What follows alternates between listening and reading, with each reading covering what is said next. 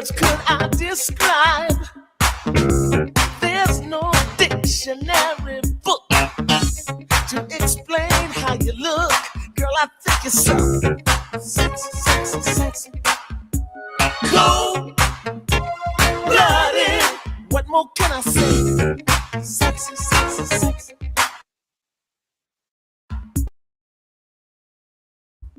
Cold, sexy. The way you talk, baby. Sexy. Mama, you're too good for me. Sexy. Freaky. Who are you? You look like a movie star. Girl, what's your name and number? Is it true that you think I'm hot? If we try to get to know each other, you might find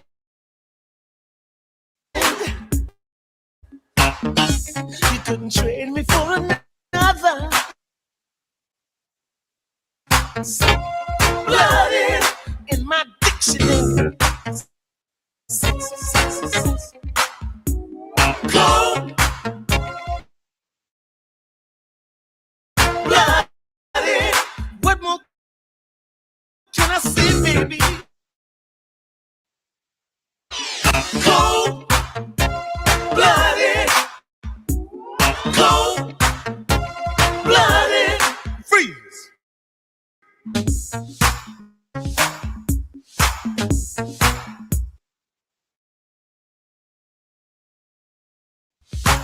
Baby, don't you know that you're too much? You're too much. You're too hot. You're too hot. Don't you know you're like a candle? I'm the only man that handles you. Burn me up, just burn me up.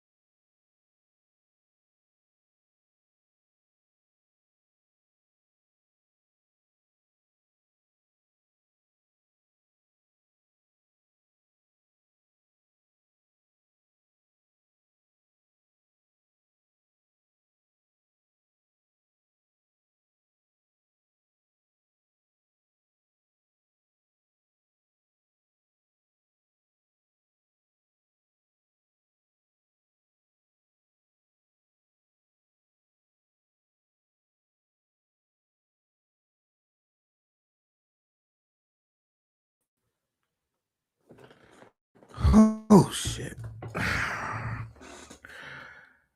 Oh yeah, no sound. Jesus Christ, Jesus. Oh, Stringer, what the fuck, man? All right, let's see if I can piece together this little bit of a show. Oh, give me a sec, y'all. God damn, that shit was killing me. Oh, that goddamn feedback. Oh, feel like I was under fucking water. Okay, let's get it together. Get it together. Yeah, everybody's kind of Hey, Seven. God, that shit was fucking. Oh, that shit was goddamn hurting my head listening to that shit. Give me just a sec, y'all. Let me kind of get at a restart. If I was jamming, I'm gonna fuck that. I'm gonna jam anyway. But oh shit. Okay, these are the three I wanna. Okay. All right. Let's see if I can get through to tonight's show. Oh fuck it. Let's see if this should have played like I wanted to play. I did. I was in a festive mood. Oh, welcome. Hope you all are doing well out there. Listen, I'm trying to get it together because it is a song I did want to kind of get into. This like set my mood, and StreamYard doesn't know. Fuck that all the way up for me. Yeah, but here we go. Hold on. Yeah, okay. Let's see if it works now. Hey Clarky. Give shouts out those made themselves known. 7, YouTube Unfolded. So Slander, Sut Tricks, what's happening? Joe's in the building. Or may still be in the building. I don't know. Clark's in the building, course 7. Man. Here we go. No, don't even fuck with it. Yeah, StreamYard froze up again. God damn.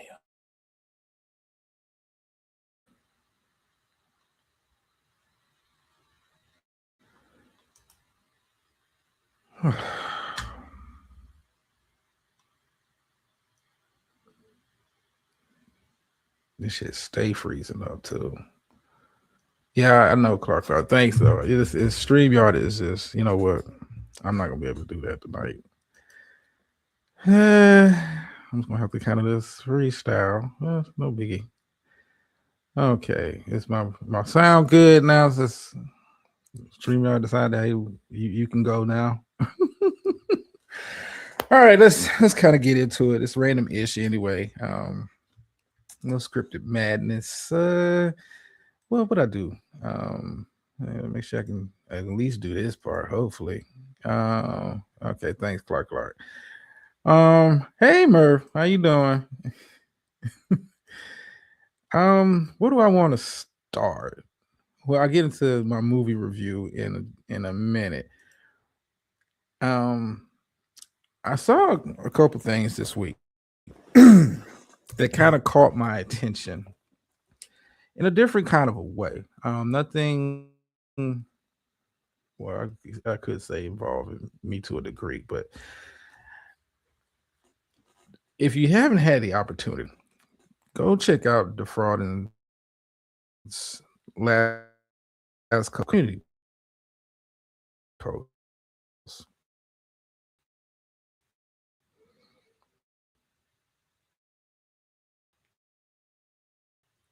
And check it out. The latest between from the sidelines, of course, watching the latest back and forth between Luscious and the good brother Bombay, and reading Defrauding's post, his matter of fact, his very last one, not because my name was mentioned in it, but I think some people are sometimes you have to turn off your analytical mind. Said Clark.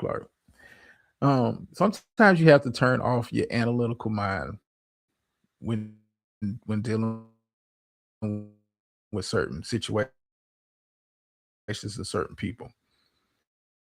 And the reason why I say sometimes you have to turn it off because it's a part of us naturally. Those of us that consider ourselves analytical thinkers, planners, people of that ilk, information. You run into roadblocks where you're trying to understand and explain the inexplicable. Meaning, no matter how much you try to, no matter how much you try to find and hold on, oh, I went out again. Okay, am I still? StreamYard froze up again. Okay, let me do this.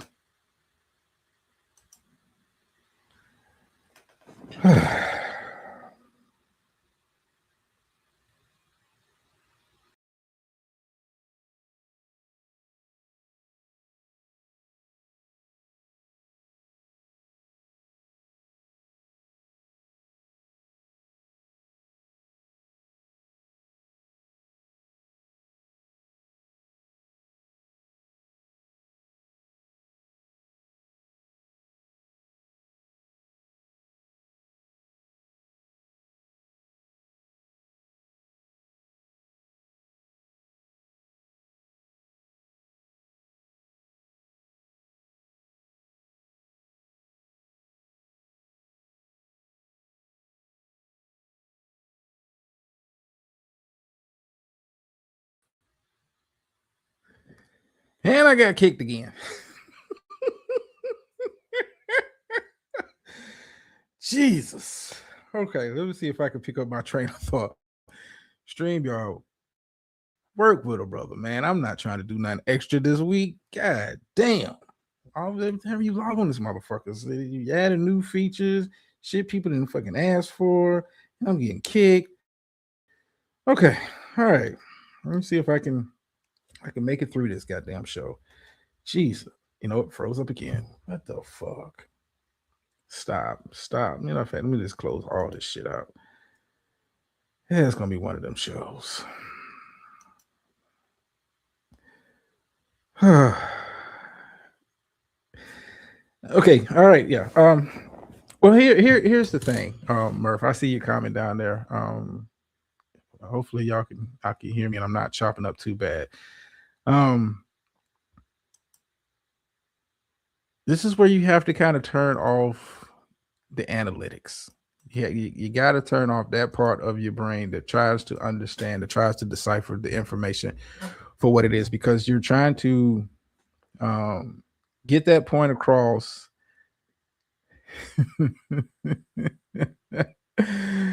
He's trying, you're trying to. How can I say this? You're wasting your time, and not to say that you're wasting your time. One, dealing with those folks. Two, you're wasting your time trying to understand and trying to apply logic to something that is so illogical. It's going to, no matter how many hoops of logic you try to jump through, it'll never fit. I don't care how many ways you turn that square a different angle, it's not going to fit in that round hole.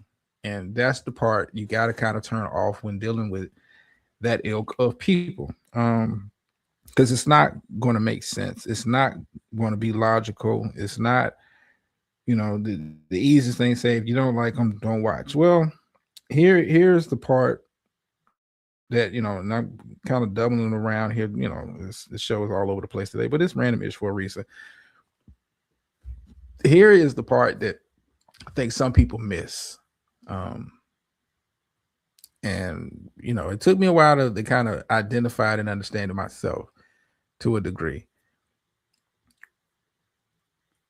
You, and I mean, the audience, the creators, you are, for a lack of better terms, an integral part of their identity. If you were to ask them let's go up to a complete stranger and kind of like tell us about your day to day, describe your life to us to where we can better understand who you are as a person. I guarantee you, your name, your likeness, your avatar, your behavior, some of that sort will come up in that conversation as they're describing their day to day and what makes them them. See, for a lot of us, this is social media. This is a outlet to express ourselves and thoughts and that kind of stuff. Um,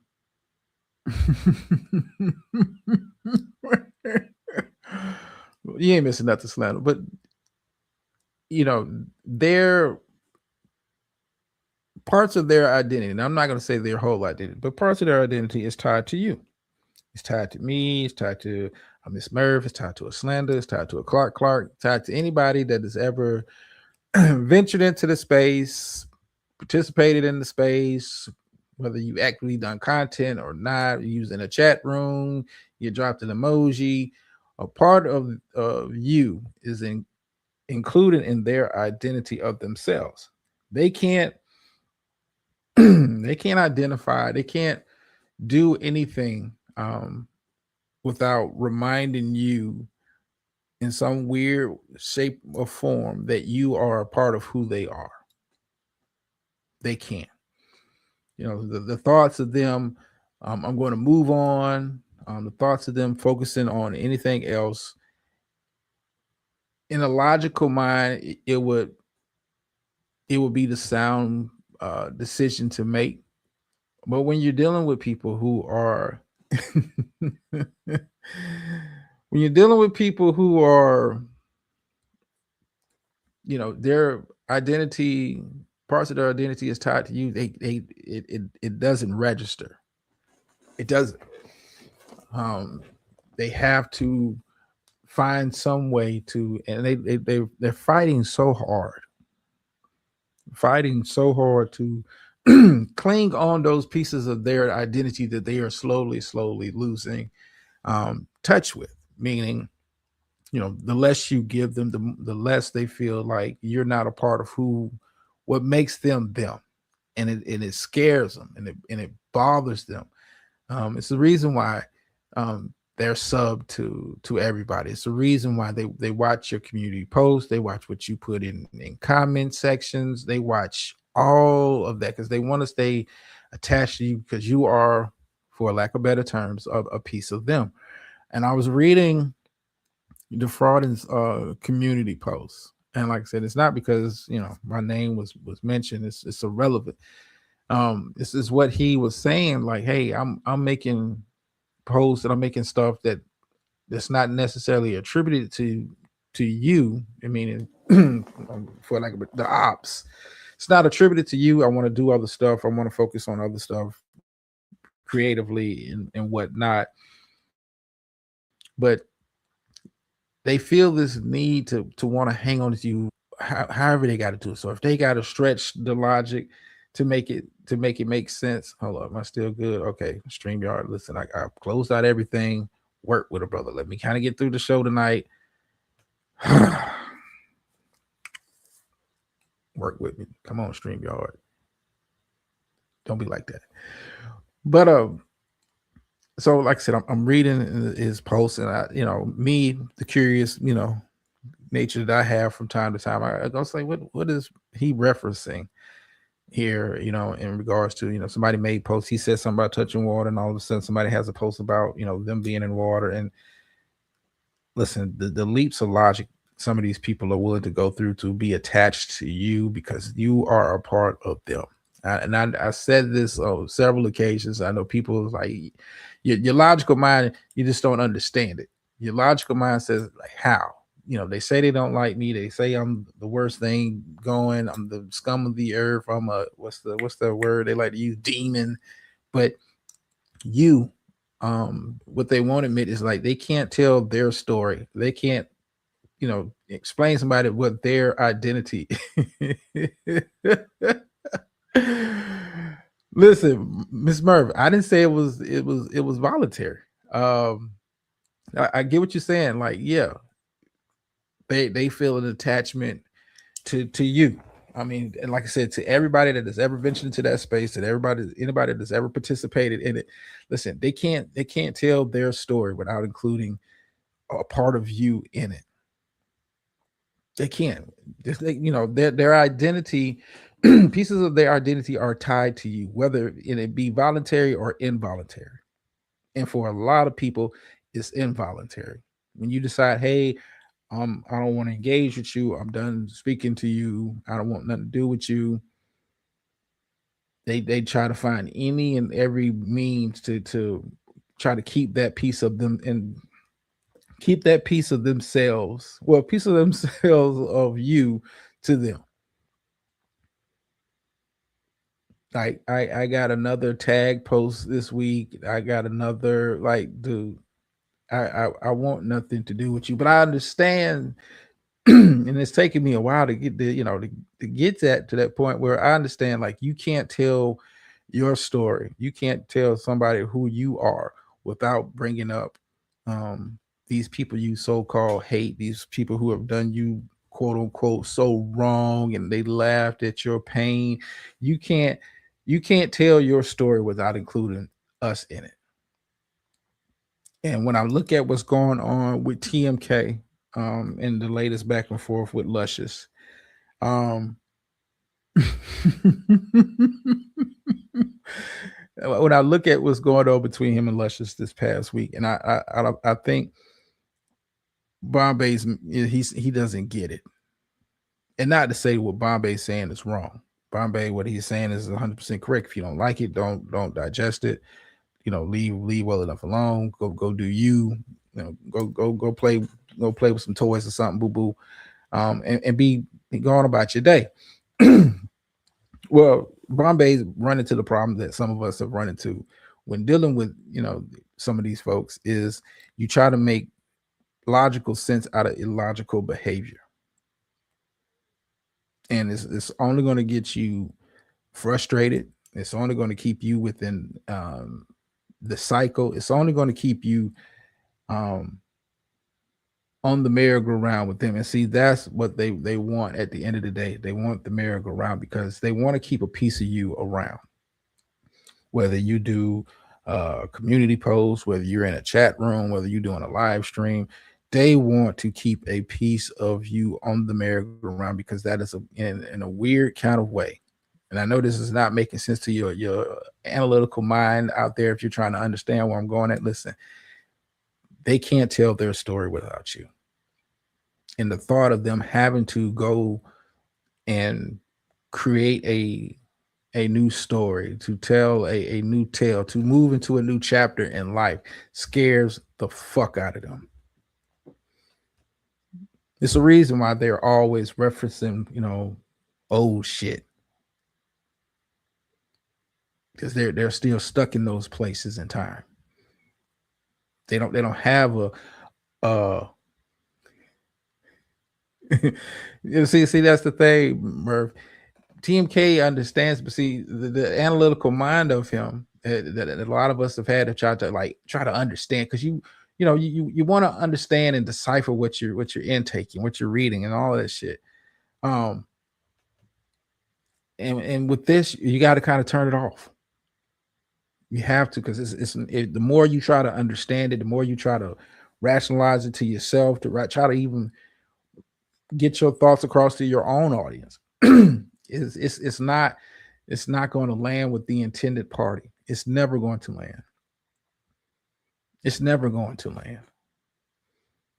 TMK can come out with a live stream and say, you know what, I'm sorry. If I ever hurt you, I apologize. I'm leaving YouTube forever. And these clowns would have a fit. They would still mention his name in places and spaces that he is no longer in. You are a part of them. And I like I said, for most of us, 99% of us, it is completely involuntary. TMK, you have found yourself. He has found himself in the loop. He has found himself on the merry-go-round. He's trying to understand why is he on the merry-go-round. Hey, what's going on, Keith? This doing my breakdown of what I see. There you go, Murph. You can't make sense out of nonsense. I mean, if you look at Keeper's favorite person, Hawkspit, like you can't. Their identities is attached to you.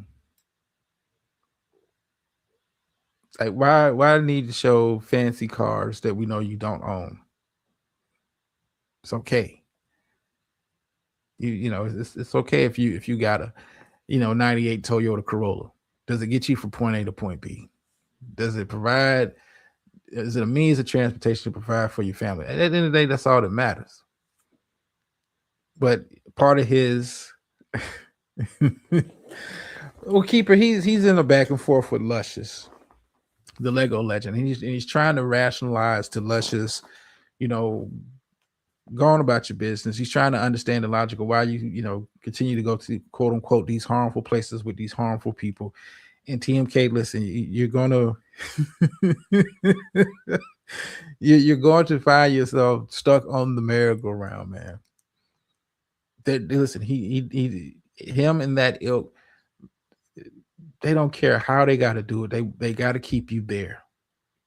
Even if you're not even physically there anymore, they got to keep a memory of you because they can't tell their story without you. So a smoke can't tell his story without a keeper.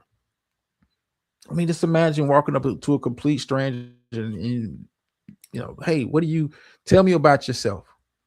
And I guarantee you, if you talk to them long enough, as a complete stranger, someone who doesn't know they're on the internet, somebody who doesn't know what their screen names are, eventually, um, it'll come up, and eventually they'll take that complete stranger down the rabbit hole about people that one they're not talking to and don't know, but they're part of your.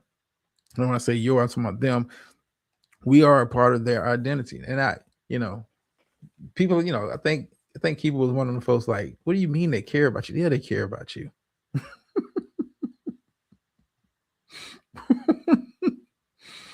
Yeah, they care.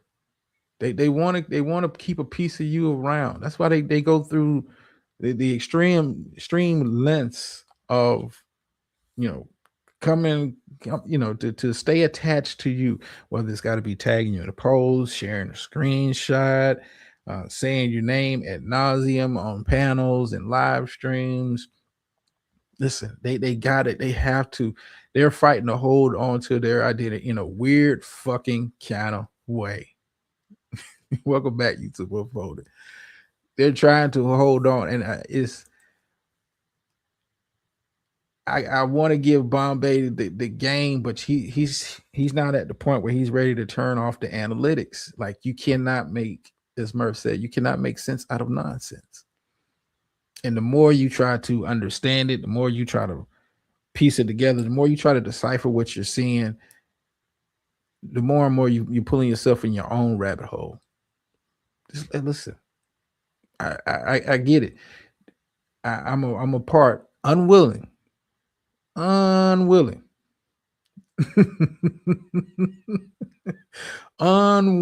participant. I'm an unwilling character in your story. Where most of us say, you know what, even in our real lives, when we say, hey man, we're not dealing with such and such, it's like getting away from an ex. Now it's nothing with, you know, every blue moon you have a thought like, I wonder how they're doing. And I mean every blue moon. I'm talking about like years go by. You like, and you see a name, you're like, oh shit, I knew somebody by that name. I wonder how they're doing. No, they can't. They can't. They don't. For them, the nostalgia is it is the for most. Let's say, let me back up. Like for most people, nostalgia happens on occasion. You're at a restaurant, you're a certain type of food, something triggers you to think about, oh man, I remember this. Or I remember coming here, some years ago, or a trip you went out and did.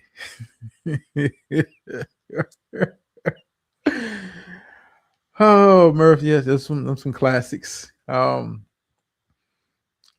for most people, it happens like that, or but for them, nostalgia is every day, every second of every day.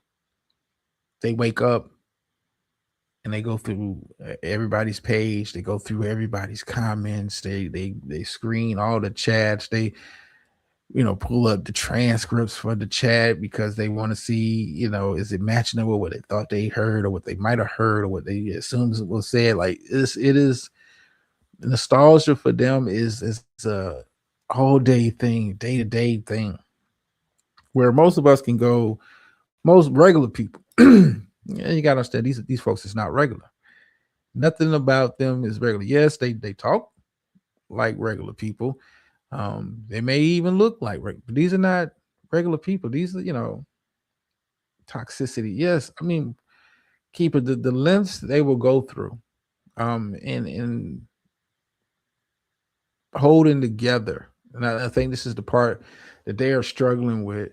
Um, I think this is the one of the main reasons that they struggle. Um, is they try so hard to maintain that identity. God forbid, um, you want to go and do something else. That, matter of fact, it doesn't even involve YouTube. God forbid you want to do something with your life.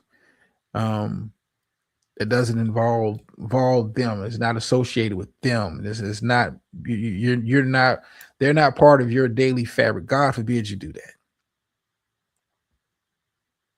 God forbid. Listen, if you think, and I know the homie Hoodie is doing this thing. Listen, if you think them clowns ain't looking at Hoodie's community wall and all of that kind of stuff, probably you think these cats ain't thought about calling one of these venues that he's performing at to try to get him shut down. Like, oh man, he's associated with all these criminals on online. Like, you think these clowns? Listen, they would do whatever they can to maintain and hold together that their identity that they have created on here for themselves. They're willing to do it. They're not regular. Is an understatement. Well, Clark, I mean, these are not regular people. I can say, hey man, go touch grass. And most logical people would understand that, hey, that means, hey, go do something else, get outside, enjoy some activities, enjoy life. Um, you know, most people would take it like that, but no, when you're dealing with the illogical, when you're dealing with the unexplainable, they will take something as simple as, hey man, go touch grass, and take it as an attack on their life, their lifestyle. And you're trying to understand, like, how did you get to that? How did you get to that point off of what I said? Or, case in point, how do you say something is threatening popcorn and eyeballs is threatening? How do you get in your mind? How do you get to that point? But then at the same time, you realize, hey, I got to turn off the analytical side of myself, because this shit is illogical, and no matter how much I try to make sense of it, it's not going to make sense to me. It's not. Well, keeper, I think for the most part we ignore. But here's the thing. They will do whatever they have to do. Go to whatever means they have to go to attach themselves to a part of you. As much as you like, hey, I'm not doing anything on you, I'm not discussing you, I don't say your name in chats, I'm not adding you. They will do whatever they have to do, and will use, here's like the crazy part of it. They will use whoever and whatever to stay connected to that piece of you in some weird kind of way. If you think that Luscious and the crew did not listen to Miss Murph's live stream, her last one, great show by the way. They keep dragging you to deep water, girl. I told you. But if you think they haven't sat there and pulled the transcript and looked at the chat and all of that kind of stuff to find some way somehow to keep a piece of Miss Murph and whoever's in her chat room or whoever watched that show, keep a piece of them for themselves, you're sadly mistaken. If you don't think that they watched Brother of a Certain Age last live stream, great show with him and Last Call. It's kind of in and out. I got to finish the replay. But if you don't think that they watched every second of that and was piecing together the words and pulled the transcript from the live stream and pulled the chat, all of that, just so they can keep a piece of a brother of a certain age connected to them. Because God forbid, a brother of a certain age like would have said something as simple as, yeah, man, we need to get out here and we ought to start our own movie review. And then some weirdo would have been like, I did a movie review, why you guys didn't include me? This is all about so blah blah blah blah blah. This, we'll try to find a way to attach themselves. Murph can do a whole show. She could do a whole show about women's concerns and women's issues, and it will be some flunky from the Goof Troop that will feel like, well, I felt like she was attacking me when she said, you got to get out there. The older you get, you got to be healthy because I think she was talking about me because they're always talking about my double D's, and maybe she was talking about me because I shared my chart with everybody. Maybe she was taking a shot at me. Like, they will find any way, anyhow, to keep a piece of you attached to them. And it is you're right, Murph, it's pathetic. But you have to kind of understand, you have to turn off the logical side of your mind. You got to turn off the analytic side of your mind. You cannot decipher this shit. You can't. Because as much as you want to, as much as that is in your nature to understand, like, why is this person doing this? Why is this person so fixated on this? It don't matter. Listen, Umar Johnson hasn't said, and I'm just going to use him as an example. Umar Johnson hasn't said or referenced the Goof Troop in their ilk in what, 5-6 years.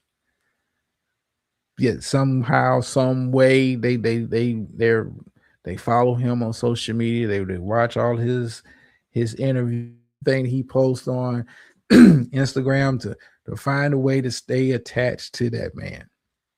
Let him have a struggle, and all of a sudden, you'll see a video. Let him have a situation, and all of a sudden, they're interviewing his daughter. Have to find a way, and like I said, the illogical, I'm a victim. They did this to me. The fact that you would, that's use Umar as an example. The fact that you would go and interview the man's daughter.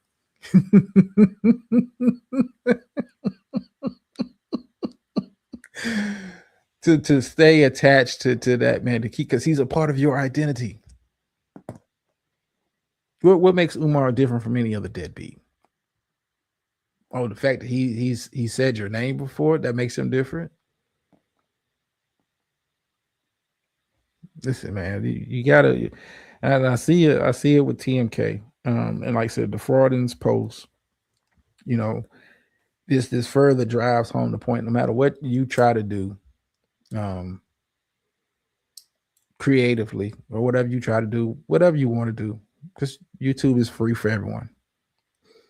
No matter what you try to do, and to try to, carve your own lane, and not just with YouTube. It's in life. you could post vacation photos, and it'll be a goofy in the mountains that say, hi, that looks nice, but here's me test driving a Bugatti. I'm huh? Like, what does that got to do with one? I didn't do that for you. Two, why do you feel the need to try to attach yourself to what I got going on? Listen, good luck to that brother Bombay. Um, good luck to him. Um, I think Bombay is going to struggle trying to because it's his mind is like he's trying to decipher it. When you look at his community posts, he is trying to decipher and understand the logic behind it. But the sooner you accept it, it is all illogical, and it was going to always be illogical. Listen, it'll never be a conversation with a resolution. No, it'll always be a conversation with a dot at the end. It's not of hey, you go your way, I go mine. You don't speak on me, I don't speak on you. It'll never be that. It'll never be that. And I think Bombay is finding himself in a situation to you're trying to have a logical conversation with somebody that's not in that headspace. And listen, we'll never be in that headspace. We'll keep it like you take a look at Bombay's wall. Like it's been fascinating for me to watch because like Bombay is making points, but the points is it's not resonating with your real intended audience. It's not resonating. It'll never resonate. Peace be. I can tell him, man. Peace be still, man. Go on about your way, and it won't matter. He's got to find a way to keep you attached to this. If that means going and listening to a Bombay song that he did on you back in the day that you got saved on your computer and listed under your favorites folder, if it take going to do that to stay to keep a piece of Bombay a part of your identity, knock yourself out. If it take going to pull up a keeper 116 comment from a post that somebody did 4 years ago, so you can, you know, fall back into the cloak of victimhood because that is part of your identity, knock yourself out. If it takes you, you know, not even paying attention to what Murph was saying was the fact that hey, she had the nerve to do a live stream and she used to hang out with the quote unquote degenerates, the demons. How dare she do a live stream that ain't got nothing to do with me or name dropping me or referencing me? How dare she do that? Don't she know that a piece of her is a part of me? Like I said, it's all unwilling on our end. But for them, listen, they'll never. These are the kids that will never leave the playground.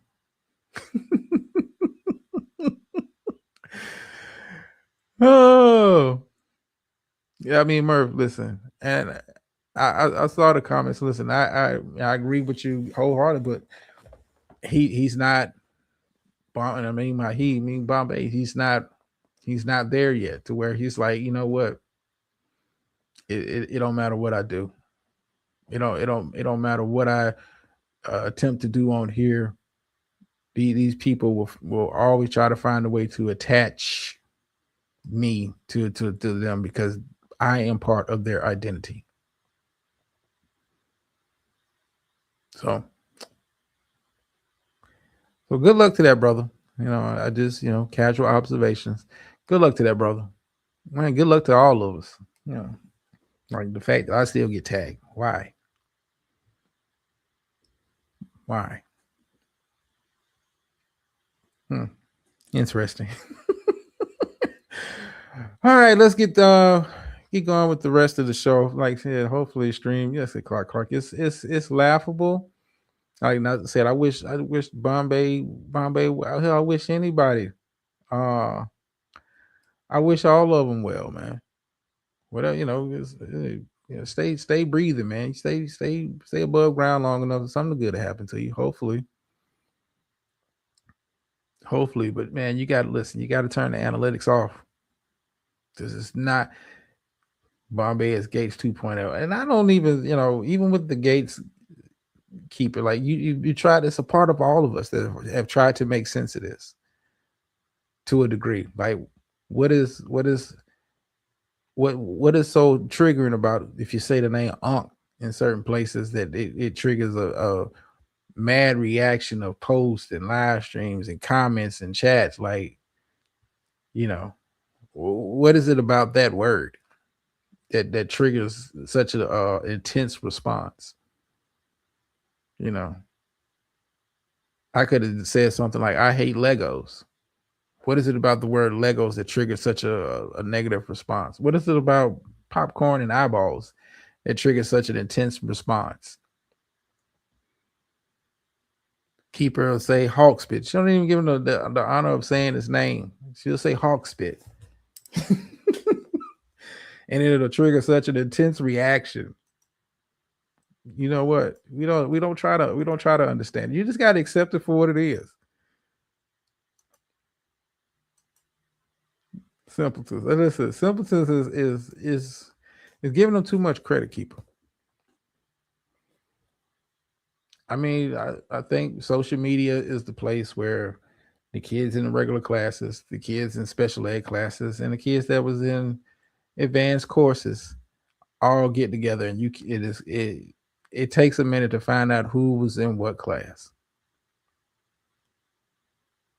Some of us took AP classes, some of us obviously didn't. So, like I said, good luck to that brother, and good luck to all of y'all who, unwillingly, um, and like I said, have become part of their identity. And it's sad, it's pathetic, but life goes on. Life goes on.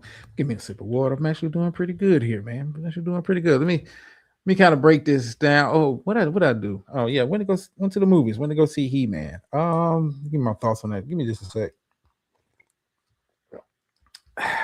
Dingleberries. Call them whatever you want to call them, Murph. They'll listen. They'll find you could listen. They still got the plant lady on their mind. They still got the toy lady on their mind. Listen, it is you unwillingly are part of their identity. And I think once Bombay understands that, I think once a lot of people understand that, it makes it easier for you to digest. That hey, I'm obviously crack cocaine, and these are my junkies. What's one of them sayings I put out sometimes? Like when you the shit, you attract flies.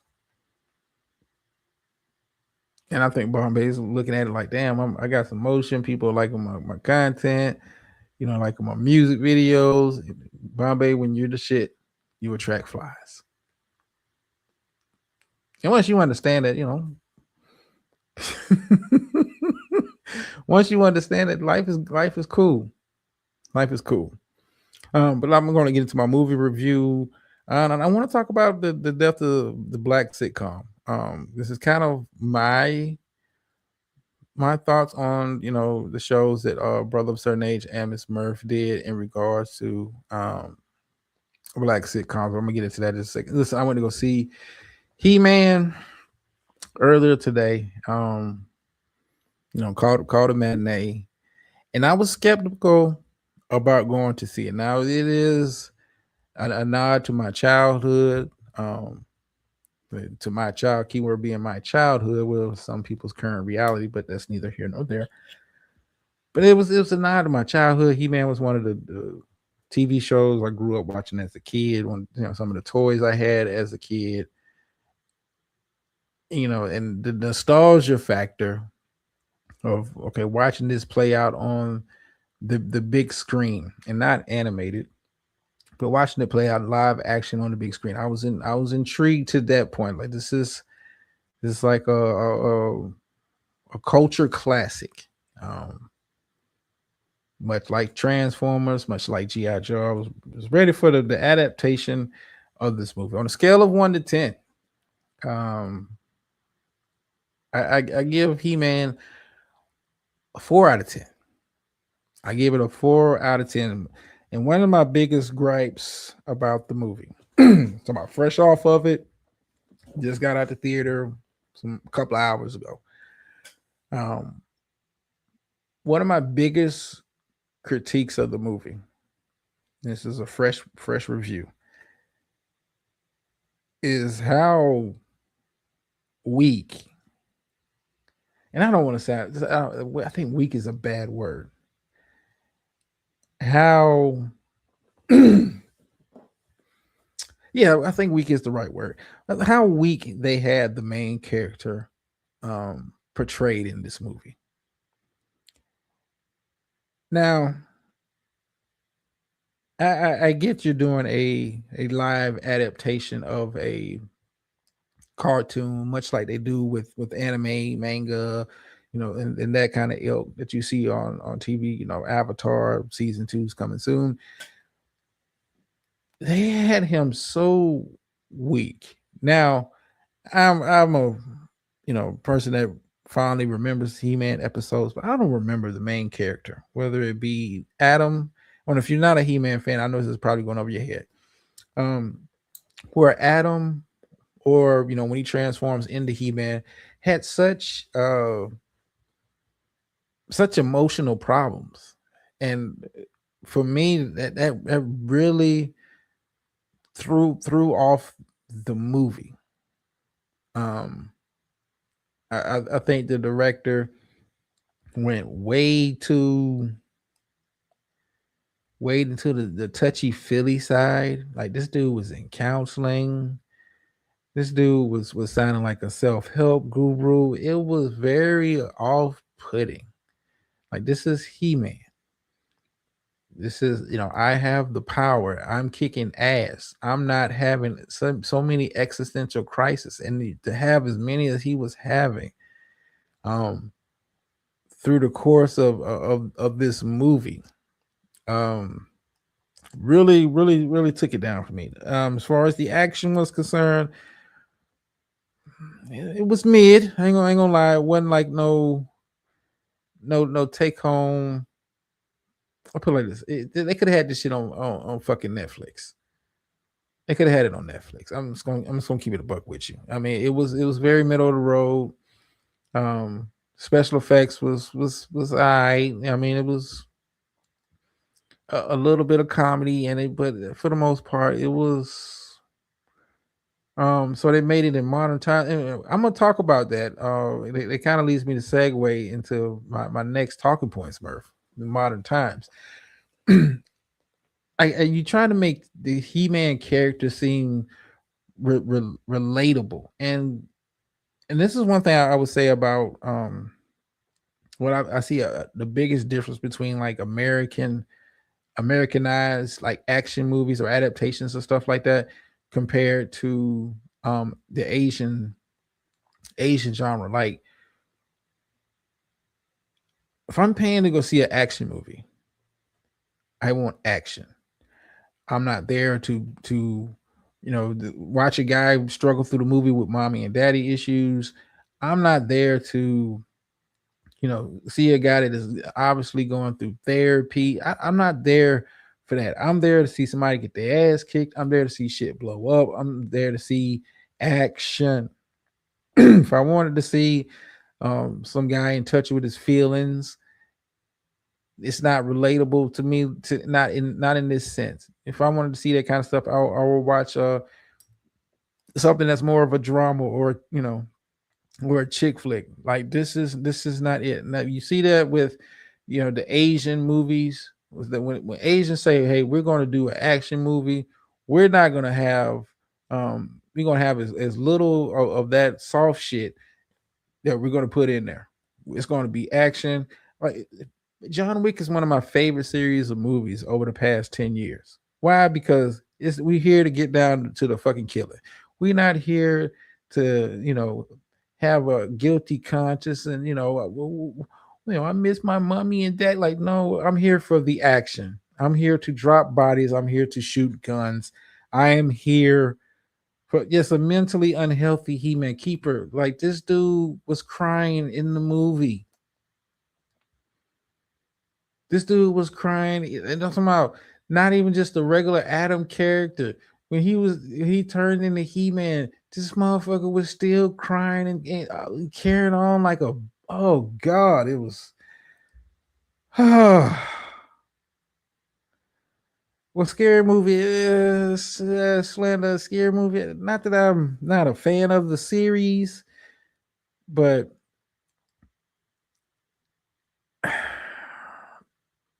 the Wayne style of comedy sometimes is hit or miss for me. I'm just saying, and then I don't remember the last time anything that the Wayans did was hit with me. I'm that's just me.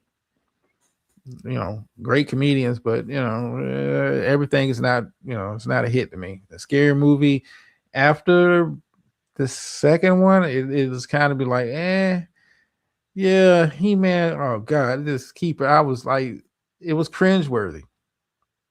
It was cringeworthy. Now, when they got down to the action was okay. I mean, it wasn't like a particular sequence where you're like, oh man, this is some good shit. This is they may put this together. This is a real proper display of no. It was very hokey.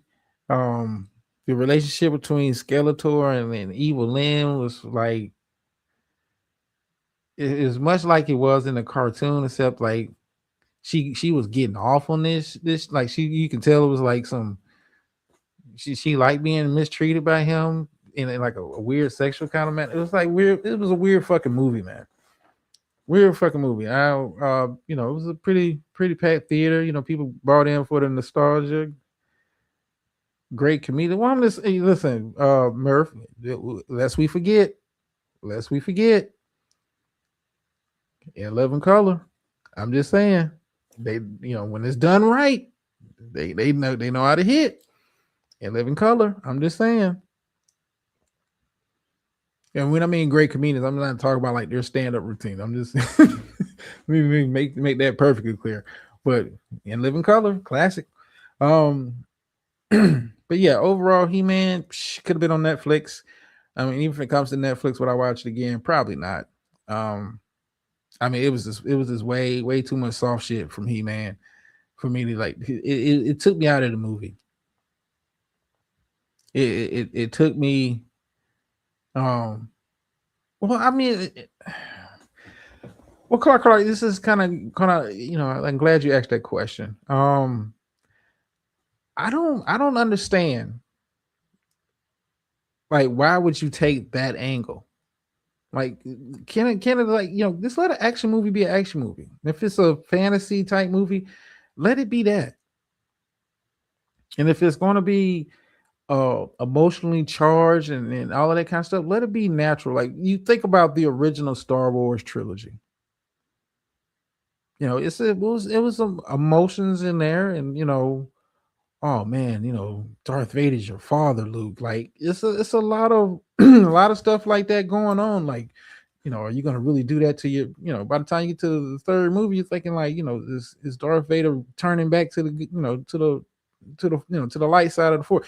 But when I look at this version of He-Man, like I don't ever remember this even being in the source material. Like, why are you trying to make this relatable to a modern times? Like, well, even He-Man had a vulnerable side. Like, no, motherfucker, that's not how he was portrayed.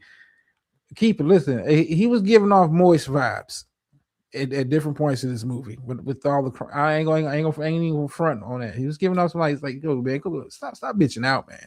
Stop this weirdo shit. Stop.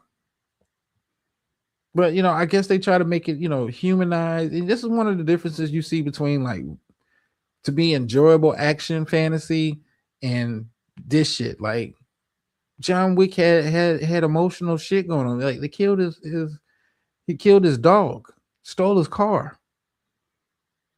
He didn't go cry. He went got the guns. It's like, yo, it's time for payback. Like, keep it like that, man. Like I don't need the soft moist shit in my action movies, and I don't need it in my fantasy movies. I don't remember the He-Man character ever acting like this. That he had mommy and daddy issues.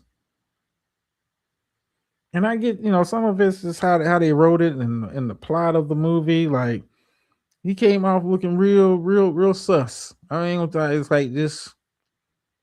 He doesn't come across. He just comes across like another character on the show instead of being the main character of the show, the title character of the show. Then they're gonna have the nerve to do a post credit scene, and it's going to be She-Ra. They're teasing that. Hopefully, they don't do another fucking movie. I listen. I'm not paying my good hard earned money to go see that shit. Sorry, not sorry. But let me get into the main crux of tonight's show. Since StreamYard is being very nice and saying, "Motherfucker, you can't play shit, but we'll let you talk." um, I want to. This is a question. After watching Murph's and Brother of a Certain Age collaborative live streams over the past I want to say weekend over the past the ones I did over the past week, it got me to thinking. It got me to thinking, and one of my thoughts is this: um, the days of what we would call the black sitcom, those days are over. Those days are long dead, and they're only in our memories, only in reruns. That is the only place where those sitcoms still live on. It sounds like human colors plays like listen. Yeah, slander like dude, like he's I mean he's crying in this movie. Like what the fuck? Um, I'm like tears. Oh, Dad, I just wanted you to like, what the fuck is this? Like, this ain't he, man. I'm kicking ass and taking, but you know what? This let me let me stay focused. But the days of the black sitcom are, and it's I think it's multiple reasons why that is. And what I mean, like for me, I don't want to nitpick. Say, hey, this is the golden era. I'm just gonna go off the era that I grew up in, where it was, the Martins, the Fresh Prince, Rock, the Living Single, that ilk, that era, that late '80s Cosby Show, Different World, that era. Well, here's the thing. This is why I say I think the black sitcom is dead. Murph. I don't think. I'm not saying it's not any more black type shows, but if you look at a lot of the shows that are being pushed out there to the black audience, what's going on, brother of a certain age? Uh, I think the what is being pushed towards to the black audience is more not necessarily black sitcoms, but I would say more or less black dramas. When you look at a lot of the shows um, that have come out that are like, I guess, the target demographic is black folks. They're more drama laden. It's not necessarily about uh, people having a good time. The show ends off on a high note. Every day is not a bad day. Every day is not filled with drama. I mean, you look at you know the shows then, like it was tackling serious issues from time to time, but like whose everyday life is struggle, struggle, struggle, struggle, struggle, and drama, drama, drama, drama, drama. Or maybe the goof troop, but most of us don't. Our lives are not like that. And when you look at a lot of the shows, it's kind of out now. Um, I can point the finger at a couple people. Tyler Perry being one of them. But when you look at a lot of the shows now, it's like you're thinking, oh, well, this is what black folks want to see. Black folks want to see stuff that's got some a hint of drama to it, or it's got something that um a little bit of hardship that they can relate to. I think that's what a lot of the material that comes out is being written for. Like if you look at as Landa said it earlier, you look at Power. That Power is not a show that would have made a dent back in the day, even with the advent of cable TV back then. Um, it, Power wasn't a show because it was like it was too far fetched to be a long ongoing series. But now in today's age, people want to see the drama. People want to see um the mess, I guess the extremes, to me, like the extremes of the black experience. Like a show like P Valley wouldn't have made it back in the day of, the era of the black sitcom. It's because it's not relatable to most people in the black culture. And truth be told, it's not. A lot of this shit is not relatable to most people in the black audience now. Anyway, I mean, but you got to look at the black sitcoms didn't have to they didn't have to compete with um reality TV back then. Real Housewives wasn't competing with the Fresh Prince for viewership. You know, I love Flavor Flav wasn't getting the kind of rotation that Martin was. This is like it's a different time, and I get it. I mean, but a lot of this stuff is like I wouldn't even. It's to me, it's not. A lot of this shit is not even entertaining because a lot of this shit I don't even watch. Um, it would have been a lot of shit. I mean, but you gotta understand, Clark. Back then in cable, you could have in the early days of HBO, Cinemax, Showtime, like you could put anything on fucking TV. Just there was always, it's hidden behind the paywall. You had to have a cable subscription to get this. I mean, I don't know how old you are, Clark, but I remember, I'm kind of telling on myself. I remember HBO specials, Hookers at the Point, when they was out there, interviewing full blown pimps and prostitutes. It wasn't about censorship. It's just it wasn't that. It wasn't targeted to, the mass audience like that. It was like, hey, these are world keeper. That plays a part into it too. Because when you think about let me stay focused, stay focused. But like I said, cable TV is not nothing new. A show like Power would have done well on cable, but it wouldn't have had the following it has now because it's black drama, is the extremes, and I don't want to point to one particular person, but I think it's all I think it's all done systematically to like, hey, when we think about black sitcoms back in the day, one of the things that always sticks out to I think most people, and I would say this especially for me, was the promotion of I would say the promotion of the black experience. When you look at shows like the Cosby's, and you look at like A Different World, it's like we're gonna highlight not just the college experience, but what is like being at a HBCU. And yeah, and this stuff that goes on with kids at college, but you know what? At the end of the day, we're gonna always represent our characters as being the best and the brightest. Let's say Different World at said school.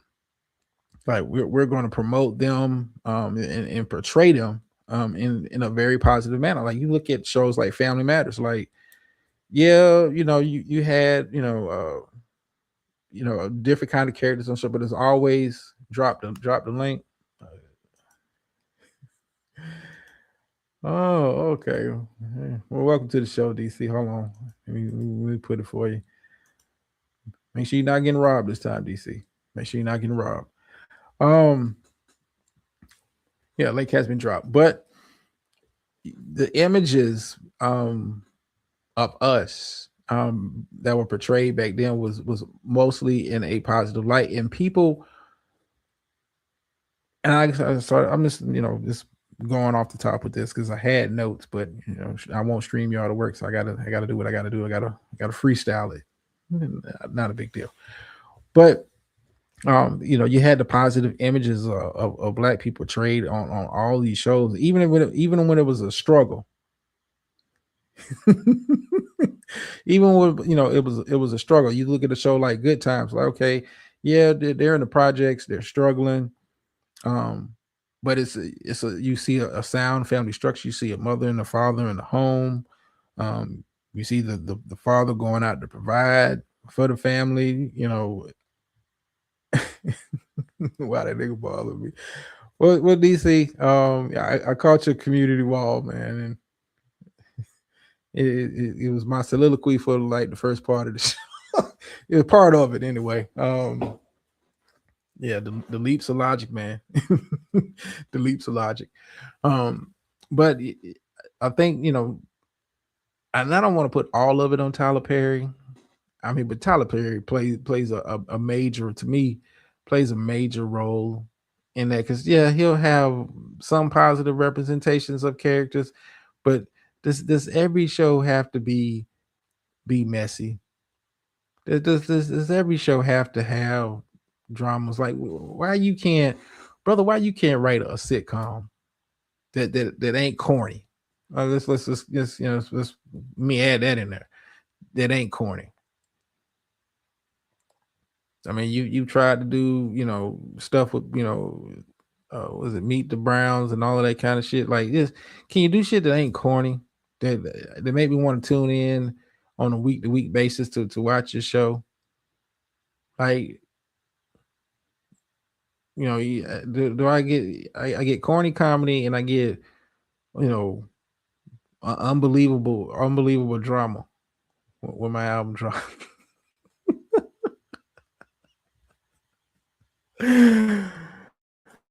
I'm just saying. But the days of the black sitcom are old, man. We now we're stuck with just black reality TV. Now we're stuck with this black drama. Um, and I think, that is by design. What's going on, Hoodie? Been watching been watching your socials, man. Yeah, you making moves, bro. They don't like that, but you making moves, man. I'm glad you're sticking with it, man. I'm glad you're sticking with it. Um, take the family along for the ride, man. Yeah, keep it. Listen, I agree. I don't think Tyler Perry is capable of writing good TV for the masses. I just don't. I just don't. I think he feels like the black experience has got to have a hint of drama every episode. No, man. Some of us just have regular shit on a day-to-day basis. Like, you look at shows like Martin. It wasn't full-blown drama every episode.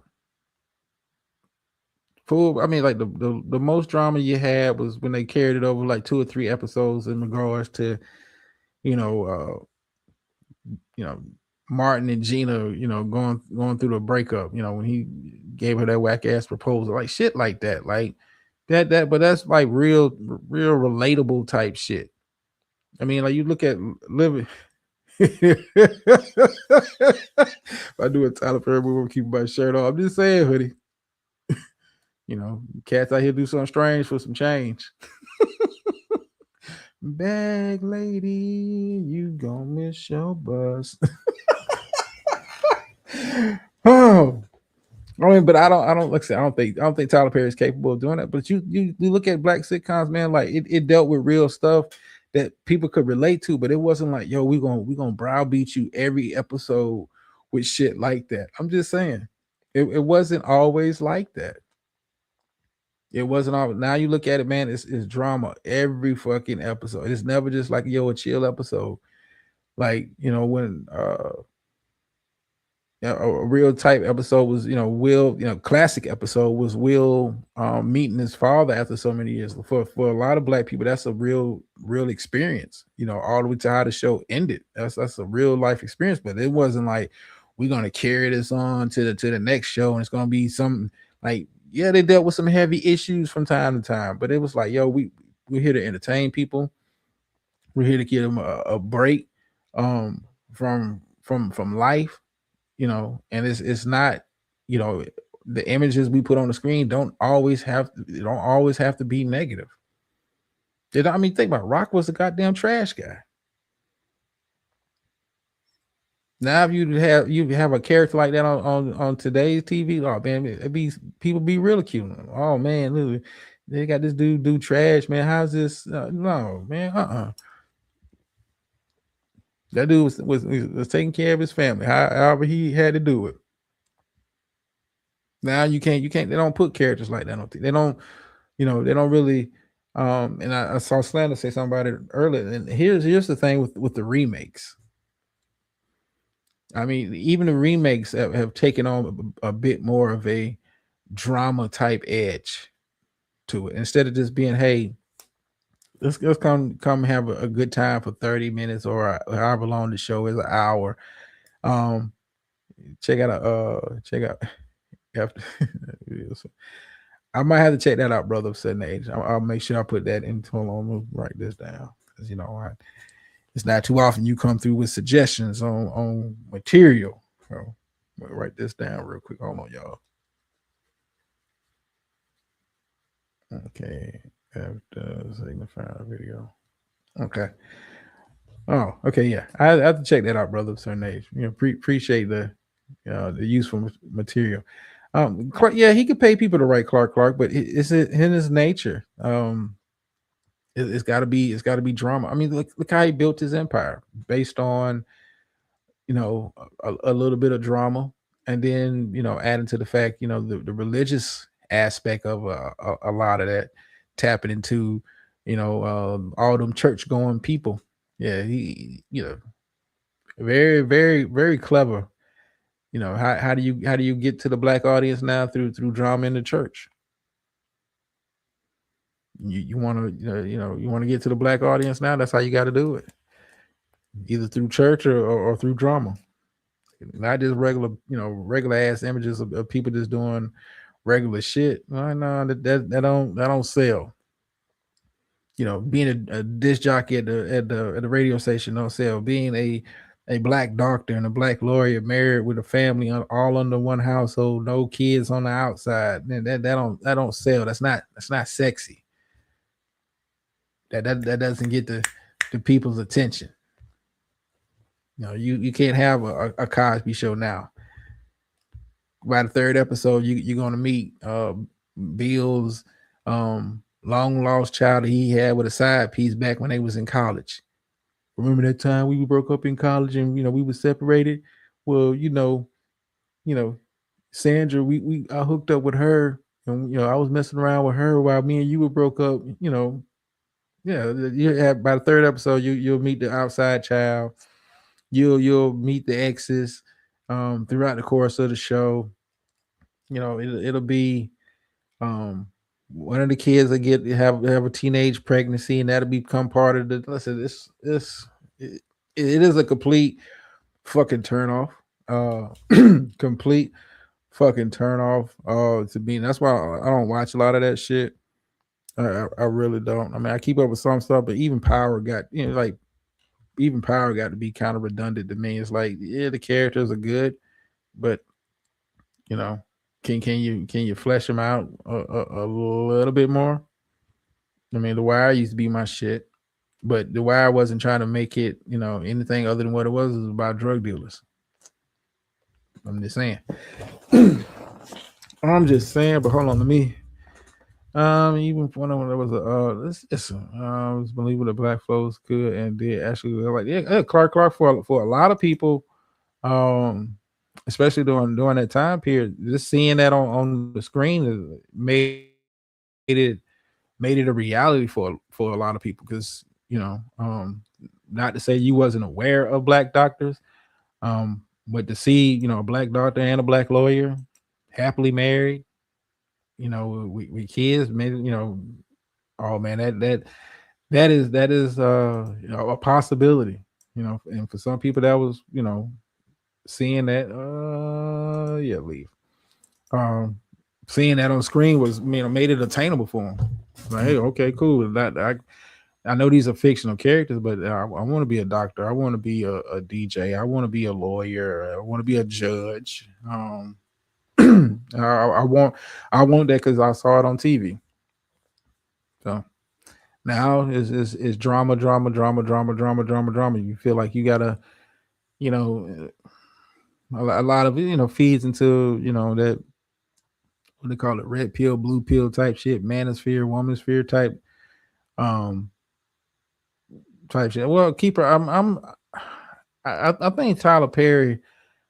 I'm not gonna say I don't think he likes women, Well, in somebody as far as his art, women are his audience, and he feels like if I can, I mean, that's why I said the church and the drama aspect of it, because when you talk about now who's the larger demographic in in regards to, let's say, the black church is black women.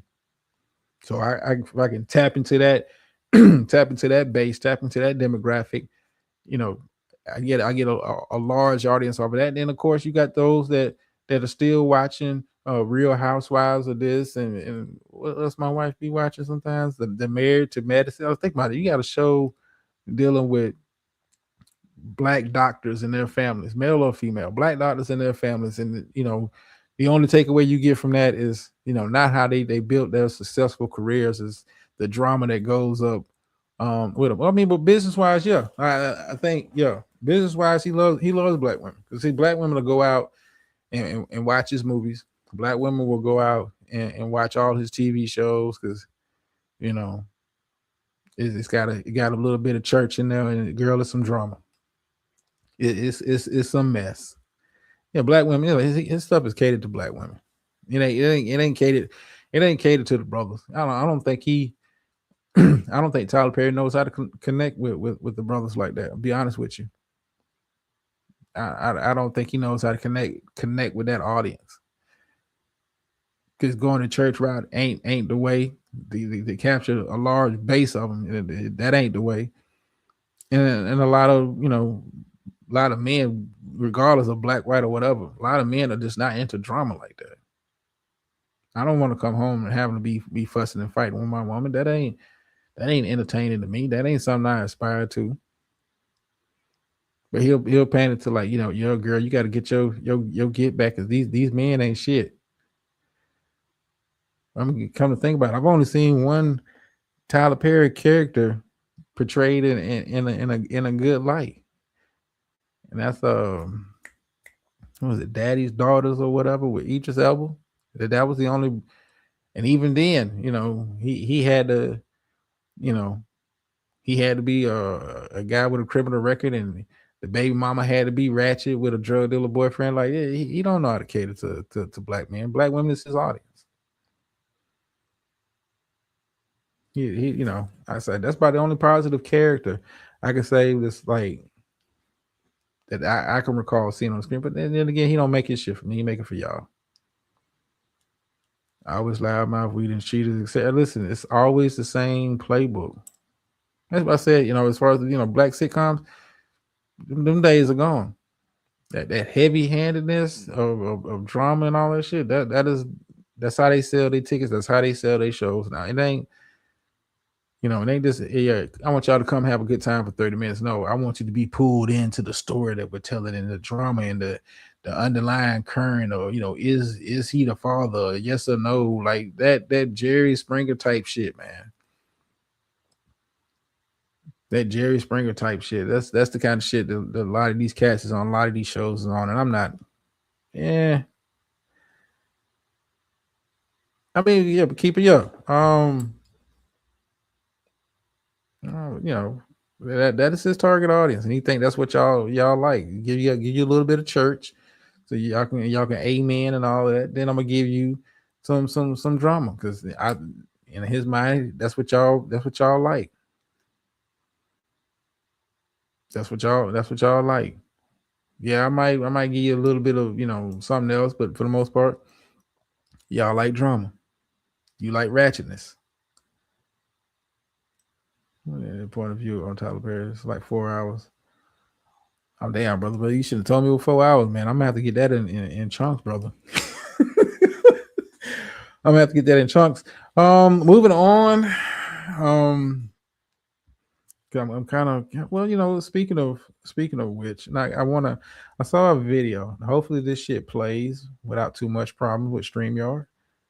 Um, Hopefully this video plays. But I saw Paul Pierce, former future NBA Hall of Fame Paul Pierce. Is he in already or not? He will be. If he ain't, he will be. Paul Pierce goes on this rant, talk about hoe inflation. I'm gonna play the video, and I You can do it in the chat or whatever. Um, I want y'all opinions on what you're hearing because I kind of low key, agree with some of the stuff. I'm gonna say some of the stuff, but hold on, make sure I'm on the screen. And okay, we're okay, cool. Yeah, it's gonna have to be a slow transition tonight. All right, check this out. You got cats out here street. Like, hey, yeah, give you 100,000 to 1,000,000. Man, that shit is weak. Oh, motherfuckers, y'all, I ain't mad at y'all getting y'all money, but like y'all driving the price up too much to where y'all got these girls out here all in their head thinking they could just like, it's squares out here. It's real squares out here y'all following. Really. And they paying these females hundreds of thousands, millions, and gassing them up. So now motherfuckers come out and they like 15 million. Yeah, all right. Here a pack of gum. Take that. If you don't want that, get out of here. I ain't rolling, dog. This world is all fucked up. There's too many nerds getting money and getting too much money. And this is what they doing. And that's why these girls is acting like that. That's real talk. That's what I see. That's real talk. It's real lames out here getting money because they're in front of a camera and everybody following them. They follow their life. Who are y'all? I don't care. Y'all come say whatever to me. Pull up on me. Y'all lames. Because this is what this is created from y'all. You influencers, you streamers, and now you got y'all paying these females, and this is what we get. A girl saying somebody offered them 15 million. And that's real talk. I don't care what nobody say. That's what it really is. Prove me wrong. Because, man, come on. Prove me wrong. It's lames out here with money, and that's why the price is going up like this. Because if you didn't have no money, you really can't be hanging out with these bad ones and being in the club in the section. You got a cat over here, he don't even know how to dress. He over here got glasses on, he looking lame, but he in the section, he got 20,000 in bottles, so now he cool. Man, get the fuck out of here. Y'all still lames to me. Get out of my DMs. I ain't doing no interviews with none of y'all. I ain't going on nobody's stream. Get out of here. Y'all lames to me. Let's go. What's the next topic? Get the fuck out of here. So, going back to what I was talking about Diddy and Daphne.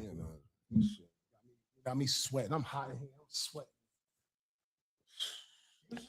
I can't stand that shit. Motherfucker talking about 15 million.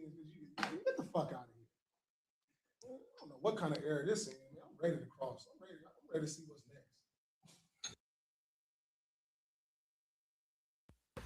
Okay.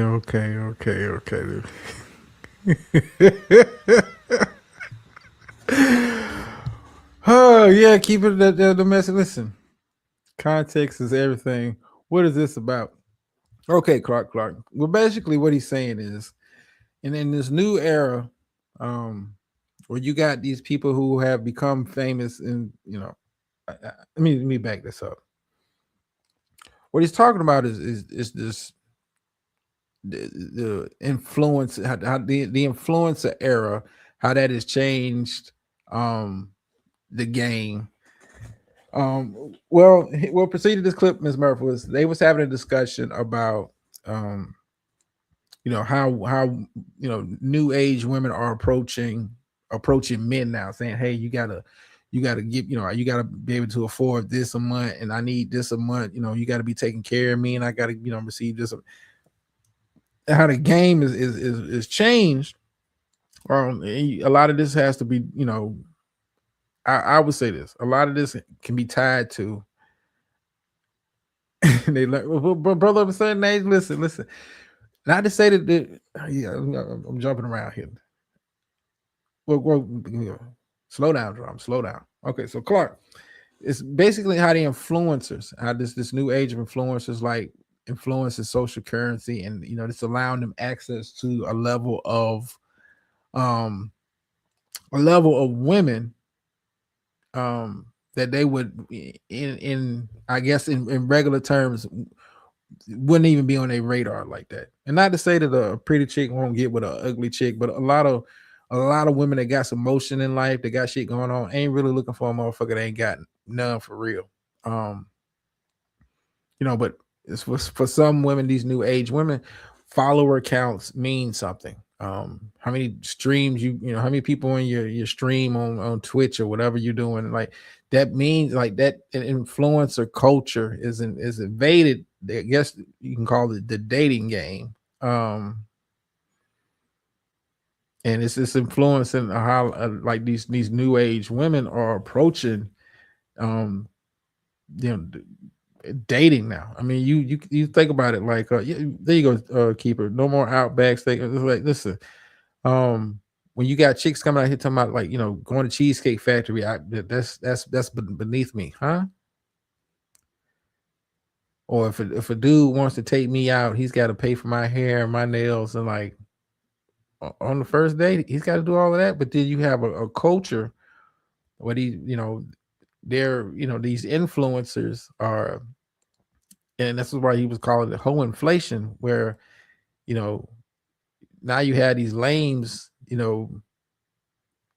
messing up, putting. I would say, I guess you put mud in the game. You know what I'm saying? Like the days of you having to have a mouthpiece, with like let's say this new generation, like older women, my generation, you still got to be able to have a conversation and all of that shit. But these new age chicks, no. What's your socials look like? Are you stream? Where you stream at? How many people be on your stream? Like I'm willing to do anything. I'm willing to compromise myself because I want some of that attention you have as a quote unquote influencer. Yeah, brother. Listen, brother, certain age, listen. Athletes and entertainers, yeah, they made, but we talking about strippers. I mean, you got. Well, I mean, I don't know, man. This lame, this lame culture. Like it wasn't a thing to be. And I guess for me, let me. I know Clark hates when I do this, but I got to put the pimp hat on. Like, what part of the game is that to where, we celebrate tricking like that? Like, I'm from the era, where sugar daddies, kept their shit on the low. They want their business all the way out there. Now, these guys are happy to announce that, that they tricking off. And I'm looking at you, Drake, the situation he's got going on with Sauce Walker and his baby mama and all that kind of stuff. Like and no so listen, Selena Powell is a great one. To me, she's regular. She's regular. I mean, but these quote unquote streamers and influencers, like it's like a badge of honor to bag it, and it don't take no game. You just it's your fan base large enough, and you can get it. I just don't understand this new age. That's why I'm glad I'm out the game, because yeah. Yeah, I agree with that, Murph. You look at the Kardashians, was able to take one single sex tape and you use it and still using it to get into places of influence and increase they net, and I don't even include the Kardashians in that new way, because they took a sex tape that and made an empire off of it. Whether I don't think they got any fucking talent, but they got a hustle mindset to where, hey, we're gonna take something that was negative and we're gonna make it into a $1 billion business. We think about all the people that are eating off of Kim K's sex tape with Ray J. Look at all the people that's eating and have gotten themselves to situations and levels of influence based on her sex tape. I'm just saying. I'm funny looking ass man. I mean, like Selena Powell's mid. What I mean is that the soul culture of having money and attracting women influence. Listen, brother, but it wasn't. It wasn't as. It wasn't. It wasn't as celebrate like you knew cats back in the day. It was tricking off on chicks, but it wasn't advertised like that. It wasn't celebrated. Let me take this down. It wasn't celebrated like that. Not back in the day. That ain't how the game was. Like you knew, hey, she how Biggie said she fucking with a dude on the New York Knicks. But she wasn't broadcasting like, yo, he giving me 25K a month. He's doing all like, no, well, you want broadcasting the game, baby. Like you keeping that shit on the low. Like nowadays is, these funny, funny looking ass women. I'm just saying. Feel like they can approach you like, yo, I need this off the rip. Like, baby, you haven't even earned that. But in today's culture, that's like, well, I got a level of influence, and if you want to be with me, you got to be able to, meet these financial requirements. Like this is. I'm glad I'm so far out the motherfucking game. I couldn't function.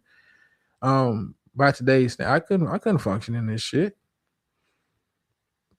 How am I gonna compete with a dude I consider lame? Like what? Cause he breaking bread that makes him on par. Baby, I'm cut from a different kind of cloth, baby. What the fuck is you talking about? Yeah, you out with me. You ain't gotta worry about being embarrassed or looking embarrassed. Yeah. And listen, brother, that is the game. Yeah, I mean that's the game. Like you got a little paper. Listen, but see, sugar daddies back in our day, wasn't advertising like that. You knew sugar daddies was tricking off on some of these chicks. Look, chicks wasn't out there broadcasting it. That 58 Savage, aka brother of a certain age, was out there. No, he paid some bills at that house. They weren't advertising that shit. They weren't meeting the next dude talking about, well, you got to be able to do this for me. Fine, and it's always something financial. Like they weren't doing. Listen, they weren't doing that. That wasn't part of the game. Like of course, like dudes been tricking off since money's been created. Dudes has been tricking off, but it wasn't advertised. It wasn't part of the game. It wasn't part of the hustle. Ball players, athletes, and street dudes. Well, yeah, they was doing stuff like that. Buying chicks back, but it wasn't something that you broadcast. No. Mm-mm. That's something you kept on the low. That's something you kept on the low. This new age, this as Paul Pierce was calling it, the whole inflation. Like that shit wild to me. That shit wild. Then when you talk to young ladies, they're young dudes. They feel like, yo, this is how you got to play the game.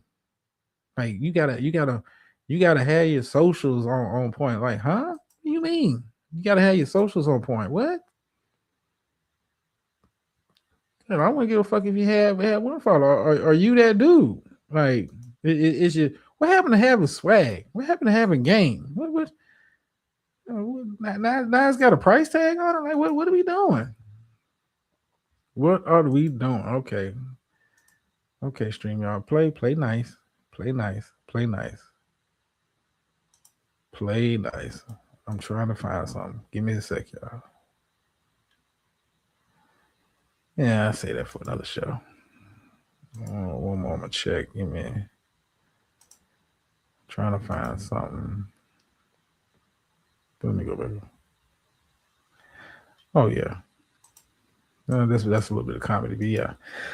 Okay, let me go back down here because y'all are actually even the older women wearing me. I'm just ass something because they hanging out these lanes, gaslighting them. Listen, the game. Listen, the game done changed. And now I'm so glad I'm out of that shit. I don't know how to function in today's society. Like even the nasty looking chicks thinking like, yo, you got, oh man, I not to say, you can't be all that. Like you said, keep it like you can have all that. and if your confidence is a certain level, but you gotta listen. What happened to have a little conversation to get you in the door? Like, yeah, I got all that, but you ain't getting access to it off the rip. I don't even think it's the men, getting mad at they some men created this problem. I wouldn't even say it's a men created a problem or even women created a problem. I look at it as more of a societal thing, like where having views and likes and follow. I think that mindset I think that mindset on both sides is what's changed. Like back in, back in the day, before social media was like that, if you was a bad chick in DC, you was a bad chick in DC, and everybody in DC knew about it. But not, with social media being what it is, you got listen, I know chicks out here personally. I know chicks out here that work the drive-through at Chick-fil-A got 50K followers. Just, it's a different, you broadcasting to a different size audience now. Whereas, we talk about doing stuff on a local level, like even say a major city like a DC, like you knew who the bad chicks was, but like it wasn't like people in fucking Boise, Idaho knew the same chick that you did or had access to her the same way you have access to her. It wasn't, some lame square from Omaha, Nebraska, or what I'm saying, hitting up a chick in the DM, and hey, I'll fly you out, and I'll get, like, they didn't have. I mean, I look at social media as being a major culprit of that. Like social media currency. Just give me your Insta. There you go, bro. So that's how Cass is doing it now.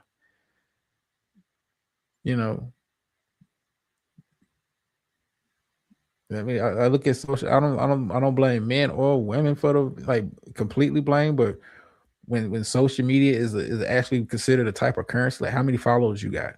Oh, don't nobody follow you on Instagram? You ain't got that many followers on TikTok? You must not be popping. What? Meanwhile, I stay in a gated community, and you sharing an apartment with your little brother, but I ain't got no motion. Come on now, what part of the game is that? What part of the game is that? I seen the first hand one about 30 pounds. Had the nerves there. Listen, it's wild when you have conversation with some of these young folks, man. Like damn, man. Who gave you the game? Who gave you your mouthpiece, player? Who taught you? Who taught you this is how you conduct yourself? But this is that new age shit. This is that new age shit. I'm gonna play. Hold on. I'm gonna play a video real quick. And for my gamers that my gamers will get a kick out of this. Give me just a second, y'all. All right, check this out. Hold on, remember the big screen? Okay, yeah. Check this out real quick. What the fuck did you do to my game, bro? What did you do to your... What the fuck did you do to my game, gang? She deleted his game as a joke. Wait till you see his reaction. What did you do to my characters? Why are you breaking stuff? Is it that serious? MP? That's MP! MP! What's MP? What the fuck is so funny? What is wrong with you? Chloe, what did you do to my players? Chloe, I spent $150. What the fuck is you spent $150 for some players? Why? What is wrong with you? Are you serious? Your priorities are messed up. Get from under the cover. Stop being a little girl. You act like a little girl. I spent $150. Don't fucking touch me. You're a little girl. I'm trying not to beat the fuck out you, bro. Where the fuck is my players? I don't know. Where's my players? Extra players. That's not there. No extra players. That's not there. Pack your shit. Pack your shit. No extra players. That's not there. Chloe. No. I broke my fucking stick. You owe me a stick. I don't owe you nothing. You broke it shit yourself. Free will. Bro, pack your shit, Chloe. I'm not packing nothing. Pack your shit. No. Are you serious? Did it? What did I do to you? Let me see the controller. For what? What did I do to you? What is wrong with you? Are you? Is this something wrong with you? What did I do? No, you just broke a controller because your players are gone. You deleted my I did shit. not delete your players. So you deleted my I did not delete your players, bro. What is wrong with you? So where are they? I don't know. Actual players, that's gone. Stop. You need to tone down, baby. Because this is a game. This is just a game. You spent $150 on the game. Your priorities are very messed up, sir. Okay, let me come back over here.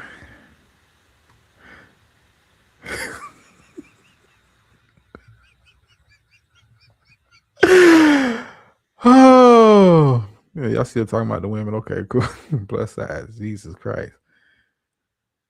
Yeah, maybe y'all ladies can get together and talk about the standards of today's women out there. What the hell? Listen, Clark, let me tell you something. This goes for all women and men out there. Don't ever fuck with your partner's game system. If you ain't got your own profile or you ain't got your own system, do not fuck with this shit. Listen, I understand. Now I wouldn't have broke my shit. I'm gonna say that. I wouldn't have broke my shit.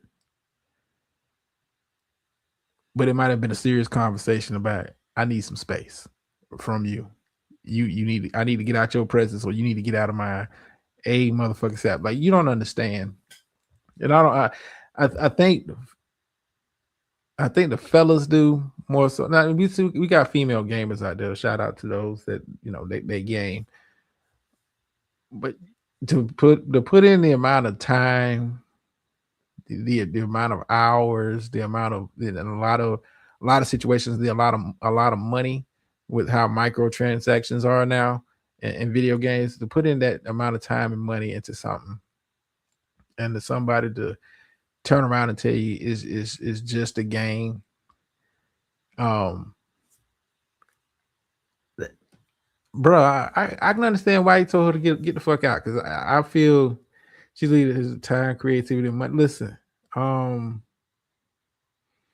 music. Listen, there you go, Clark. Anything, not just with men. Now, extended past video, anything that a person puts a lot of time and effort into, it's nothing funny about it. It's nothing he.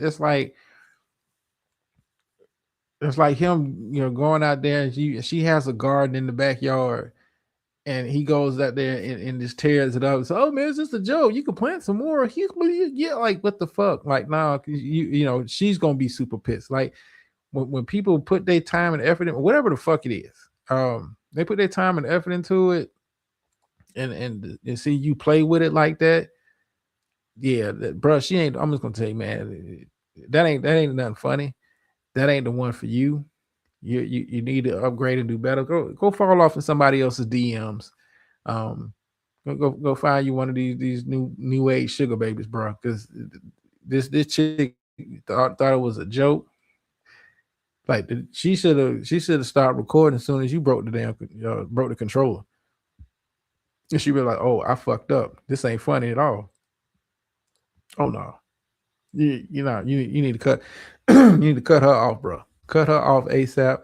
And any man, woman out there thinking about doing that, listen, don't do it. Don't do it, because yeah, get beat up, Murph.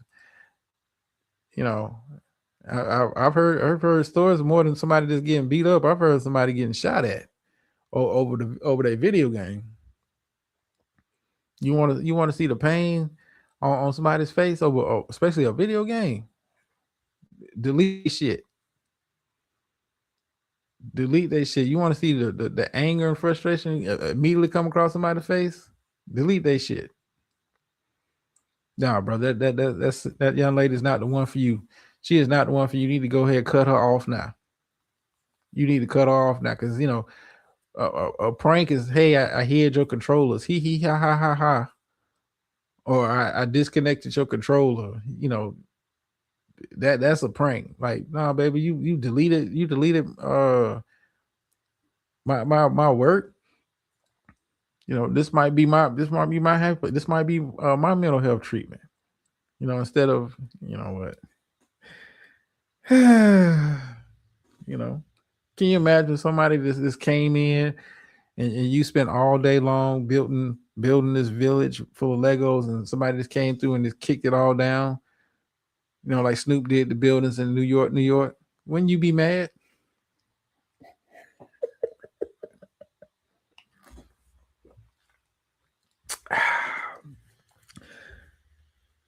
Yes, there you go, Clark. people, yeah, but that's part, hey, tied into that social media shit. You thought you was getting some clicks and some views. You thought you was getting some clicks and some views. Thought that was hee ha ha ha funny. There wasn't shit funny about that, baby. They gonna fuck around and get you put out expeditiously, immediately. Get the fuck out. I don't want you to know. Listen, if you playing like that, I don't want you nowhere around me. I don't want you nowhere around me. You playing them kind of game, I don't want you nowhere around me.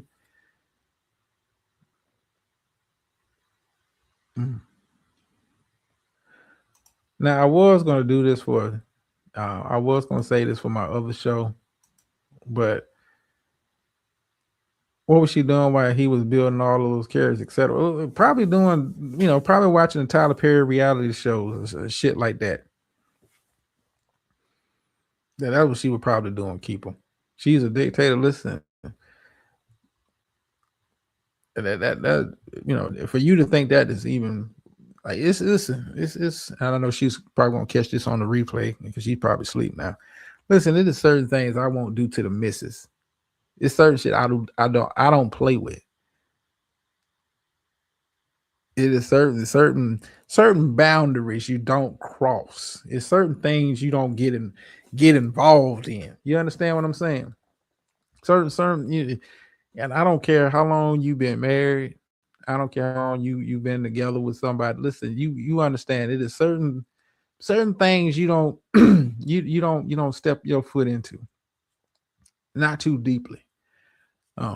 Especially when your mate has expressed an interest in something to the degree that they're willing to invest time and money into it. There's certain things you just don't fuck with. I don't care how corny you think it is. Listen, and I can tell this story because it's funny to me now. After it's all said and done, personal space, yeah, let's keep it. Listen, I hope she don't get pissed off at me by saying this. I was paying. Let's tell you about it. Let me back it up. My wife had, cable TV. Primarily,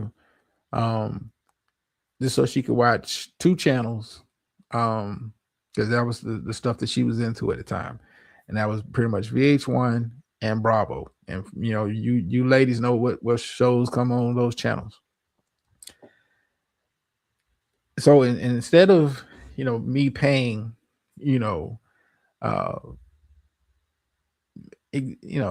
obscene amount of money so she can enjoy that, well, let me find out a different way to facilitate that. You understand what I'm saying? So get a Fire Stick, jailbreak it, and all the good shit, and that way you can watch that stuff for a much cheaper price and much easier fashion than having to sit around and wait for those shows to air live and all the other shit.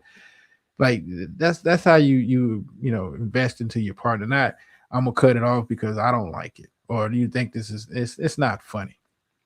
It's not funny. And hold on, baby. If you listen to this on the replay, I don't mind you still watching your shows. I support you, and that I would never delete your stuff.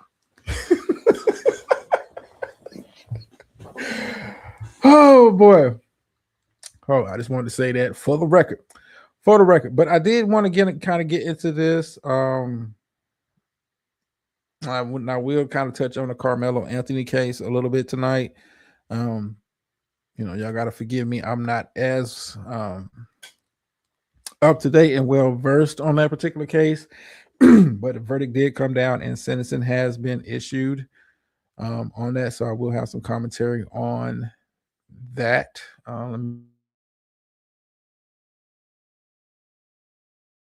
VH1 and Bravo was her shit. And my ladies out there that y'all know what shows come on. I ain't gotta say it out loud. Y'all know what shows come on them channels. So, I got tired of paying that goddamn, big ass bill so you can watch that bullshit. Okay, let me find you a different avenue to watch that bullshit. I'm just saying. Hey, I'm a team player. I don't too much care for the shit, but hey, that's your thing. That's what you into. I'm gonna let you have it because I don't want you bothering me when it's time for me to do my shit. I.e., yeah, I'm gonna give a brief. I'm gonna talk about it briefly. Like I said, I haven't been keeping up with like the all the motions and all of that kind of stuff, but I do know sentence has come down, and I do want to get into the black quote unquote protest of Asian businesses. I will talk about that, but I did want to I was going to do this for yesterday's show, but I was enjoying the NBA finals. Fuck all the other shit, there'll be another time to talk about sports. But I saw this clip from the White House. I want to say late last week or sometime this weekend, and I wanted to kind of bring it over. And it's been long. Like I wanted to talk, get on this, but check this out real quick. Hold up, trigger warning. You might get pissed off, but it raises a lot more questions if you really think about it. But check this out real quick. On jobs, tomorrow the jobs report will be released. While the unemployment rate has been steady at 4.3%, the black unemployment rate has been 7.3%. When you ran for president, you courted black voters and talked about what you described as black jobs. How do you describe why this disparity is happening? What can you do to close it? Well, we're doing very well with the black jobs, African-American jobs. I saw some numbers that we're doing really well. But where we're really going to do well is when all these plants are open. We're building many car plants. We're bringing cars back from Germany. We're bringing, we lost the car industry years ago. 54% of the industry went to Germany, Japan, Canada, Mexico. It's all coming back. It's amazing. And where your black worker is really going to do well is when those factories open. So I think they're going to be great. We've been doing very well. It's been a big focus for me. Let me pause this here. Come back over here.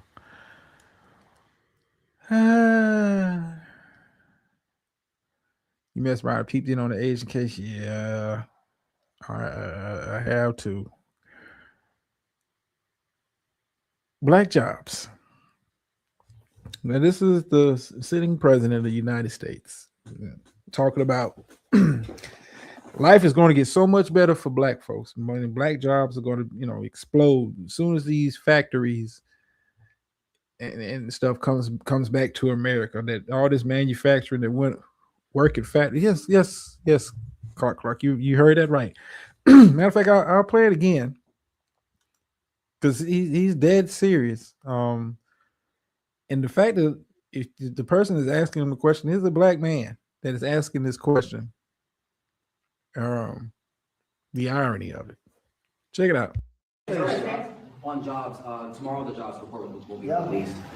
While the unemployment rate has been steady at 4.3%, the black unemployment rate has been 7.3%. When you ran for president, you courted black voters and talked about what you described as black jobs. How do you describe why this disparity is happening? What can you do to close it? Well, we're doing very well with the black jobs, African-American jobs. I saw some numbers that we're doing really. Let me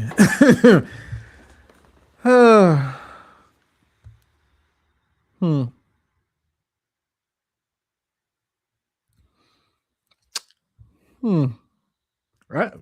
I've yet to find anybody can explain to me what black jobs are. I know what he thinks they are, but you delegate us to car factories. What's going on, Steph? How you doing? Get my former sister on here. Oh wow. She still breathing stuff? I just read your long ass text, your long ass message. Huh. She still breathing?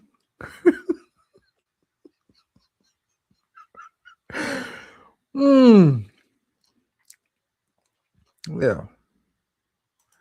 I mean, he said, let me go back here. And you could tell, like, this is an uneasy question. It's about, like, if you watch the other reporters, kind of like, this especially guy next to him, like, don't set him off. Don't, because you fuck around and you become a target too. And that's his thing. Talking about the media, but watch the body language. Unemployment rate has been steady at 4.3%. The black unemployment rate has been 7.3%. When you ran for president, you courted black voters and talked about what you described as black jobs. How do you describe why this disparity is happening? What can you do to close that? Well, Why he give him that subtle nod? Like, don't fuck around and get cussed out up in here. doing very well with the black jobs, African American jobs. I saw some numbers that. No, he just told you the national average is, I want to say 4.3% in regards to unemployment. Within the black community, it's 7.3, but you saw some good numbers. I'm sorry, this hurting your eyes, keeper. Yeah, she's still breathing. She's lucky. Ooh. That'll get you taken up through that. We're doing really well. But where we're really going to do well is when all these plants are open. We're building many car plants. We're bringing cars back from Germany. We're bringing, we lost the car industry years ago. 54% of the industry went to Germany, Japan. Let me explain something to people. Like, these jobs that went overseas, all this manufacturing that went overseas, a lot of that shit's not coming back. This resign yourself to that shit being over there and staying over there. Listen, Nike does not have any factories in America for a reason. Why? Because the shit's cheaper to get shit done over there. That's not going to change. It's not going to ever change as long as they're able to get the kind of tax breaks and all of that kind of stuff. It is not going to happen. So the fact that you think you're about to bring the automotive industry back, or you're about to bring factories back to America, and it's complete bullshit. It's the reason why. Listen, it's the reason why they went over there. It allows them to maximize their fucking money. Yeah, the brother of a certain age. I had the clip. I forgot what I did with it. Yeah, they booed the fuck out of his ass at Madison Square Garden, showing up to Game 3. Yeah, you know what? I'm gonna follow up with that. The whole back and forth between him and Stephen A. Follow up with that on Monday's show. I'm gonna save that for Monday's show because that deserves a kind of deep dive. It's perfect marriage between politics and sports.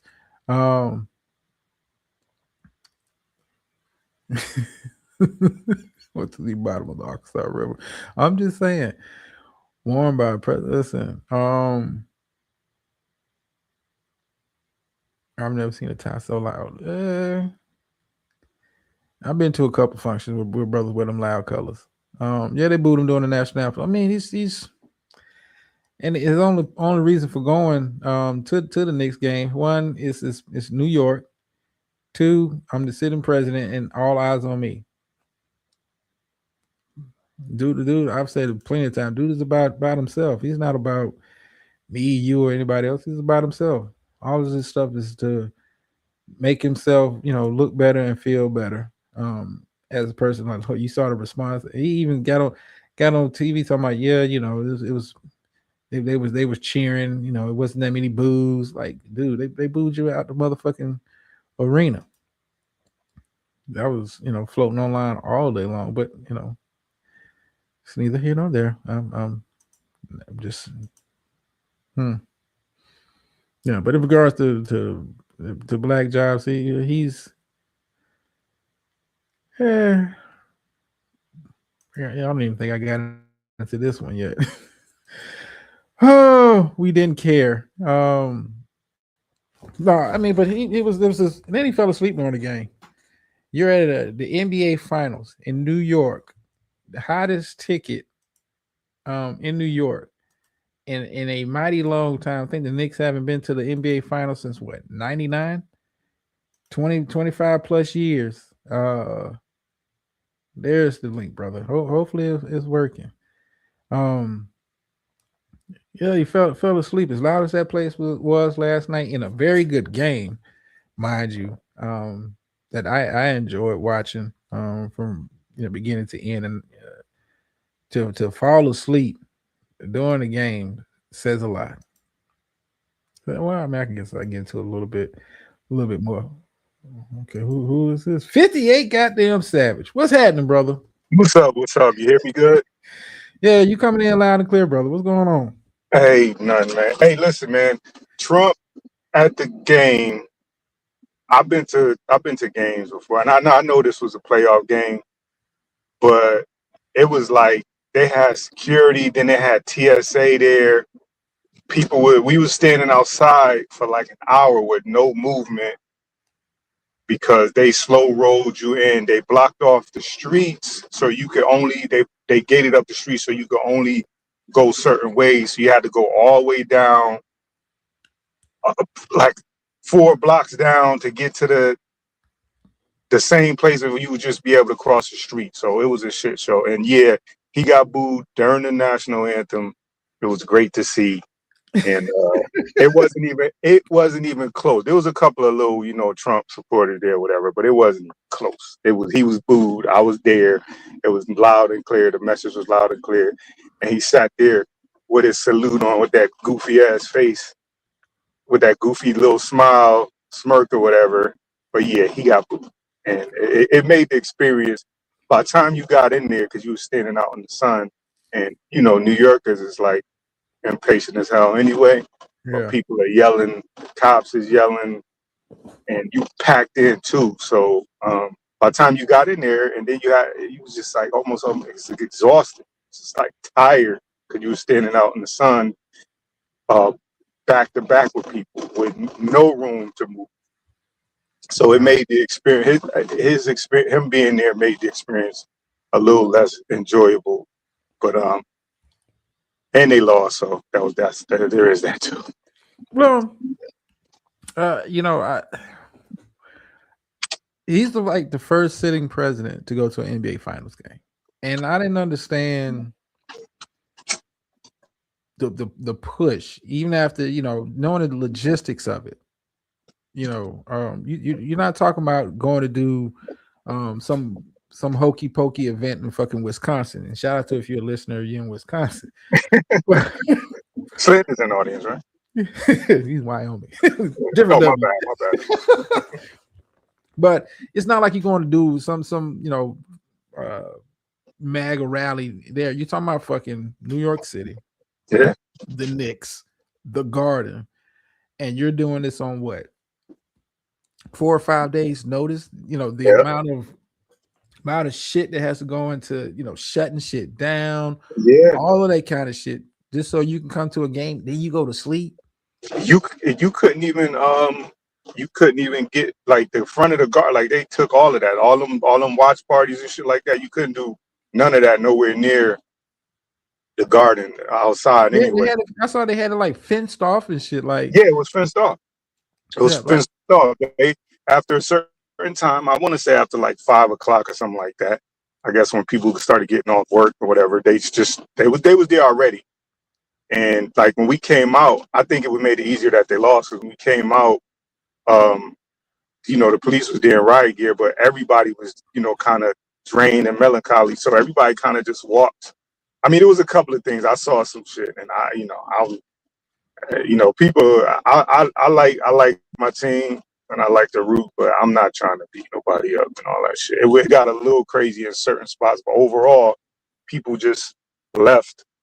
But you still had to be herded like cattle all the way down to 1 street to get to where, because we got a hotel, not to stay for the night, but just so we could hang out. So because we knew it was gonna be crazy on the street, so we just wanted a place to chill before we go in and then come out. And then before our driver came back and got us. So to get to the hotel, we had to walk, like 3,000 steps to go around. Like so it just made for like not a real great experience. No, but then again, he don't listen. He don't give a fuck. No, absolutely not. I mean, he and it's crazy him attending the game in a weird kind of way really overshadowed the game. Just his attendance at the game. You heard so much commentary about him and how it's going to affect the city and all. Like it's not even about the action on the court. And it was a fucking good game. Yeah. But the takeaways is his goofy ass is there. But you know why he went though. No, so you gotta look at the underlying shit that's kind of going on. Dolan's trying to work out some kind of deal. I want to say I don't want to say he's going to get a new stadium, but he wants a lot of money to revamp the Garden. Okay, and that makes sense that he wanted Trump there. I thought it's ironic too that the sitting mayor or whatever is there, who he doesn't. I know they don't like each other, and then you had Cardi B performing at halftime. So it was just a lot of irony and an interesting time. But I could tell you, I was there, and it made they made it clear why we had to do what we were doing, and it was because he was there, and whatever. I mean, I guess if you got friends that's the owner and you want to whatever, but the people that wanted to get there and watch the game, and we was able to enjoy it, but people wanted to watch the game, and I'm telling you, like, it took a lot. It seemed like it took a lot of the buzz out because it was festive outside, but how after being in the sun for an hour, ain't no "Let's go Knicks" and "Knicks and 4" chants no more. Everybody yo, open the doors, let us in. I can imagine being drained. New York has been unusually hot, according to the weather report. Unusually hot this time of year. I just and you packed on top of each other. You was just standing there, back, stomach to chest, and somebody right up on your ass, like, and because everybody's jockeying because they know they waiting. Like, soon as they open, everybody wants to get in. They had my man. I was gonna make a video, a little vlog, whatever. I didn't have time, but my man from Shark Tank, Mr. Wonderful, they got him in line. Like, if you know what I'm saying, if you in line and you a billionaire and you in line with the regular people, I think under normal circumstances they would have tried to get him in, but he in line.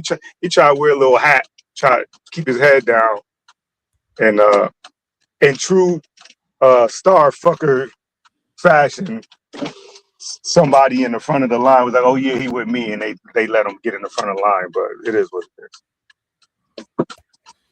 I mean, but it was like a who's who. Yeah. Oh yeah. Yeah. I mean, sure. but you had to, even without Trump, I think it would have been a crazy atmosphere. First Knicks finals game in 25 plus years. All right. Yeah, since 1999. Yeah. And you're up 2-0. Yeah. Oh yeah. Yeah. That's the other thing too. I'm kind of glad. I know you wasn't doing sports right now, but I'm kind of glad that I'm not glad they didn't win, but I think if they would have won, it would have been harder to get out of there. It's like the game was over 11:30, and the driver came back to get us at like 1:30, and it was really nobody. Like people was like done, so they was gone. But if they had won, people was prepared to tear the city down. I know that because it was like no, they're not prepared to tear the city down. No. But they will enjoy themselves. It was building up. So at one point when we were leaving, this is after the game was over and they lost. At one point we got close to the hotel and there was probably like 200 or 300 people running. They ran up one street and then I don't even know where they was going, but I was glad we wasn't quite there yet. We was approaching them, and the way they had the streets blocked off, they couldn't run through the gates. They had to turn. But yeah, it was a lot of people arguing, a lot of people, saying slick shit to each other. And this was in a loss. So, and I don't mean like they was gonna destroy New York City. I mean people was ready to turn up. Even one of the kids, because I went with. They was yeah, they were ready to turn up. I was out there for game 1, so I know. I didn't do Bryant Park. Hi, everybody. Hi, everybody. What's up? But I thought of you. I said, "What the frick is this?" Well, let me tell you something. That frozen zone is no shit, and I don't know why.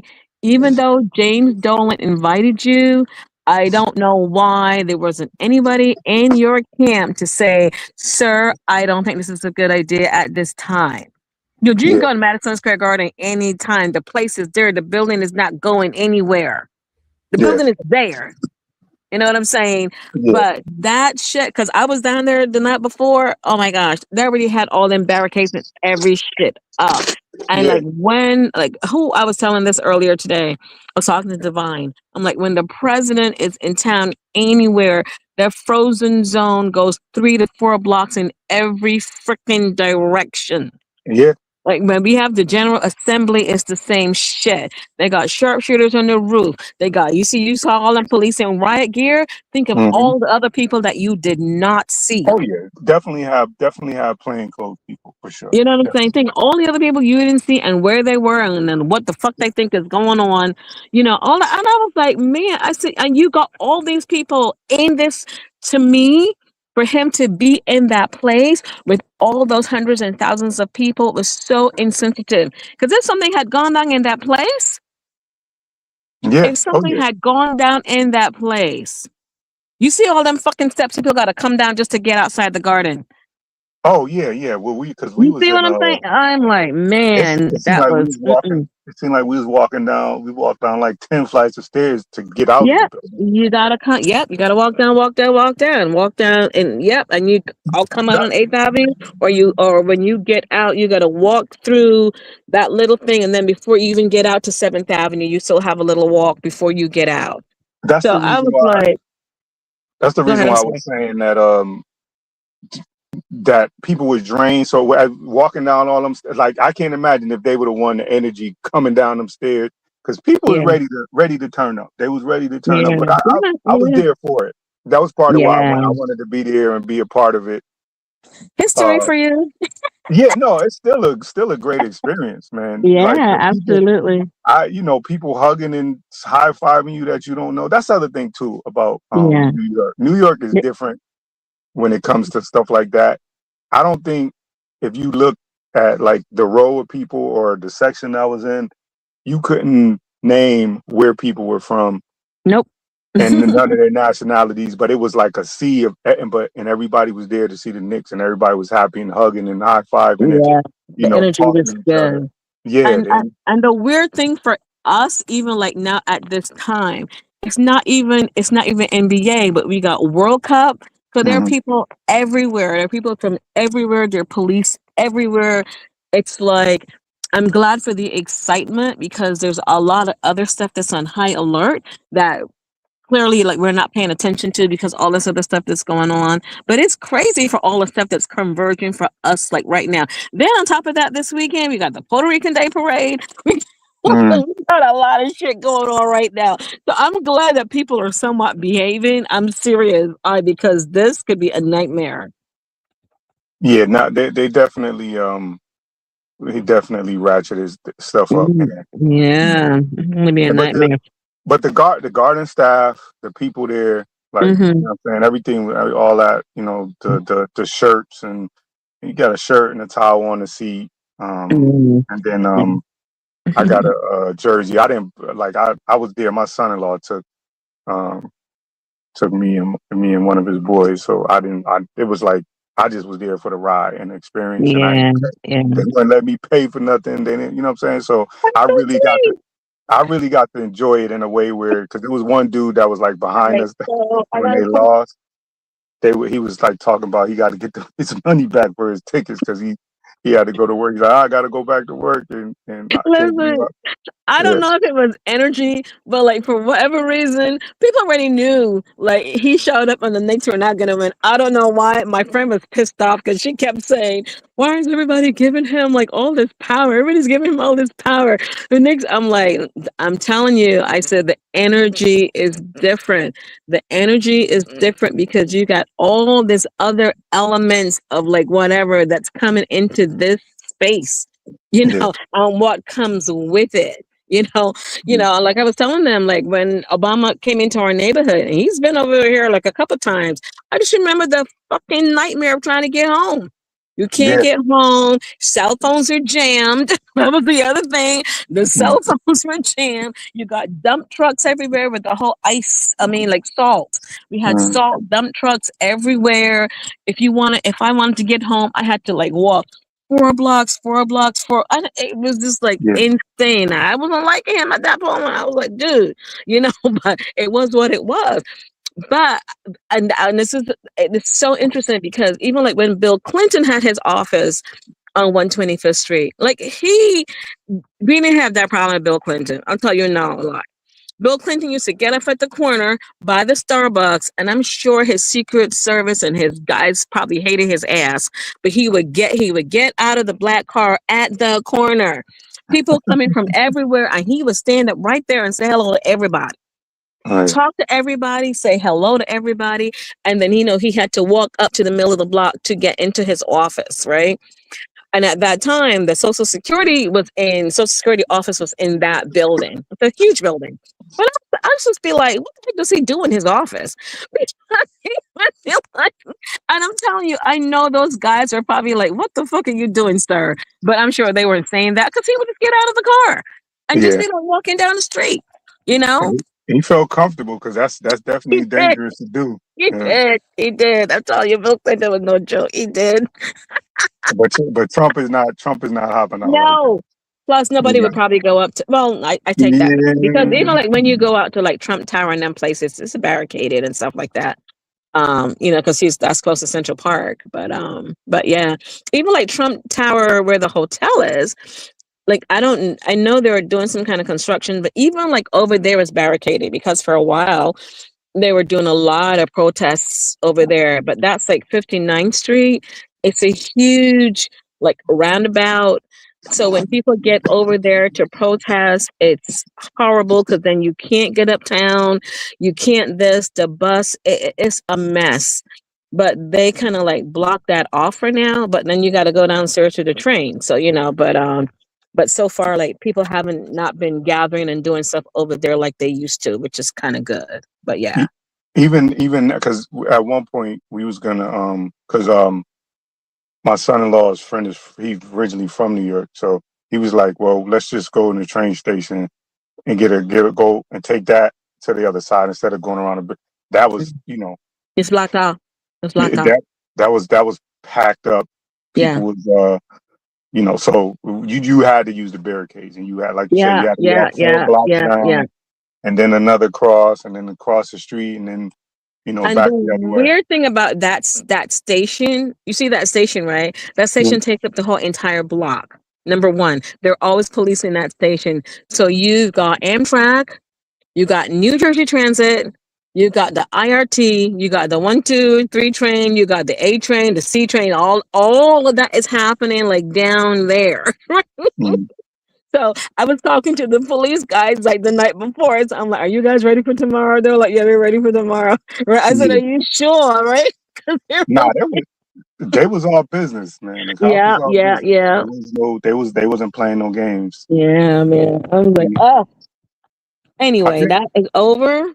And no, the one with Trump. Hey y'all, what it do?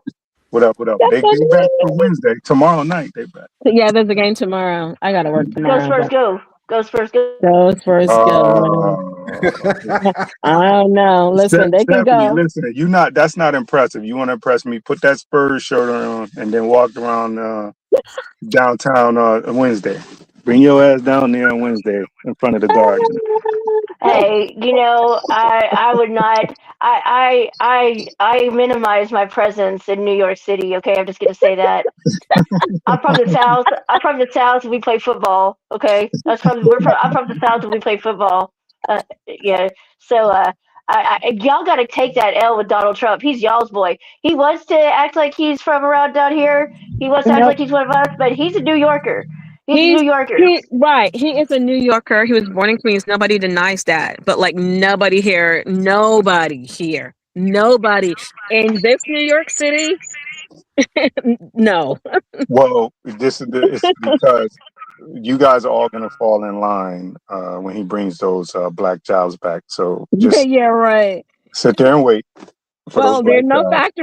there's no factories in never mind, whatever. He can think whatever he wants. Yeah, he's New York based. And because even like Barack Obama, like when he was running for office, it was like, dude, like, do you think that you're gonna win New York? Like New York was locked down strictly Hillary Clinton. Right? Yeah, She's the state senator. And this is what I was trying to explain to somebody. I don't know what politicians do like in other areas, but I know like for us, like where we are, like we see them, we know them, we get to go to events where they show up. You yeah, know what I'm yeah, saying? It's like they show up. And even sometimes if they have their security, like or whatever, like sometimes you don't even like notice because they're in the crowd, like with the people, right? So it's very interesting, like to see. Like I never met Hillary Clinton, per se, but I've been in a room with Hillary Clinton. I've met Bill Clinton because he was in the neighborhood talking to people and stuff. So that's different. But I didn't hang out with him. I didn't go to dinner with him or anything like that. But a lot of these people, you get to see and know and meet, and you know whatever. The Attorney General, she comes out to meetings and stuff like that. Like I was telling someone today, I have friends who work in her office. You know, right. I have friends who work in the senator's office. I have friends, you know what I'm saying? Because you know people, because you see them at well, maybe the events that I do. So I shouldn't say that for everybody because I really don't know. But I know like when I watch them and they're out, don't shy away from interacting like with the public, you know. So it was very interesting. So yeah, the Barack Obama had to work very hard. He had to work very hard to win votes like in these areas. I'm telling you, no joke. Because all them white women were the ones who were like setting up the voting things and promoting him and doing the sign-ups and all that kind of stuff. There was a lot of white people doing that, not black people. Yeah. And that's a fact. Yep. Okay, you New Well, Yorkers, you North contingent, you guys done taking over the show? Yeah, this how I pulled up at the job, but I wanted to, I forgot. I'm sorry. I actually hopped up because I wanted to say about the violation with the games. I know some people feel like oh you play games or whatever, but if wherever somebody find their peace at and you start messing with that, you gotta Mm, go.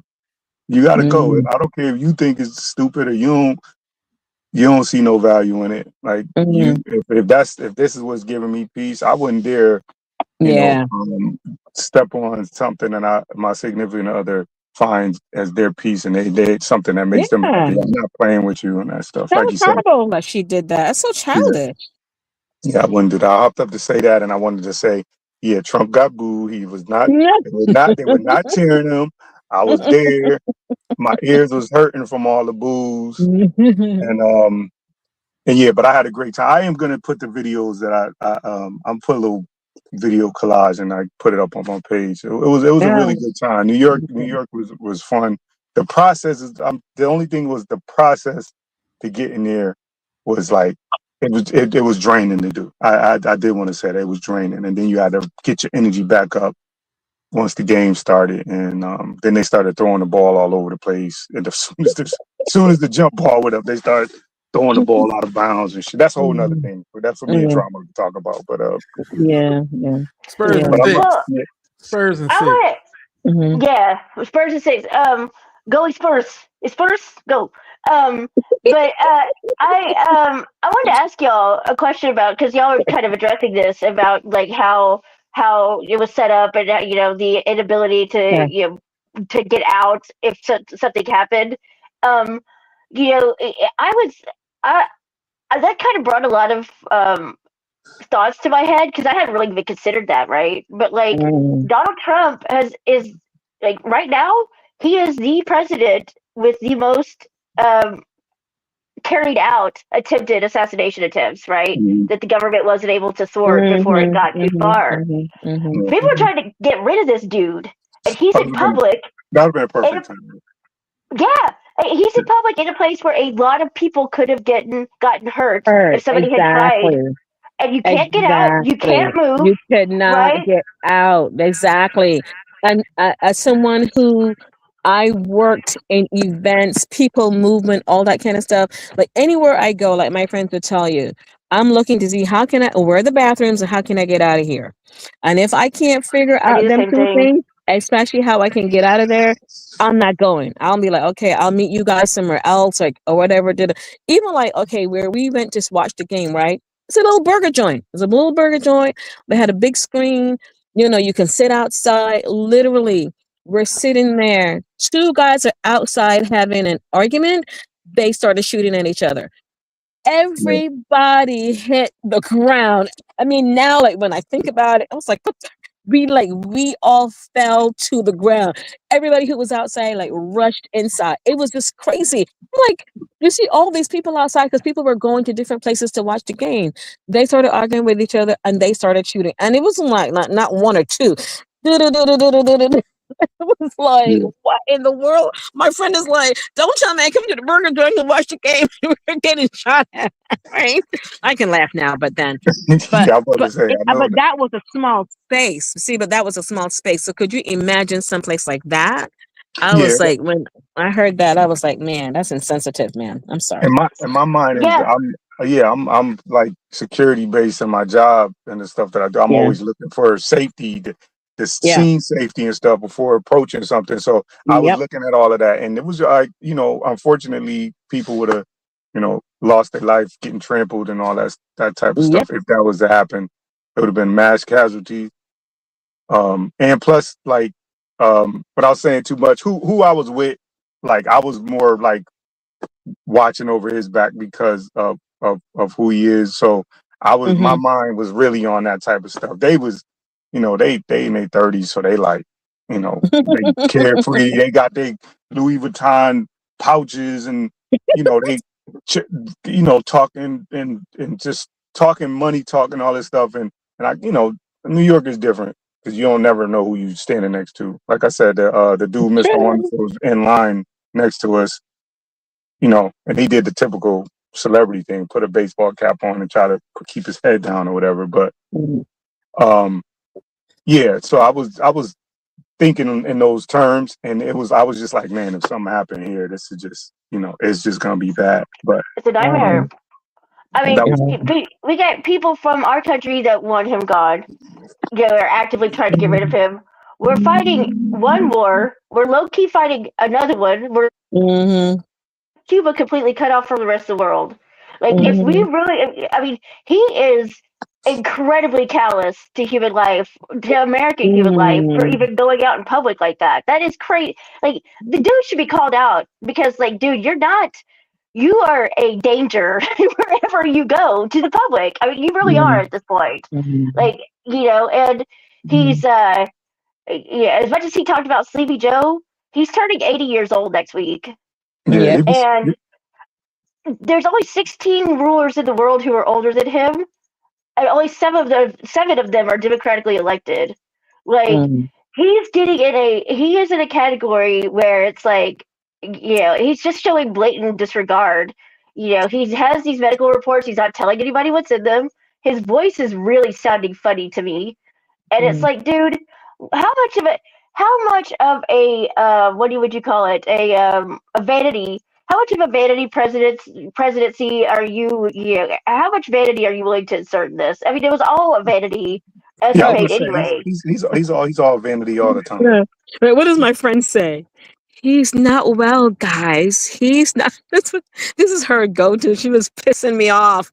He's not well. He's not well. I am like, listen, as much shit as we do like this, you thought that was a good idea?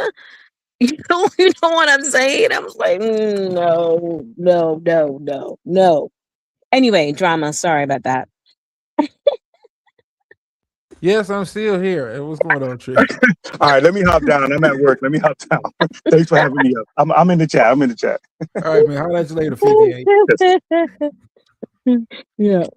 That's like my only thing I do. It's just Joke. offensive to me. I mean, it's just really, I mean, I guess I I yeah, I guess, my family and I live through Oklahoma City. Like, it's not hard. Mm-hmm.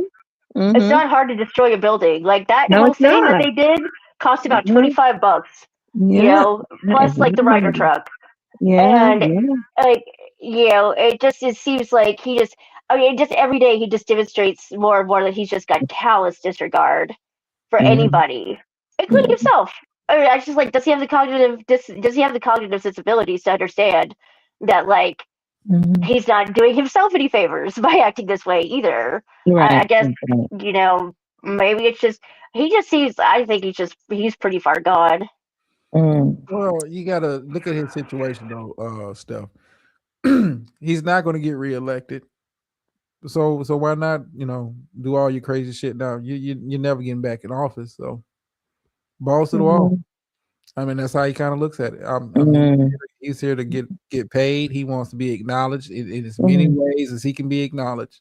I mean, he's on the back nine. He realizes hole number 18 is right around the corner. He wants to be $250 bill. Put me on it. Passport. Put me on it.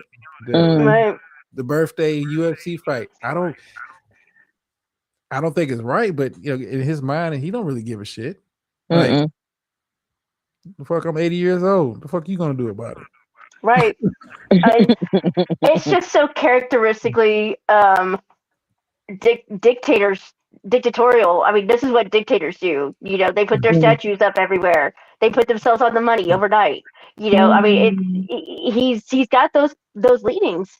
I mean, absolutely. This is a president of personality. That's it. And I wonder what they're going to put in the presidential library, because dude don't got any papers of his own. He's not like he's John Adams writing letters every damn day. He doesn't have any of his own shit. So I guess like his his tweets, his true social. And that's it. That's it. But didn't he want to create something that's like the Nobel Peace Prize? And he want to create. I thought I read something about that, him creating something like that. And I'm like, he's gonna find a way to give him. Listen, he's all about him. Yeah, he wanted to give himself the Medal of Honor because he was in a helicopter in Iraq. Like what? He's beyond far gone, but you got to look at it from his lens. Like I'm 80 years old. I'm not getting any younger. These folks are willing to let me scam and steal from the American people and all of this stuff. Why not? They're not going to tell me no. I mean, sort out of the ballroom without even having the authorization to do so. And there's still nothing there. Yeah. They won't be. I've heard it said by other. I've heard this said. I forget where I heard it said, but I've heard it said that, y'all can't make me do anything unless a judge tells me to do it. I don't care what you say unless the judge tells me to do it. But he even goes a further step and says, like, not only does a judge have to tell me what to do, it has to be the right kind of judge. Because some of y'all judges can go fuck yourselves, So I mean, I don't know what he would even be responsive to. I mean, the Supreme Court could tell him to stop, and he could say, "Go fuck yourselves," And then at that point, it's like, what are we gonna do, guys? I mean, but he's got such a hold on on politics. Like this is what's probably the most fascinating part watching his second term. Just the hold he has, well, not just the Republican Party, just politics in general. How he's reshaping both sides by how he is. I mean, it's almost fascinating to watch if it wasn't hurting so many people. Yeah. And see, I think his influence with people in power, because he was able in his first term to put so many people in place, that now he's really got sort of a pass on a lot of levels, including in the judiciary. But I see like he's got power more with the powerful, whereas I think his first term he ran more on like, fuck these powerful, drain the swamp. Now it's like, okay, I put people where I wanted them to be, so now we basically replaced the powerful. Instead of draining the swamp, now we're the swamp. And the people who put him there, the voters are like, wait a second. Because, I think he's gotten a lot less popular now than he was in his first term, except with the powerful. Like, he's definitely curried favor with people who were already in power, or people he put there, right? Of course, the people he put there love him because they put him there. He put him there. Well, money talks, bullshit runs the marathon. And he right. he understands that better this second term than his first term. Mhm. You look at the people he has, as far as his cabinet is concerned. He was actually trying to be presidential his first term, if you can believe that, with some of the people that he had in place. But this second term, if you're not singing from the book of Trump, you get the fuck out of here. I don't want you near me. I don't want you representing nothing. You've got to be a complete kiss ass. You've got to look the other way on a whole lot of other shit. So Mm. Mm. Mm. but still, Spurs in 6. Mm. Go Spurs. Go Spurs. San Antonio is very proud. Yes. As they should be. Yeah, they should be. I mean, it's a good series so far. It is a good series so far. Must see TV. Should be. Yes, they should be. Everybody should be proud. Yeah, but New York got robbed last night thanks to Trump. He robbed him of a moment that 25 plus years. You should let the fans have that one. You should have came for game 4 if he was going to come. All right. It is what it is. We can't go back now. Okay, well, I'm done derailing your show until I'm ready to derail your show some more. So I'll drop down for right now. All right, appreciate you coming up as always. Thank you. Thank you. I was just like, yeah, man. I was like, oh my God, you have no idea. We were in pain. We were like, why? Why?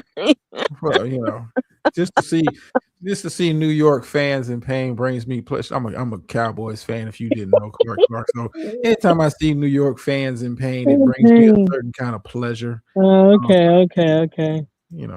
I love my New York contingent, my up north contingent, but listen, I'm a Cowboys fan. It put a smile on my face to see that. It has nothing to do with basketball because I'm a Lakers fan, but it put a smile on my face. It put a smile on my face. Now, Clark, why are you up here? Let me ask you this before I transition. Are you in the video games? No. Oh, you're missing out. You know what? I probably am. I will, but you know what too though? I really haven't had the time. I know I keep saying this and I have to change that. To sit down and do stuff like that because I am usually constantly moving. Like doing stuff moving, work moving, so and a lot of what I've had to do like in the last couple of years involves being like outside. So it's like summer's coming, like I will be outside for the next 3 months because my work will involve that. Okay. So like when I come in, I am like, listen, I don't even think I'd be able to look. I can barely look at my phone screen, but you know what? But thank you for encouraging me because I will look into that. Yeah. Therapy. Listen, it is. Yeah. It is very calming. I would say that it is very because they have they even have games that's like you're just doing like car washing, simulating car washing. Really? Yeah. I mean, it's like got games for anything that you could think of. They got games for. Yeah, 7 makes me excited. Like when I watch her playing and stuff like that, I'm like, oh my gosh, like this. And what happened to the frauding? I thought he was coming on the panel. And the frauding when the frauding, like I remember that one time when I watched him playing the game and he was cursing everybody out, and I thought like, I'm like that takes skill. I mean, like I said, for some people it is a it's an outlet, but so for some people it's a necessary outlet.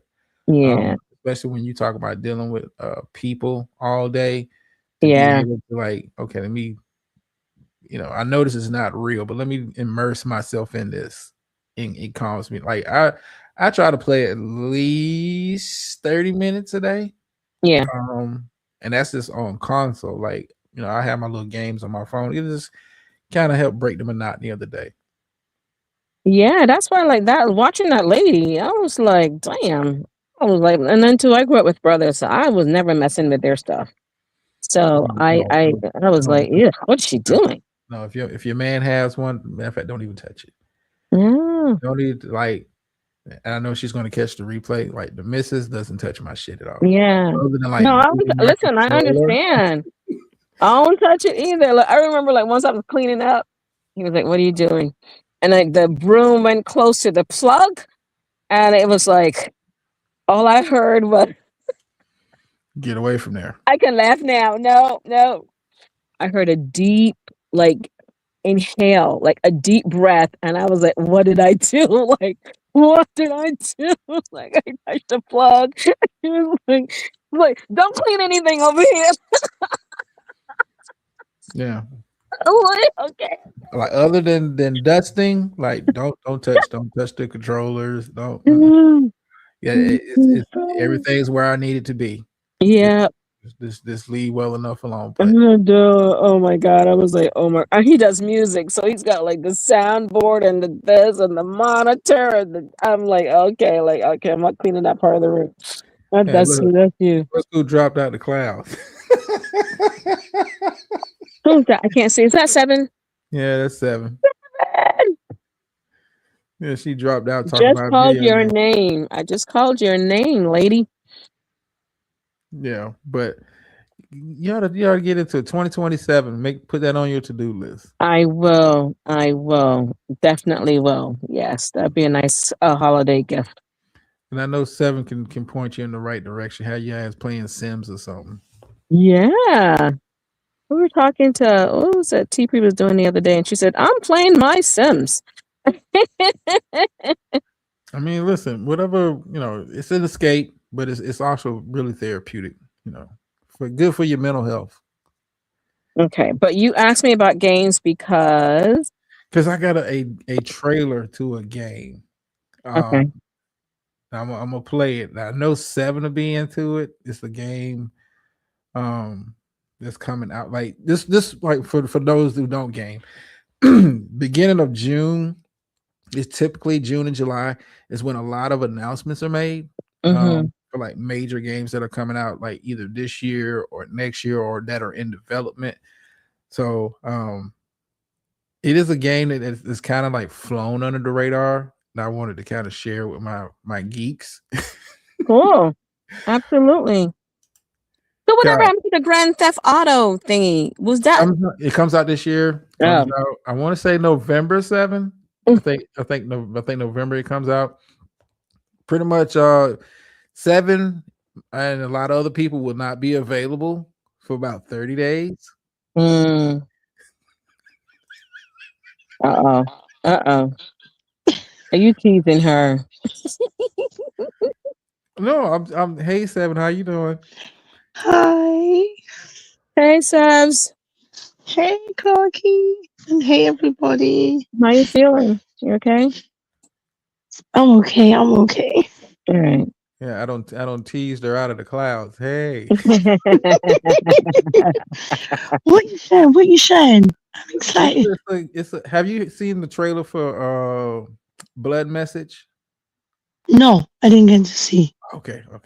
I saw the trailer. I said I gotta share this because this shit looks very entertaining to me.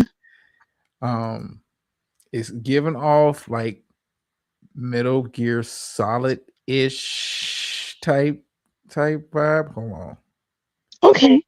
Am I on a big screen yet? Okay, yeah, I am. Okay, let me get over here.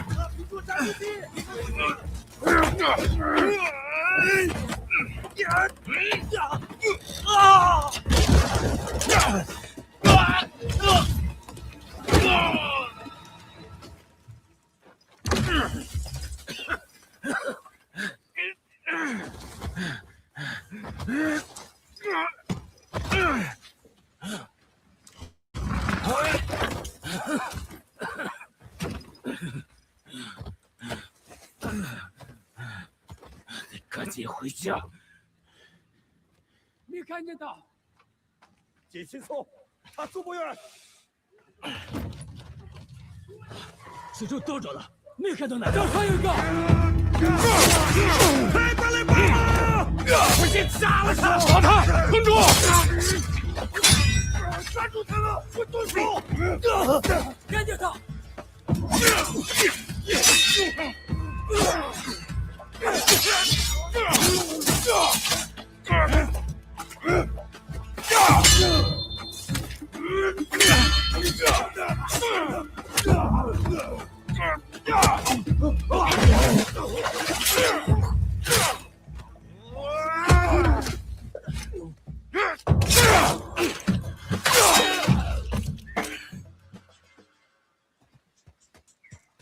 阿兄，我没事儿，走。阿兄，你去找阿宁吧，这里有我。还是一起。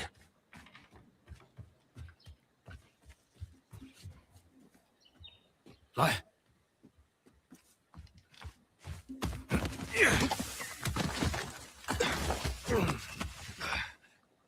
阿兄，快，抓好了！快躲起来！哎，这里真的有叛军吗？哎呀，伤病丰富的，咱们这办，别多问。屁！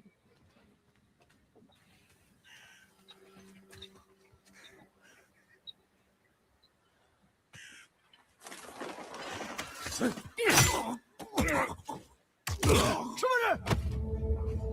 喂！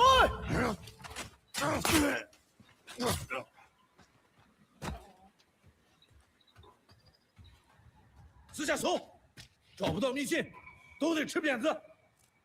是。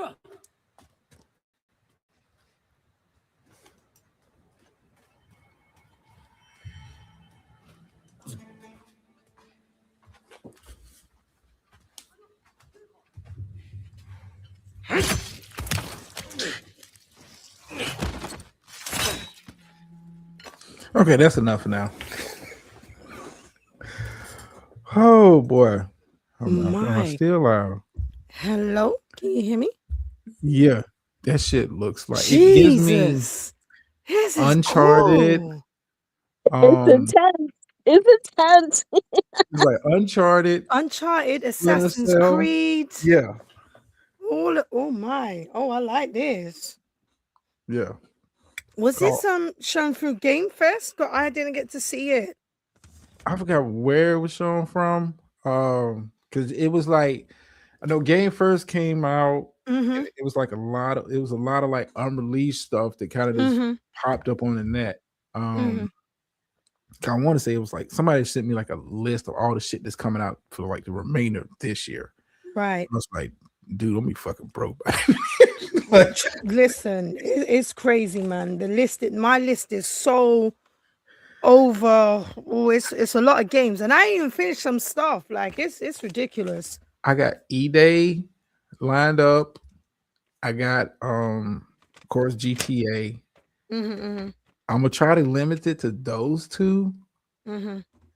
But Final Fantasy Revelations on my list. That looks good. I did see that. I definitely saw that. Listen, what was Nintendo's Treehouse yesterday?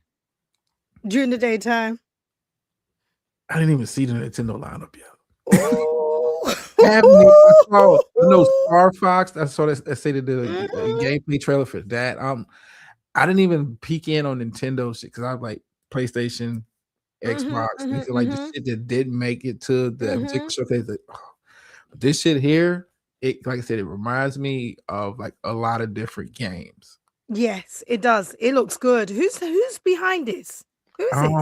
Hold on. I gotta pull it up. Hold on. I want to know what studio's behind it. Because if this is another indie like just coming out of the blue, it might be. Well, let's see.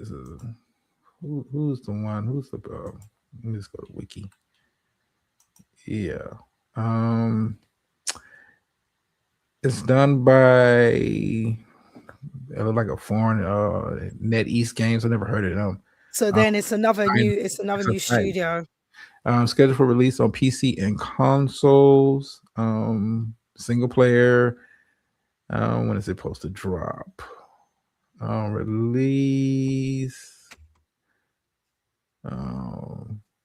It's scheduled to be released. I want to say sometime later this year. They haven't yet put a date on it yet. Okay, so that means they're still waiting for the GTA thing to drop because that's what everyone's waiting for. Yeah, but Okay. E-Day looks like it's gonna be good too. Gears of War. There's a lot of good games. There's a lot of good games coming, brand new, and those have already been established. There's a lot. Like yesterday, the big announcement for the Nintendo, who got the exclusive rights, was Kingdom Hearts 4 is coming. I'm not a Kingdom Hearts fan like that. Yeah, I loved it from when I first played it and stuff. So I mean, it's cool. I'm just not. I don't know. Maybe just the whole collection of different characters like kind of throws me off. I'm just you not. mean the Disney thing throws you Yeah, off? like yeah. Kind of Disney games don't really resonate with me like that. I've never been like a fan of those type games. I can't think of a good Disney game that I played. I can't think of one. Yeah, I can't think of Now, a of good course, God of War. Yes, Luffy. Yes, yes, absolutely. Yes. So I tell that you're excited that we now have a female protagonist. Yes, I like it. I think it's gonna be good. She was kicking ass, but then again, I was trying to figure out how much is gameplay. Well, that is the thing. Well, I will say this about God of War. Anything that they've ever shown as far as like trailers has always kind of been like in the gameplay. I will say that much. Now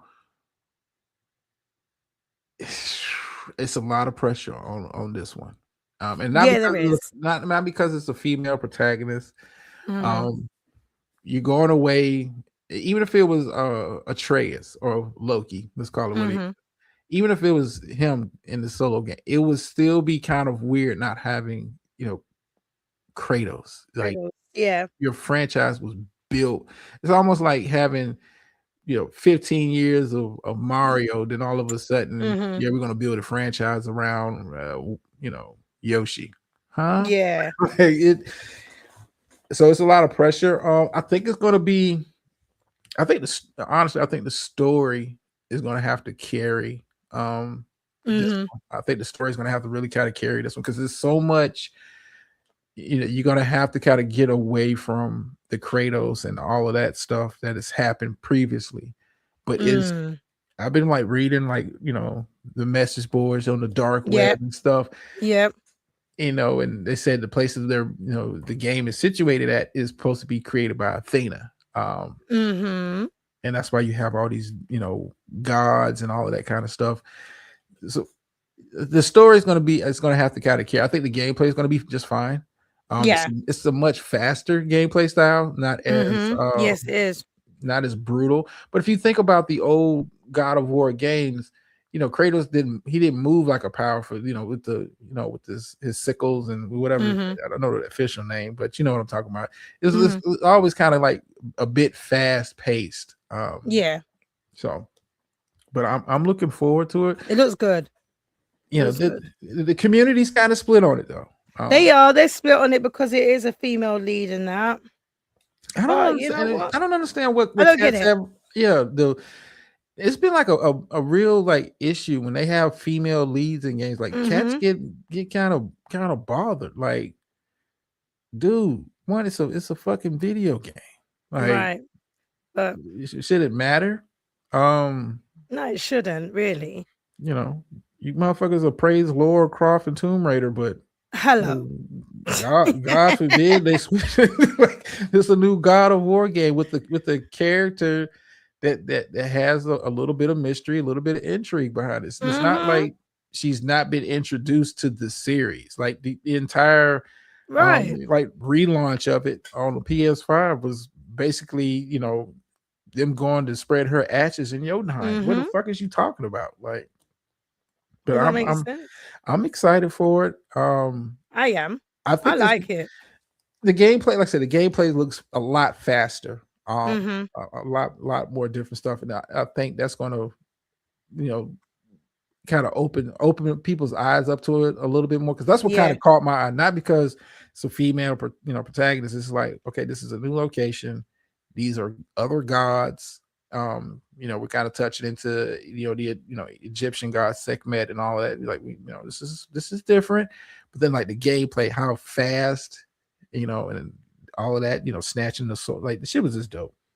It just took me back to, was it 2007 when I received the game, and I was just like, I couldn't wait to play this game, and it was a female lead as well. It took me all the way back. Do you remember Heavenly Sword? Yeah. That's what it took it back. As soon as I saw it, I was just like, yeah. Like, I didn't mind the female lead, because maybe Paw Patrol accounts are outside of the women's league. What? Okay, 50. You got to catch the early part of the show. 58 Savages on one. But yeah, I think it's going to be a good one. I'm more into. I'm trying to get into the new James Bond game. Mm-hmm. It's kind of taking me a little bit. Okay. To kind of get into it. That's on my list as well. Yeah, it's not as punishing. I mean, I haven't like raised the difficulty up, but it's not as punishing as you may think. And it's you would, most games you get punished for like getting caught while doing stealth, but I'm kind of getting used to the bluff mechanic and how that works. And I mean, it's a lot more technical than I thought it was going to be. As far as like the gadgets and stuff like that, it's a lot more technical. Like some of the boss battles, it's a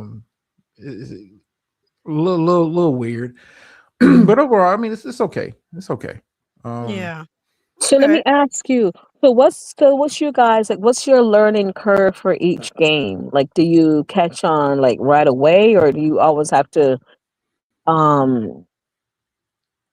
Okay, like it all depends on like if it's a brand new if it's a brand new series.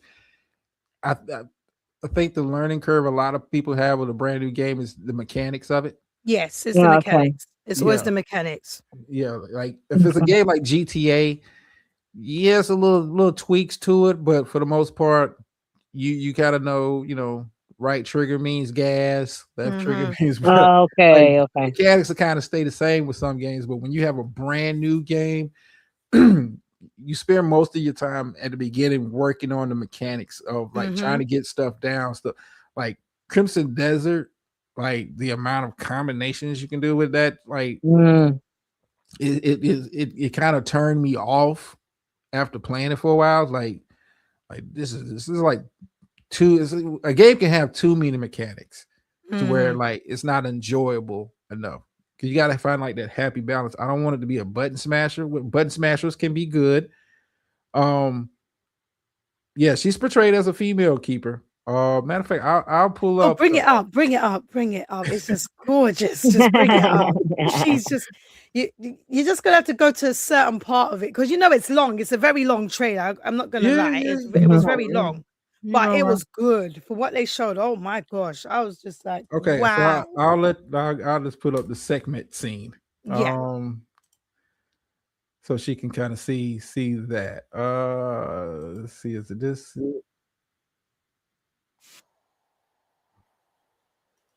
I'm just looking at Game Fest games list. Like, my God, I did see Resident Evil Veronica. That looked good. Even though it's a remake. It's a remake. Yeah, it's a remake, but it looked good. It looked all right. I'm Resident Evil is kind of like the whole zombie thing. Okay, yeah, because segment is female. Okay. Well, I'm gonna show you the trailer for it, Keeper. There's a sequel to the Cuphead Adventures, so if you're interested in that. You're the one with the offbeat type shit. I'm more of a AAA studio. I like the indie stuff. Yeah, you like that indie shit. Okay.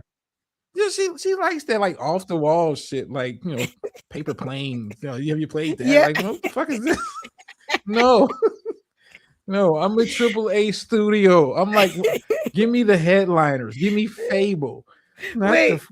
Cuphead. Like, Yeah, no. I like Okay, but Cuphead. you would like Cuphead, but check out this is the trailer for the new God of War. About where's the minute mark? When Sekhmet makes an appearance. She makes an appearance pretty early in the trailer. Keeper. I'll pause it so you can kind of get a look at how she's designed. Check this out.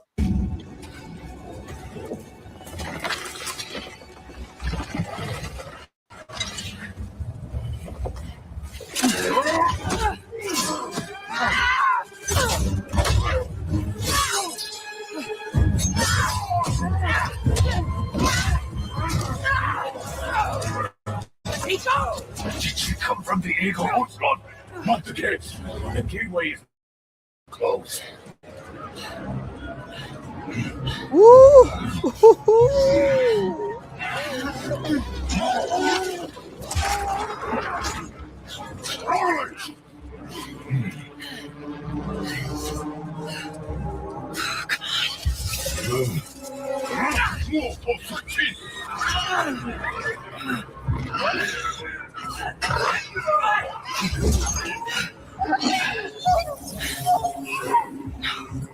That creature.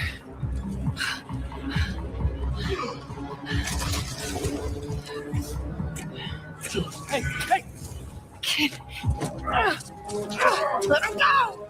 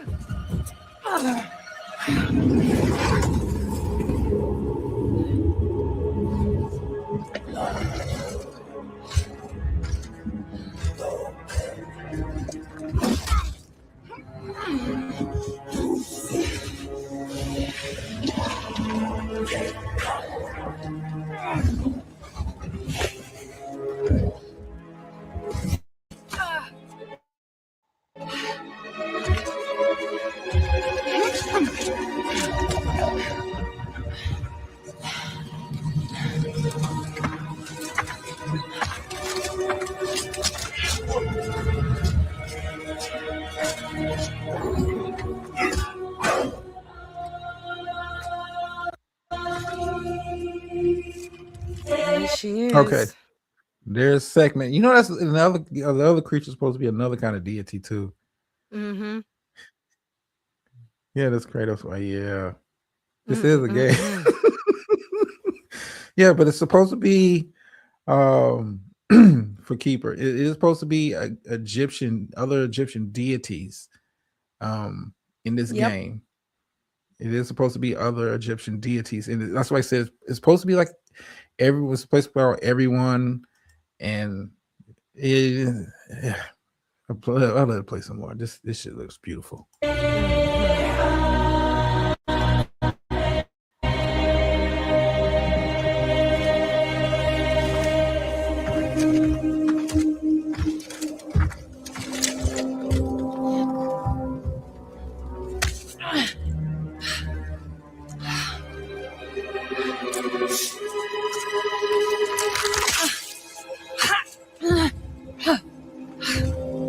Another mask.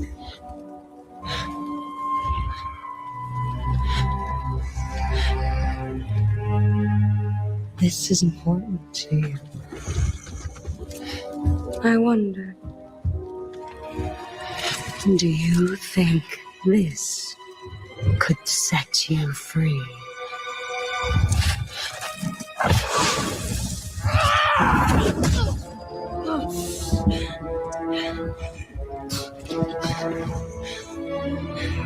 You touch me again, and I swear I will kill you. Would you like to see how hard it is to die here, Godly? I can show you.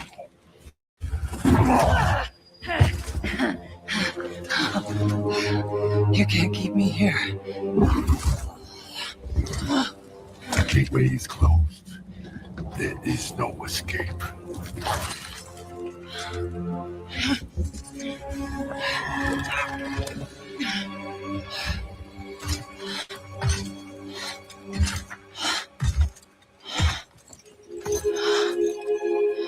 Resisting the truth will only make this more painful.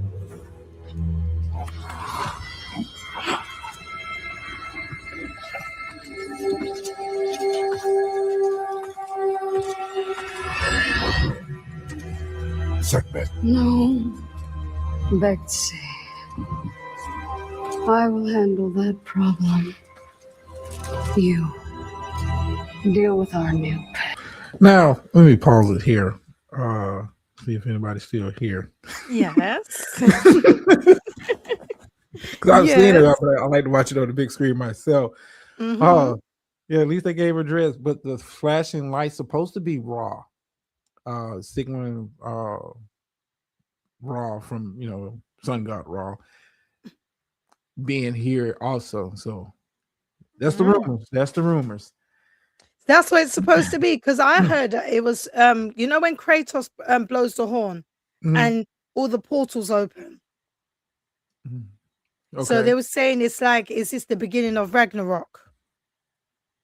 Mm. Mm. Well, it causes you to think. If you think about the game before the last one, who put Mhm. the horn in that one? Oh yeah. It's just I've seen like people like put together like different scenes. Yeah. Like when Kratos makes an appearance in this one, how Sun God shot it. Yeah, Shakir made a video game. Mm. Which one is it? Was it? But yeah, this is outside of GTA. Mm. Probably the most anticipated because Yep. the last two have been so fucking good. Mhm. So Every- this was a shock to the system. This was like, wow. I wasn't expecting this. I think everybody was expecting Atreus to be like the Mhm. next. Because one thing about God of War, if you think about it, they don't really when they drop the initial like gameplay trailer, like Yeah. it's never really no rumors like, hey, they're dropping like we kind of knew Wolverine was coming, Mhm. Yes. but like I don't think nobody was looking. I mean, can you imagine Him being in a video game? I'm the Sun God Raw. That's how good. But yeah, Keeper, it is supposed to be other Egyptian deities. Yeah, there is. Yeah, they've been talking about it for a while. Egypt has always Mhm. been like on the list for God of War games. And I want to say the monster. Well, I wouldn't call him a monster, but the other guy that's in the trailer, I want to say that's in the not Egyptian, but he's some kind of other kind of god. I want to say Japanese or Chinese culture. They've been tinkering. They've been dropping little Easter eggs that they were planning on doing this. But yeah, I mean that would be funny as fuck. She shot Kim in a video game. Oh shit! Yeah, man, it's gonna be good. It's gonna be good. Special move. Drop to your knees, bitch. Yo. Drop down, bitch. Drop down, bitch.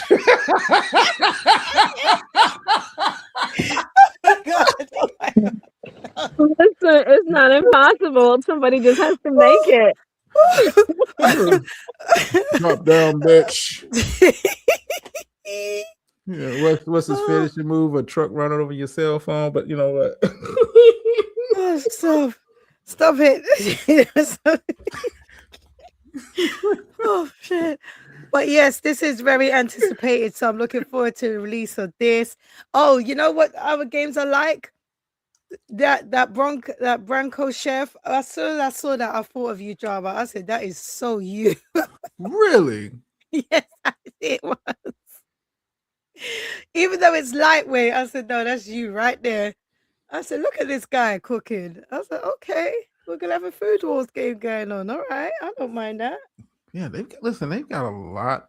Oh, is it me? Or is this like this season has been like way more games? Yes, there's way more games, way more games going back to how games used to be and stuff. And I kid you not, you see your boss, your new CEO. Oh my God, she's convincing me to join the Xbox. I'm just like, oh shit. Get on. I said, no board. freaking way. And she's done that within 4 months. 4 freaking months. Well, I said, keep it simple, stupid. That's all she had to do. Listen, the ooh, Game she's Pass, gangster. the Game She's Pass. I've loved the Game Pass, but the fact that you dropped the price on it, you added a lot more exclusives to it. To me, that was always was kind of held PlayStation back. Yep. Like they didn't have something like that in place, because if they did, it wouldn't even be a contest. I'm gonna be honest with you. It wouldn't even be a contest. But the fact that you have the Game Pass and they actually do shit with it. Yep. She's doing a lot. I was just like, wow. I watched the whole thing. I was just like, yeah. She's coming. She's a force to be reckoned with, boy. She knows her shit. But she's keeping it simple. Like, don't overcomplicate. Don't overcomplicate the shit. Like, if you look at how Sony's been run, yeah, with all it's the changes, like you're trying to get too cute with the shit. And what she did when she came in with Xbox, she's like really simplified the shit to like, okay, let's change the interface. Let's change this, what they're getting for the subscription. Let's drop the price down. She's banning AI in game developments. Yeah, like, she's getting rid of that. She's gone full. So I know a lot of studios are happy with that. Yeah, that's sold a lot of studios now. So I mean, AI was killing. That was really hurting the industry. It is. It really is. It really. I think you're going to see more AAA titles. Yep, definitely. And for those who don't understand what we're talking about, AAA titles are like major studios, and then you have what you call, third party independents. Independents, indies, as I call them. Yeah. Think of AAA like Def Jam, Rockefeller Records, like the major labels, and these games like Cuphead. Listen, Cuphead is a good game, man. Cuphead's fun. They're making a new Spyro too. Yes, they are. I saw that. I'm excited for Spyro the Dragon to be back. Yes. You know what's the funniest part about this whole interaction? Clark is still don't know here. what the hell is that? Oh no, I'm loving it. I'm listening because this is what you guys don't realize. So you'll talk about something, and then like I'll be on YouTube, or I'll be doing something, and something will pop up for me, and I'll know, just like 7 and GTA. Oh yeah, that's all I'm gonna say. I can't wait. Hold on, I've got it. Look, y'all gotta see this. Y'all gotta see this. So yeah, I'm listening. I'm enjoying it. I'm listening. It's good that I don't know. I don't have to know everything. I've got it backstage, y'all. Y'all gotta see this. Yeah, did I watch a documentary about Maddie? I haven't watched the documentary yet, 58, but I plan on it. I don't. Hold on, let me add this to the stage. What we have here? It's you. So you go. Okay, go ahead. Get your shit off.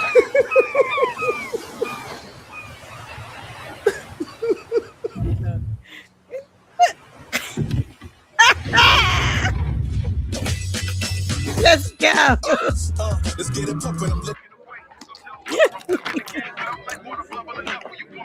taking you back in the day, feeling immaculate, made action packed back to back while you yapping away. I got a knack to react, but I'm packing a grace up to the max for the fact. Let me grab the space. I had to map the place. Who gonna laugh and face? Come on, how can you not like this? I didn't say I didn't like it. The cooking was what threw me off when I saw the trailer.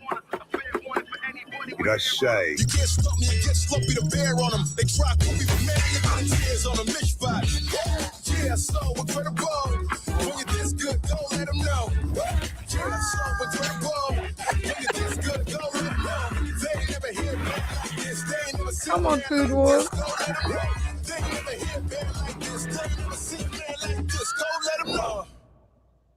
I'm looking forward to that. I really am. Listen. It's a lot of listen. I was telling Clark, it's a lot of games for a lot of different people. Like to be Yes. like the gaming industry is so much different than what I would say 10 years ago. It's so much. I mean, just the simulators, the feel like Mm-hmm. you got all kinds. Whatever you're into, trust me, They've got it for you. they've got a game for you. You know, if you're into farming, they've got a game for you. If you're into whatever, they have a game for you. Definitely giving drop. Listen, beautiful. Don't encourage. Don't encourage. Don't encourage, and she'll make that a avatar or something. Don't encourage her. Do not encourage her. That's it, though. It's beautiful. As soon as I saw the game, I said, "Look at drama." I said, "Look at you." Yeah, you know, you. Then you had to go find it. Okay. Then you I had to had to go let the find it. people know. But I'll piggyback on what you're saying. There's a game for everybody right now with some of the re-releases and remakes and stuff. It's a good time for the gaming industry. And I think a lot of us are banking on pricing as well. The pricing of games as well, if it's going to come back down.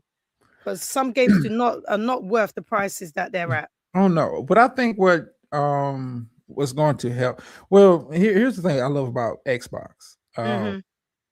A lot of the big games are Yeah. day one releases just because you have the subscription. Yeah. Oh, nice. Okay, yeah. So That like makes there sense. are a lot of games that day one, like bam, I got it. All I got to do is just download it. But I think prices they don't stay as high as long as they used to. If you really think about it, a lot of Mhm. games go on sale a lot sooner than they used to. I mean, you can just the market is too many independent gamers out there, too many third party games out Mhm. there that are doing well. Well, look at what's the name? What's that game you put me on to? Which Oh one? my god. Obscure. Oh, Clear Obscure. Yeah, Clear Obscure. out of nowhere. Out of nowhere. Third party game of the year. Mhm.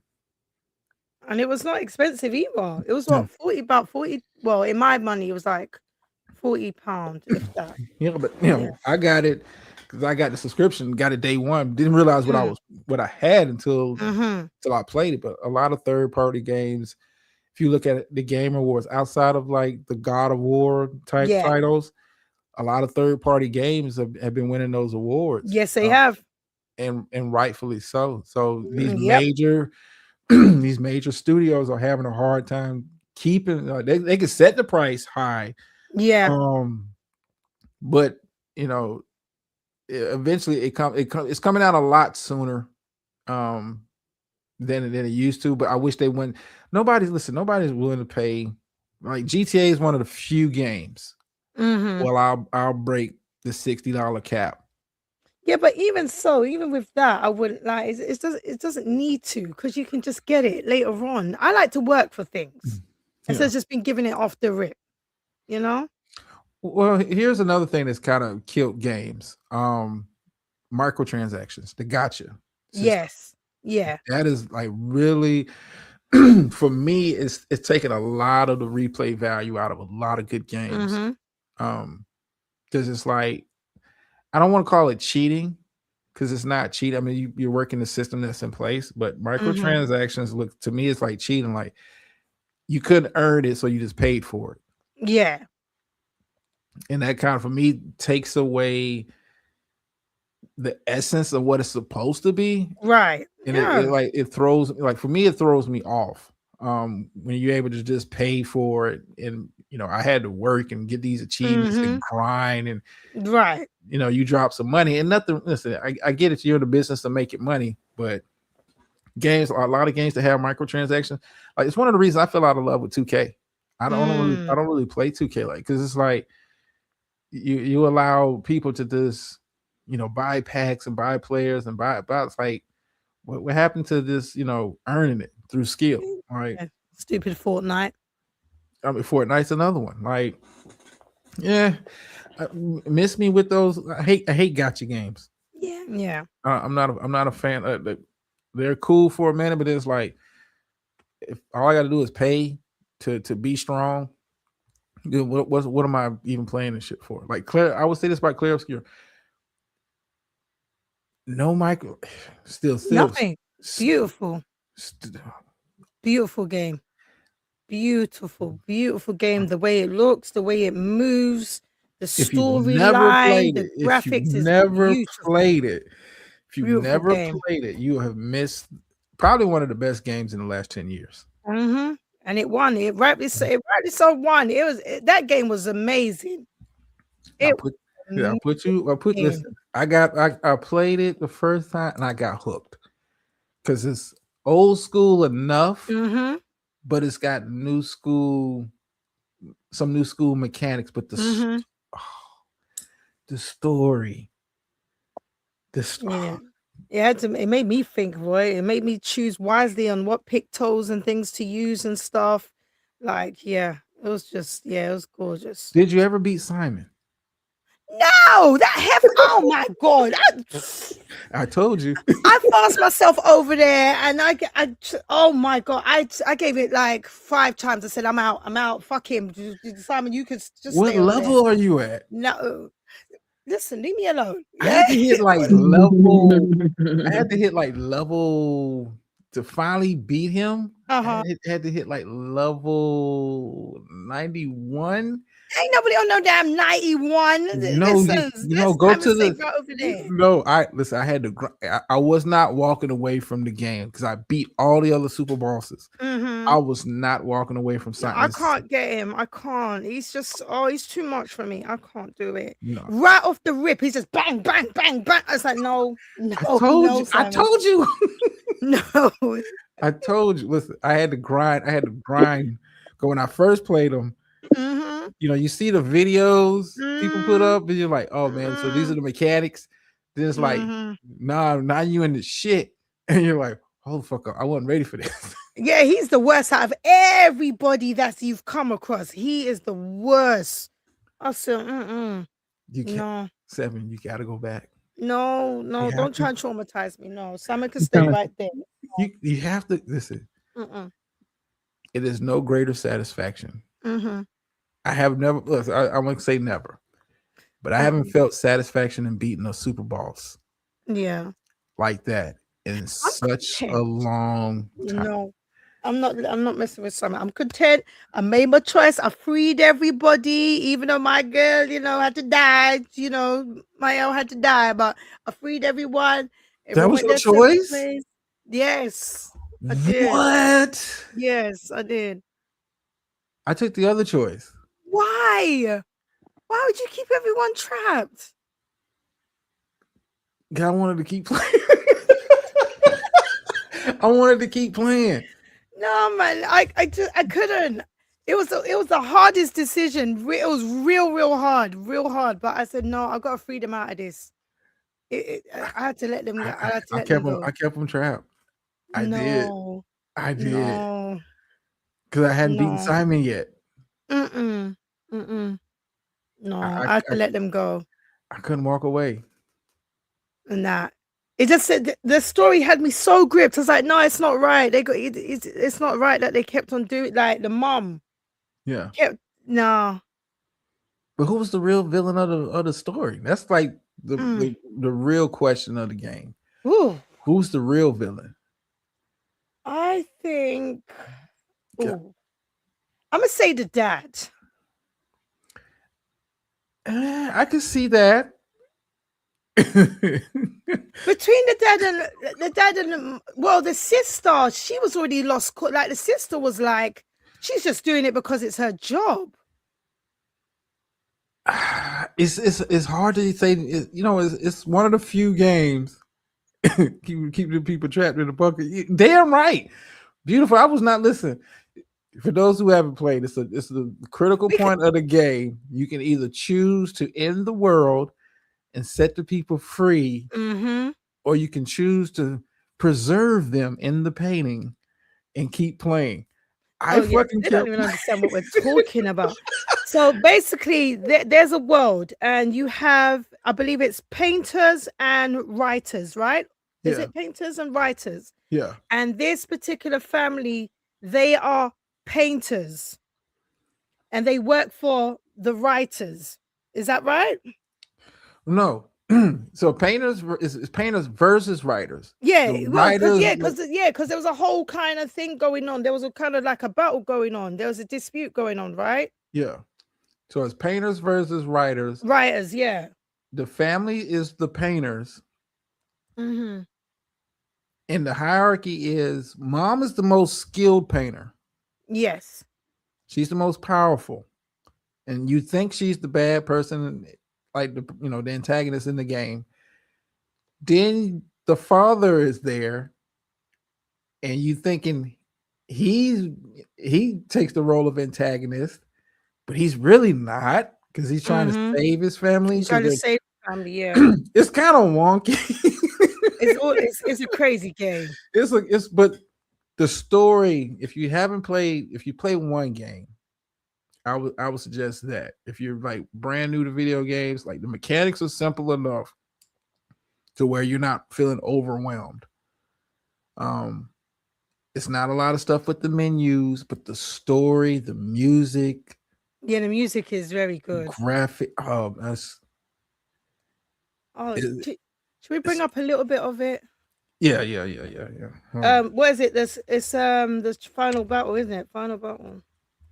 Well, I would show them the one Simon, but you don't. I don't want to traumatize you. You know what? Okay, fine. let's watch Simon and Obscure. Oh god, let me pull it. You pull it up? Yeah, pull it up, because Simon Bar- Simon's horrible. Yeah, I'm gonna pull it. I'm gonna pull up what it looks like. No, I don't want to show up. Which one do I want to do? I think there's one with no commentary. Okay, I think I got one. Just the cut scenes. I don't want to show them the gameplay. They're gonna be like, what the fuck? Yeah. They won't get it. I should play it. Yeah, but just the story, the artwork. I mean, this the time they put into this shit. Okay, They were a brand new studio as well. Okay, yeah, here we go. Woo, look at that's my girl. Yeah. Third party. There's Take on Mael. Strongest character in the game. You know how to Gangster. use She's her. good. Look at this trauma clock. Watch this.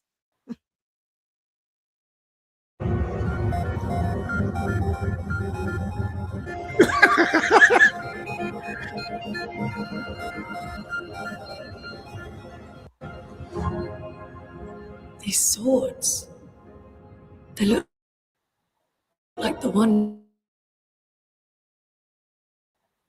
in old Lumia.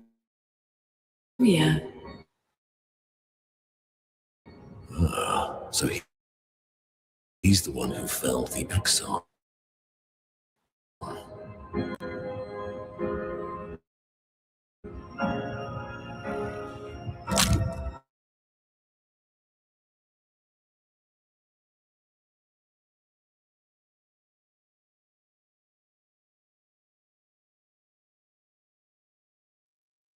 Is it playing on your end?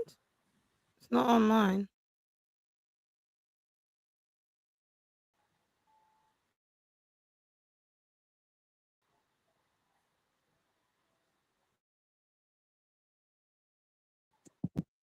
No, it's not playing on this end either.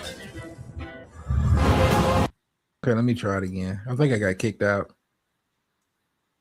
Okay. All right. Can you see my screen? Yes. Yes. Okay. Did I get okay? Sorry, I got froze. All right, let's try this again.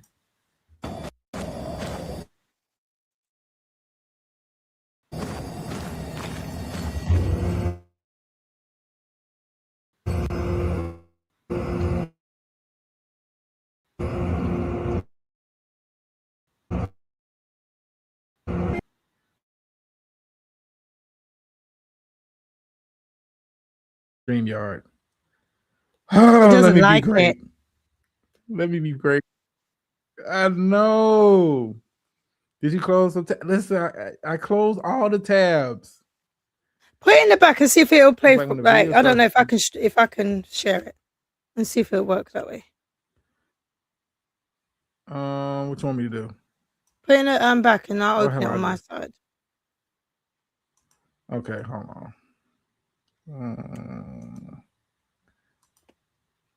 But yeah, Delete. this guy, subject 0. Oh, you can fuck right off, mate. No way. No, I'm not doing it. Listen, it was favorite boss battle I've had in a long time. Yeah. Yeah.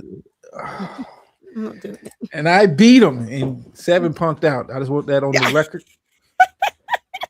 7 punked out. Rightfully so. No, look at this. Are you sharing? Look at this. Yeah. No way. Look at him. Beautiful. Fucking beautiful. I have that sword in my collection. These swords. They look like the ones in old Lumiere. Oh. So he's the one. What we didn't say is that the painters, this family, they paint worlds. But we didn't know this was a world. We didn't even know there was people outside of this world. We did not know. That's how crazy this game is. Yeah, we didn't even know what painters was until you get to like what Act 3. Yes, Like we didn't Act know. 3. Yeah, Act 3. You had- kind of put it together. Yeah.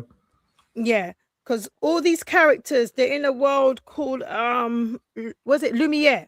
Yeah, all of these characters are fake. Mm-hmm. They're all not real. part of the painting. The characters in the painting come to life in the painting. Keyword in the painting. Yeah, in the painting.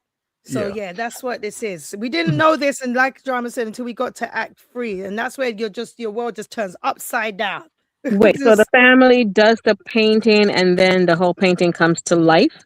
Yeah. So there's somebody watching it happen as it happens because they're watching the painting. Well, yeah, the family, you find out in Act 3 that this painting is like a painting that the mother is keeping alive because it's the last painting that her son drew. So she's like maintaining the world. Okay. And like it's a struggle between her trying to keep it alive, but it's hurting her in the real world. And the dad is there trying to stop her so he can pull her out, but she doesn't want to give up the last bit of her son. Yeah. Yes. Yeah. The whole family is grieving. Whole family is whole family is like involved in this. Like the girl she was talking about, the first girl you see with the red head. Yeah. That's the younger sister who got hurt in a fire.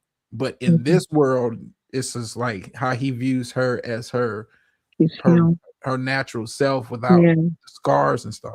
It's a real it's like the Matrix. Yeah, it's like the Matrix. Right. Yeah, I was gonna say. See, but it's fascinating. See, because we were talking about writers earlier, and we were talking about Tyler Perry. See, you need writers. But so then I guess my question in terms of the learning curve was one thing, but so when you do the game, there's nothing to tell you about the game. You have to play the game to learn what it is, or you guys just don't read about what the game is. No, most games don't. Well, most games have in-game tutorials. Okay. Yeah, so like back in the day, we used to have like the little book to teach you the instructions and how to play. Most games have in-game tutorials where like show you the basics of what you can do in the game, like move your head, move this thumbstick or but it doesn't tell you about the game. No, it doesn't tell you the story. No. It's like you have to play the game to get the story. And like that, each chapter is 3 chapters. But each chapter ends off with like a cliffhanger, to where you're like, what the fuck? Like it pulls you in. And I told Seven this. I warned her. I said, look, you're gonna be hooked after chapter 1. Yep, it did, because I was heartbroken after chapter 1. Well, the only reason I'm going to let you play it, but the only reason I am, and then I can ask you my other questions. I was asking is because I remember when Defrauded and Seven was playing the game. I kept saying, like, why does she keep screaming? She was scaring me, right? I was like, what's going on? What's going on? I kept thinking, like, well, and I kept asking the question. Nobody was answering. I said, well, didn't you guys read about what the game was about before you started to play? I mean, but this is like part of the beauty of it, though. Right. You pick it up and like, Mm-hmm. it's meant to. If it's a good game, it pulls you in, and like, Yes.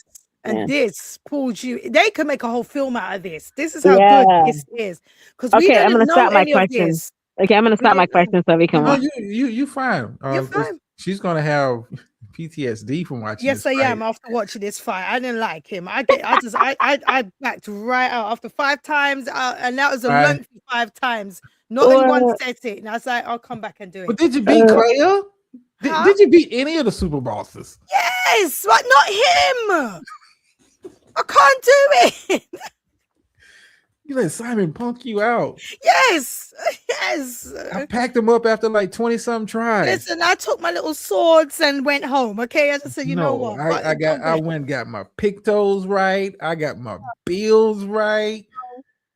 I was ready. I did my I had to do research. He pissed me off so bad. Yeah, I went back and did those stupid side missions. You know, you ones where you got to jump, and then you get to the top, and all you get is a little bathing suit or some stupid costume and stuff. I went back and did those. That's how much he pissed me off. Oh wow, you actually did. So I didn't do those. See, I didn't do those. I went back. And you know, if you drop, you have to start right from the beginning again. Yes, I went back and did those. I did one. I tried to do one. I was like, "Fuck this shit! Like this is way. This is give me something to hit and kill. Like fuck no." But listen, you cannot walk away from this and not listen. No. It is no greater satisfaction. Did you at least get to phase 2 of the Simon fight? Don't tell me you died in phase 1. I died in phase 1. I couldn't do it. That's funny. To the point, yeah, I'm calling my sibling to come and do it because I said, you know what, you come and do this because my sibling plays as well. He played it, he completed it. I was like, you know what, you come and do it. I'm not doing it. And he was laughing as well. He said, you got to do it. I said, no, I can't do it. You come and do it. Be Simon. No. You cannot walk. You do not walk. It's like walking away from Super Mario 8th level and you don't beat Bowser. What are you doing? No, I'm not doing it. I'm not doing it. I'm content with how this game went. Like I said, I freed the family from You haven't listen. No. You have not beat this game until you have beaten Simon. No. I can't believe you haven't gotten out of second phase is what gets you folded up. You got packed up in the first phase? No, Simon's too hard. I can't do it. You got packed up in the first phase. Yes, I did. Damn. I'm gonna take this. I'm gonna take that. I did. Damn, 7? Yes, I know. No Cuphead for you. Go ahead and play the trailer. Yo, watch this maniac. Look at this maniac. Oh, he was my favorite. Oh, I loved him. Yeah. Oh. Simon. Oh, there he is. So this is the son. Yeah. But this is not the son, but this is the son. Yeah. This is the one that the mom is trying to keep alive. Him. Yeah. Verso. Yeah. She's trying to keep him alive because this is his world and stuff. He wants to destroy it because he wants his soul to be at rest. Yes, he's tired. Yeah, he's tired. Because the game, like I said, you're in a world. We're in a world. We don't know there's all this painting, none of that. You just open up and you're in a world, and all you know, there's this big thing that's going to happen, and it's called the Gramage. And there's this. It counts the world down. Is torn. Yeah, it counts down. Yeah. It counts down. It's been counting down for, let's say, from 100 years? Isn't it from 100? Every year, anybody over, I want to say anybody under the age survives. So it's called Clear Obscure 33. So at the beginning of the game, it goes to year 33. So anybody over the age of 33 dies. Yes. Yeah. So everybody over the age of 33 is dead. You So literally each year just it die. goes down. Yeah. Yeah. And we didn't know why. We didn't understand it. We just knew that every time this thing it counted down, and she comes alive on a certain day. She paints a new number, and whatever age you was at that time, you die. Yeah. That is what was going on. Yeah. And they were sending people to go and to defeat this thing. She's called the Paintress. They were sending expeditions out because it's called Expedition 33. They were sending expeditions out to go and defeat this thing. But as we come to find out, each expedition that went out never returned. Yeah. Nobody ever came back. No one. Yeah.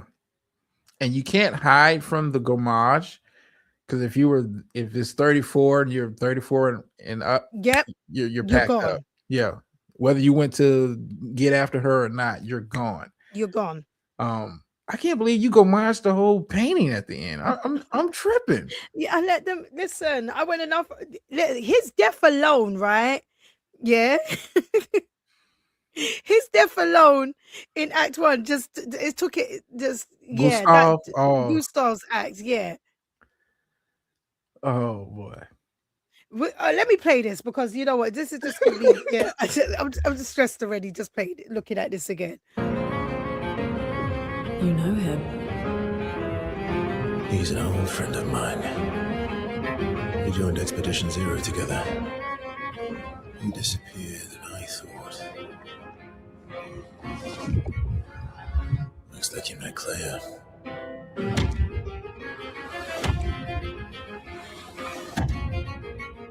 I'll lay to rest. My friend. He was the first, right? Simon. He was on the first expedition, yeah. Yeah.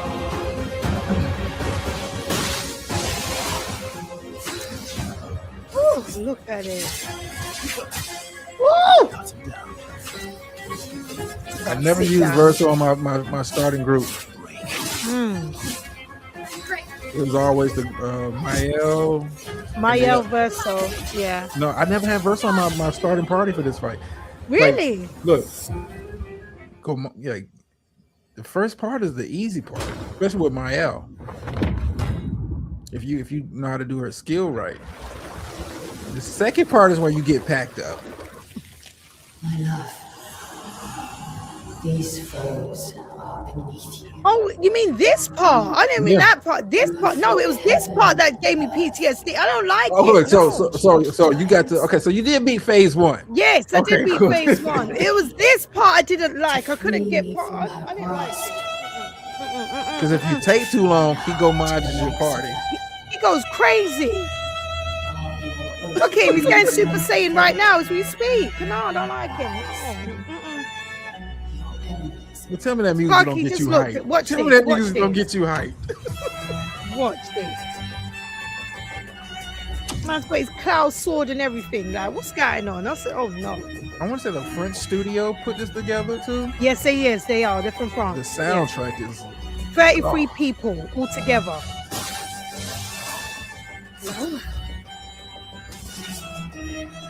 There you go, CL. Mark him. Here we go. Mark him. When it's his turn, just watch him. Watch him. Give it to Mael.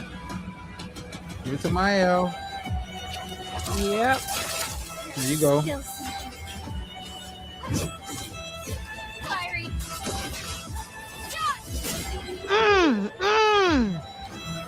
Oh See, man, this ain't now doing it justice, man. No, see, this is like the early build before they went back and did like the first update. You had the justice. Yeah, not, this didn't do it justice. I mean, but it's nice. It's nice to see. Yeah. And like those two were friends on the very first expedition to stop the Painters. See, he's gomaging right now. He's gomaging. Gomage is like another way of saying dying. Being wiped from the painting. Gomage. I have that sword. And 7 doesn't. I am jealous of that, but listen, No, Simon, no. Oh. And after you beat him, it's really no other point in playing the game. Other than like max out your build. But keep it, it's like don't worry about the mechanic. Like they teach you the mechanics at the beginning of the game. You know, because they assume that you're playing and you've never played this kind of game before. There are people say when they're going to start painting, they're the characters in the painting. They're in the paint. Yeah, they're in the painting right now. Yeah, they're painted characters. So the painting's already done, and then this is just this is the world. The paint a lot, right? World. Yeah. Yeah. I'll stop there. Look at them. Oh, it's so beautifully done, though. It really is. Oh, you could it's not as complicated as people think. Like once you kind of learn the mechanics of learn all of this, yeah. It's really a timing thing. Like listening to the music kind of helps, but it's really just a time. If you can play games like Frogger. I saw Beautiful say that y'all can play games like Frogger. You can learn to play this. Mm-hmm. It's not that steep of a learning curve. Okay. It's very beautiful. You can watch all the cut scenes because people like to make movies out all the cut scenes. So if you just look up Claire Obscure 33 cut scenes, you'll see the whole thing play out, and it's beautiful. The music, everything is so good. Awesome. And then they will give you the two endings. It's either you set everyone free or you keep them trapped. Look at beautiful. Listen, if you can play Frogger, you can play this. You can play this beautiful. It starts off slow. Trust me, it starts off slow enough. So by the time you get to where we were just at, your hand-eye coordinate, you're gonna be like a pro by that time. Oh yeah. Because we're talking like that's like in game, but like it starts you off like, hey, move your left stick to the left to go here. Well, do this to jump, do this to hit. Like it's literally teaching you. Most games now teach you in game at like beginning of the game how stuff kind of works. And this one here, yeah, go ahead. It's turn-based. It's a turn-based game, so you can learn this because each player has its turn. As you saw, hold on. Yeah, if you know what turn-based is, like each player has the turn, and then like the enemy will go, and it's when it's their turn. So it's not like you have to rush. You get into a battle. It's not a rush. Hold on. Hold on. That's the best way to show you from like this. Okay, here. So this is her turn. Right here. This is her turn. So you get these different options to choose from, and it opens up a next sub menu, and then you choose more things. Yeah, from and here. it explains like what it does. Like each of the things, whatever you pick, it does, and then it's like just a timing thing. Like hit the A button at a certain point, and it'll make it stronger, or just even if you don't, it'll still do the move. Yeah. So it's a forgiving system. But like I said, by the time you get here, you're a master of all these menus and all of that kind of stuff. But yeah, you are. The game brings you along. I mean, slowly.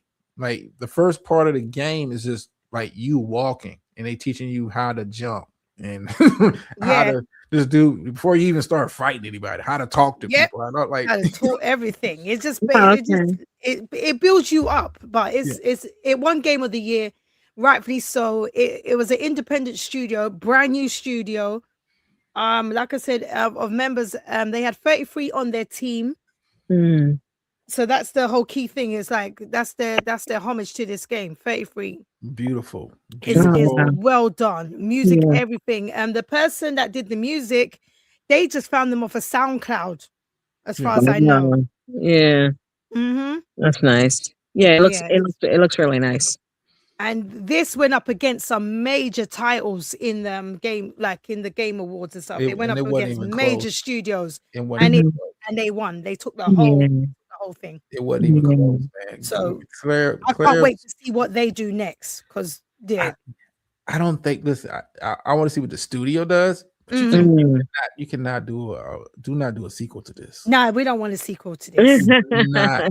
Not because I don't want, like, the studio did a fantastic job, but some games are just better off left right there. Yes, I agree. Like, or one and done. Like, you You don't need can't a improve. sequel. You can't improve on it. That is video game perfection. This was video it's game gorgeous. Yeah. perfection. It's beautiful. It is so beautiful. I was hooked, and I didn't know it made me emotional. It made me mad. I just this game. I told you. I said you're gonna be pissed by the end of chapter 1.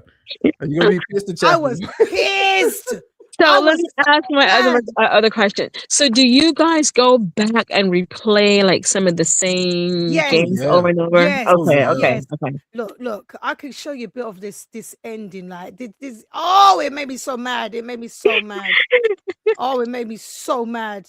If I can find it. That's one of the beautiful things. Expectations too high. Like, no, a good game has it's good the first time, but the replay value, because like I played through it twice.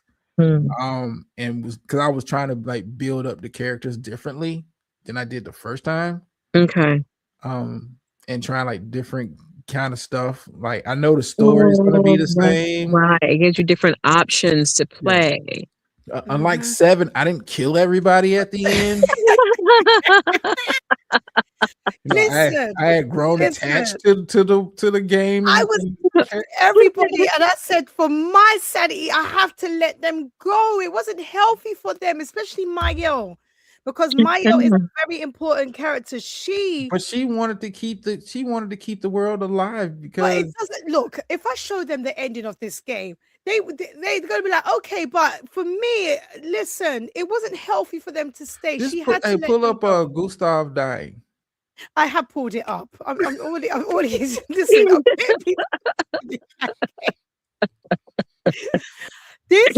Him dying was so traumatic for me. I cried so much. I phoned my brother. I said, you. I said, I told you when you started playing. And I was cussing both of you at the same time. I said, you motherfucker, this is not right. I said, this ain't right. No, I told you. I said, listen, by the end of chapter 1, you're going to be hooked and you're going to be pissed. And then I was like, and when Verso showed up, I was like, who's this guy? I hated Verso. I said, no, bitch, no, I did not like him. I did not like him. Okay, so again, we get to a certain part of this game, and a lot happens. Where is it? It's just after this, isn't it? Yeah, it's here. Okay, I'll go from here. Yeah. So you have Mayo, Verso, what was her name? CL. And I forgot the other girl name. Yeah. Shit. It's not that hard. That's Esquire. Finally, Luna. You don't happen to have some wine stashed away, do you? Wine? That's Gustav. I hate water. And you open up with Gustav. That's how you open up with this game. You open up with he's your primary character to start the game. Primary character. And you watch him lose his love of his life and everything. I forgot she got Chico Maj too. Yep, she died. So you start off with him. He's your primary character, and he goes on this expedition. He ends up going on an expedition. What is this one? 33. Yeah. So he goes out with all of these guys. There are other people, but they die when they get to they get wiped out. They get wiped out. And you are, because you're there by yourself, it's like you want to take yourself out. But of course, it doesn't go that way. So as you try to navigate on this part of the world, you come across your people again. You start finding them. You just, happen to find them because there's clues and things left around. Yeah. But anyways, we'll watch this traumatic scene that John wants me to go through again. So this is the end of Act 1, where you're thinking, okay, we're moving on to Hunt the Paintress. Yeah. And see, that's the tower there. That's the tower. And over there is a paintress, a lady sitting down, her head's bowed down, and she's sitting here. underneath this number. And Yeah. you can see this from where they live in Lumiere. You can see this. You cannot go anywhere without seeing it because the world is torn apart. You live like in a trapped dome kind of thing. You can't leave. Yeah. It's like And that. like living in a snow globe. Yeah. Yeah. So France, it's old. It's kind of play on France. France is trapped in this globe. Yeah. While we don't even know what the rest of the world is like. We just know we're trapped here. Yeah. And she gets up and she paints this number. And this is where we're going. We're going over there to get rid of her and hopefully, free everybody. But yeah, the story tells otherwise. Yeah. Wanna look at my guy. Rock? The others are waiting, but And if you recognize his face, he is the face of Daredevil.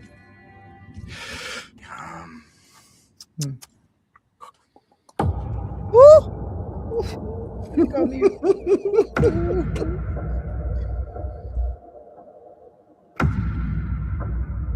This is the father that's coming in. What about that one? And this is the second time you see him at this point of the game. The first time you see him, you don't know it's him. Because he takes out everybody. When you reach this island, he takes out everybody. We didn't know who this guy was, whatnot. You get there and he just starts killing off everybody. And it's brutal. Oh, it's brutal. Imagine you're fresh. You're thinking, yay, we're going to save the world and all of this stuff. And then you reach there and within 2 seconds of you being there, gone. You're packed up. Just gone. Trauma all around.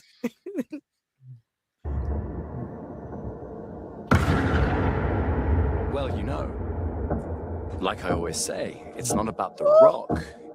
It's more about blood on the face, boy.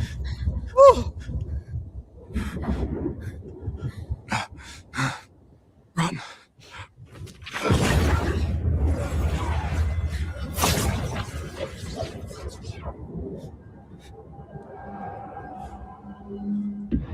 Rainier. That's his name. Rainier.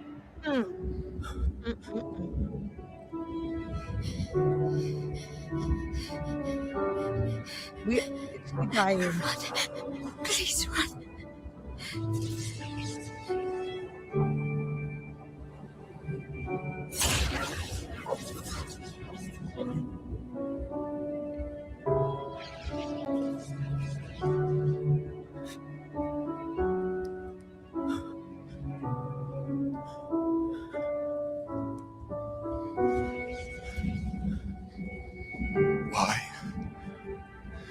Why are you doing this?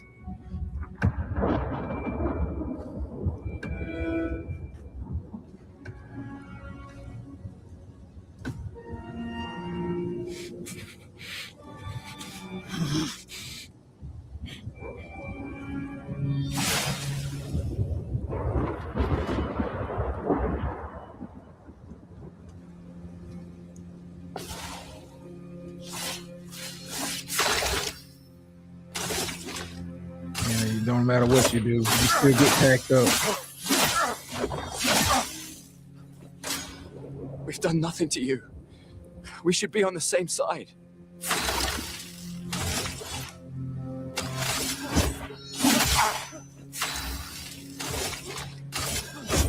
For those who come after. Nothing, not even a scratch. Let her go.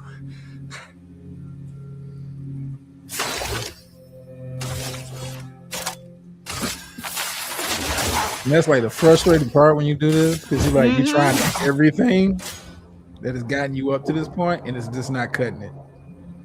The frustration Something's kicks going in. on up there. Esquier, get us up there.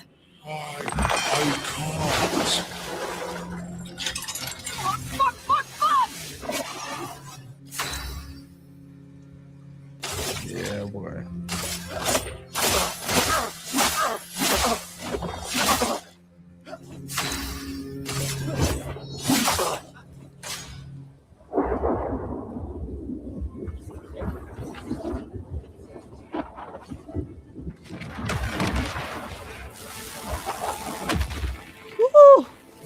Come on, Gustav.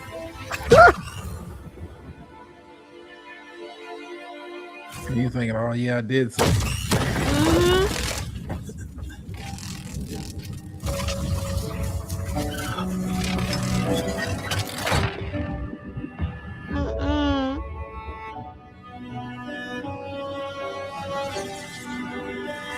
Oh, I'm getting emotional again. I can't believe I'm watching this. Jesus Christ.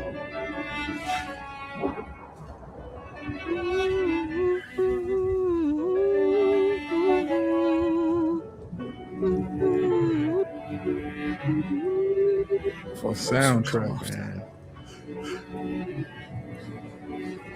No.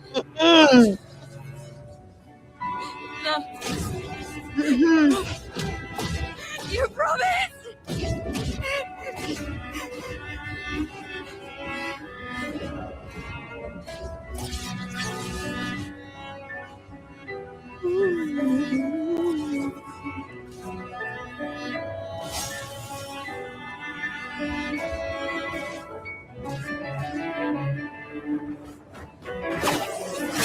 Jesus. The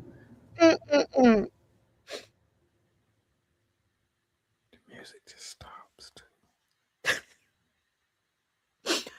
Oh my God.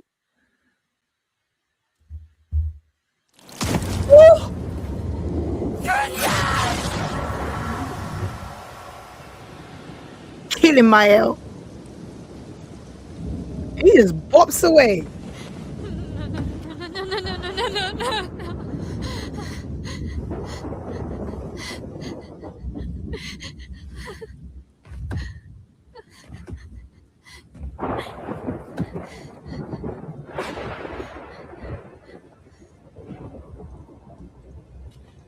You won't yet understand. But this is a kindness, not a cruelty.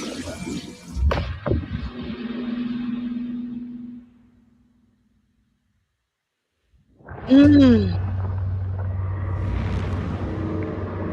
let her come. You know she's too weak for this. How could you let her take such a risk? You only care when things are right in front of you. My sweet child, you were supposed to stay home. I told you not to worry. But since you're here now, just stay put. What are you saying? You must go home, now. This does not involve you. When this is over, we'll go home together. No! The end.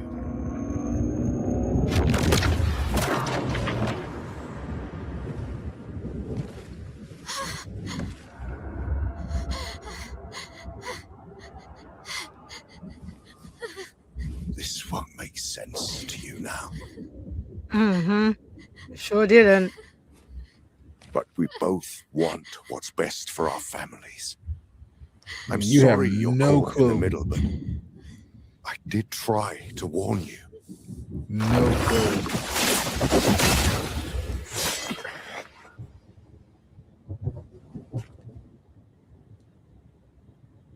It's been a while.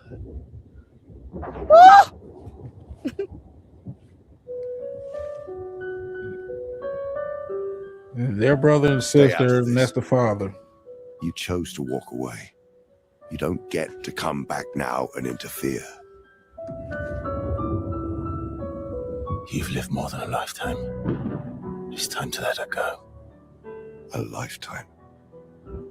A lifetime with my family torn apart. No. I want my family back. It's not your family. But she is.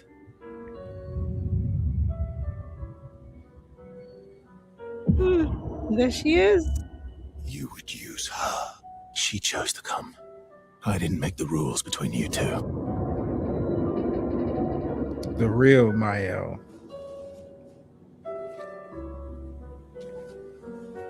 So yes, the white-headed girl that you just saw is the real Mael, and you are looking at her through the red-headed Mael.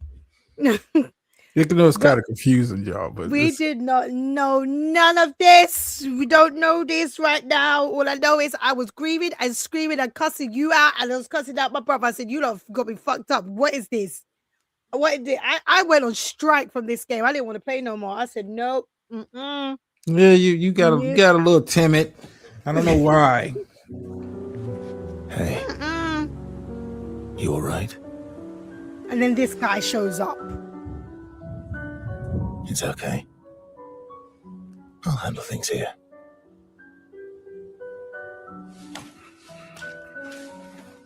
Get back to your friends. Then you find out later he could have stopped that shit. Mm-hmm. Go. I'm telling you. Ooh. So that's it. You've set us down this path. But are you ready for the consequences? I like how they talk around you. She'll never paint again.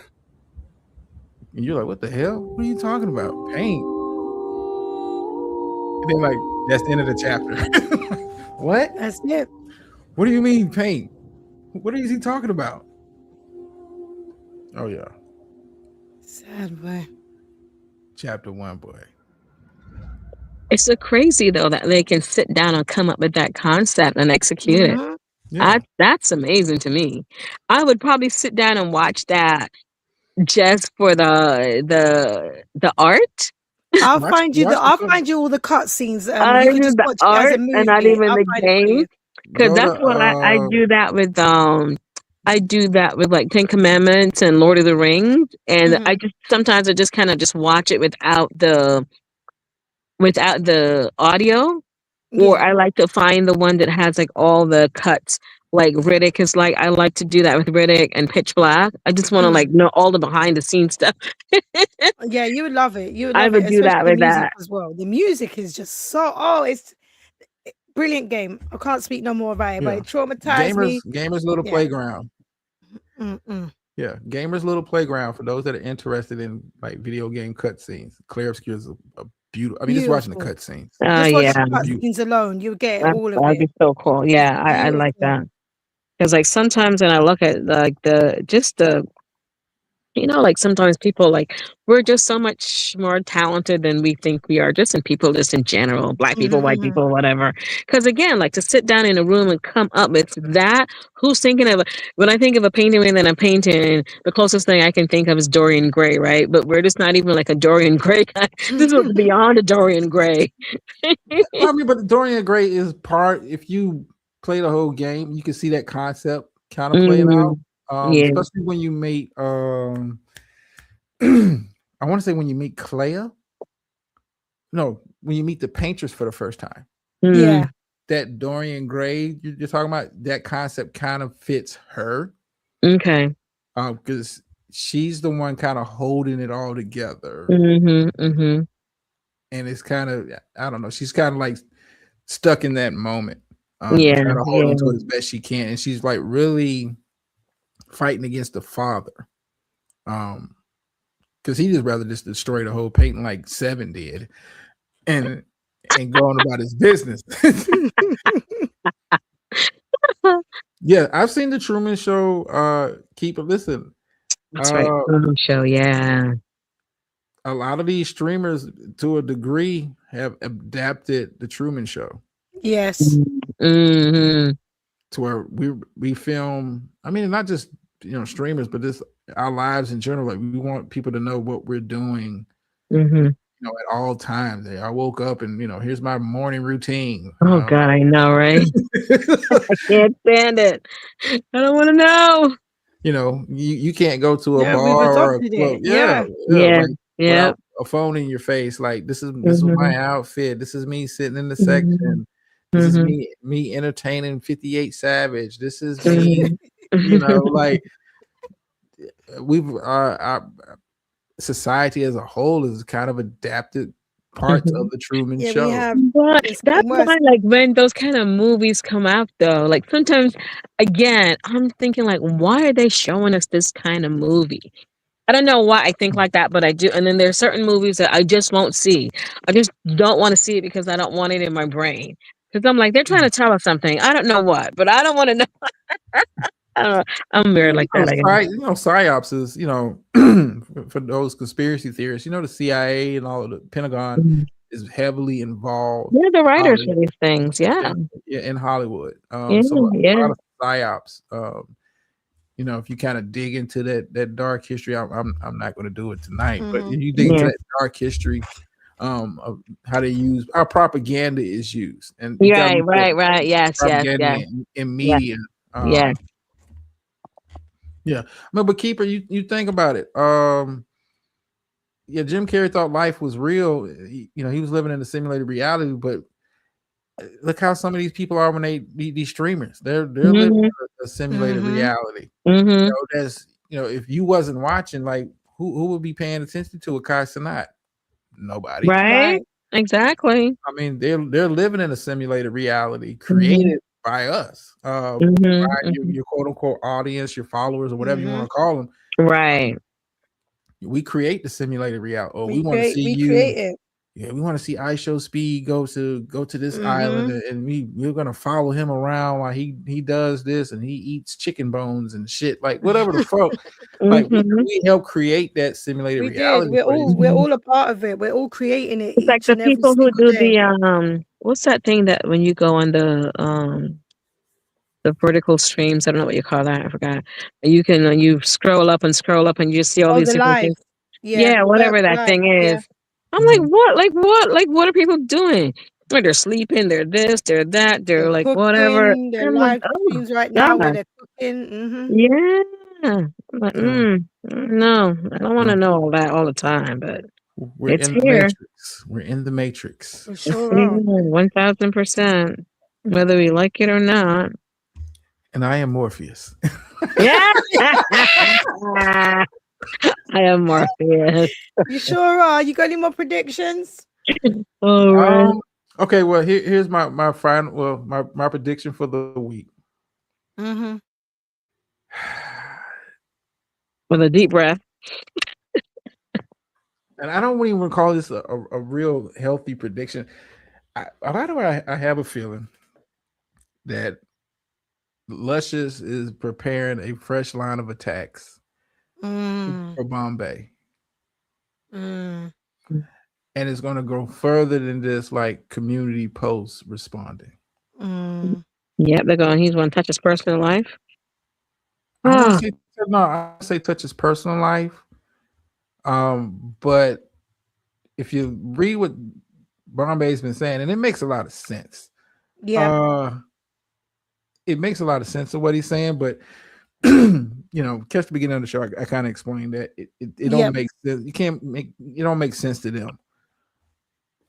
He's running out of him and the rest of them. They're running out of targets. And right now, Bombay is, feeding the machine to a degree. Yes. Like the Chad T thing has no legs. Yeah. You have to, and Bombay is responding back in a timely enough fashion to where it feeds the machine, and that is, I look at that as their next next target on the board. I mean, because where else are you going? You're going to get the kind of interaction that you're getting with Bombay, because Bombay is directing it at you, but he's not directing it at you, but he's directing it at you. You know how Bombay plays. I see that being like the next thing for like maybe about a week or two. If Bombay just like, yo, I'm not, now that you're at 500 subs, the focus should change. But I think Bombay falls into the trap that some of us fall into, when you try to place logic in an illogical space. And like he's trying to, like, he's making all these solid points, but look who you're talking to. Right. It makes sense. It makes sense to the people that know how to decipher what you're saying and understand what you're saying. But it's not going to make sense to them. Exactly. It's just not. So Mm. I mean, why bother? It's not gonna, like, I look at the fraud's community posts, like the last couple ones, and it wasn't necessarily like aimed at a particular person or nothing like that. But when you're looking to find something to eat, Right. Yeah. you know, Yeah. Make it about you when it's not about you. well, I mean, Triggs, you fall into the, it's a bit hypocritical. But at the end Oh, of I the day, can't even see. Ray's here. oh, yeah, he's Mm. in the chat. But you fall into the trap, and it gets everybody. If you once you start, kind of getting into it with these folks, you start trying to place logic into an illogical space. You're trying to like analyze and decipher Mhm. what you're seeing and all of that kind of stuff. You're trying to rationalize it to not only you but to your audience. And you're like, the fuck am I'm arguing, or I'm going back and forth with a delusional person Mhm. that's obviously got mental health issues. Mhm. Like, when you sit around thinking that, and I said this at the beginning of the show, like, Bombay right now, Bombay is like, he's uh trying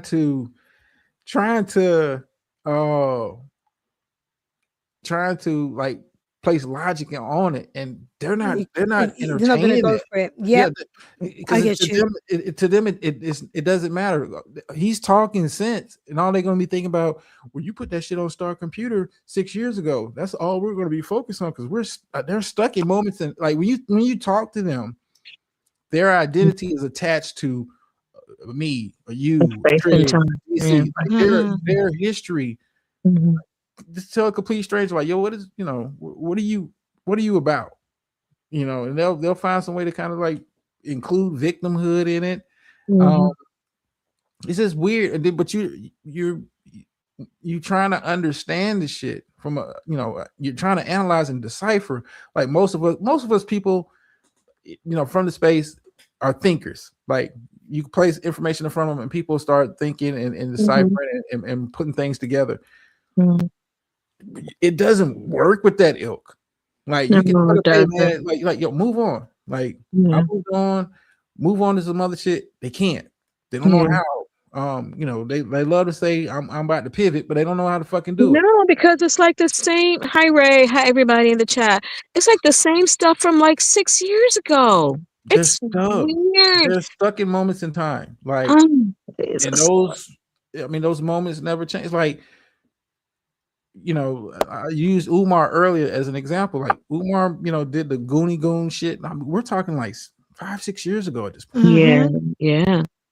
And like, he hasn't said a thing about him. He just, YouTube hater struggle stream. He spent more time talking about Lenin indirectly than he's ever spent talking about them since then. But they Right. will, he thought he was past a bussy. You had this clown. Like, they're stuck in moments in time, and like, you're trying to talk to them and get through to them on a logical level, and it's not Yeah. going to work. Mhm. It's not, because they're not working. They're not working with a full set of screws. Mhm. Mhm. Mhm. They're not. Star still, the bird is still the bird. Right. Mhm. Carrie will still be Carrie. Carrie will But still that's be kind of on like that couch.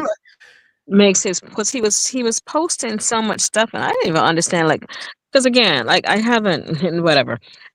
So I didn't even like understand what like half the posts were about or what he was talking about, and I was sort of like, but to I don't know who just said this. Maybe it was Ray. But the thing is that like you're okay when it was happening with other people, right?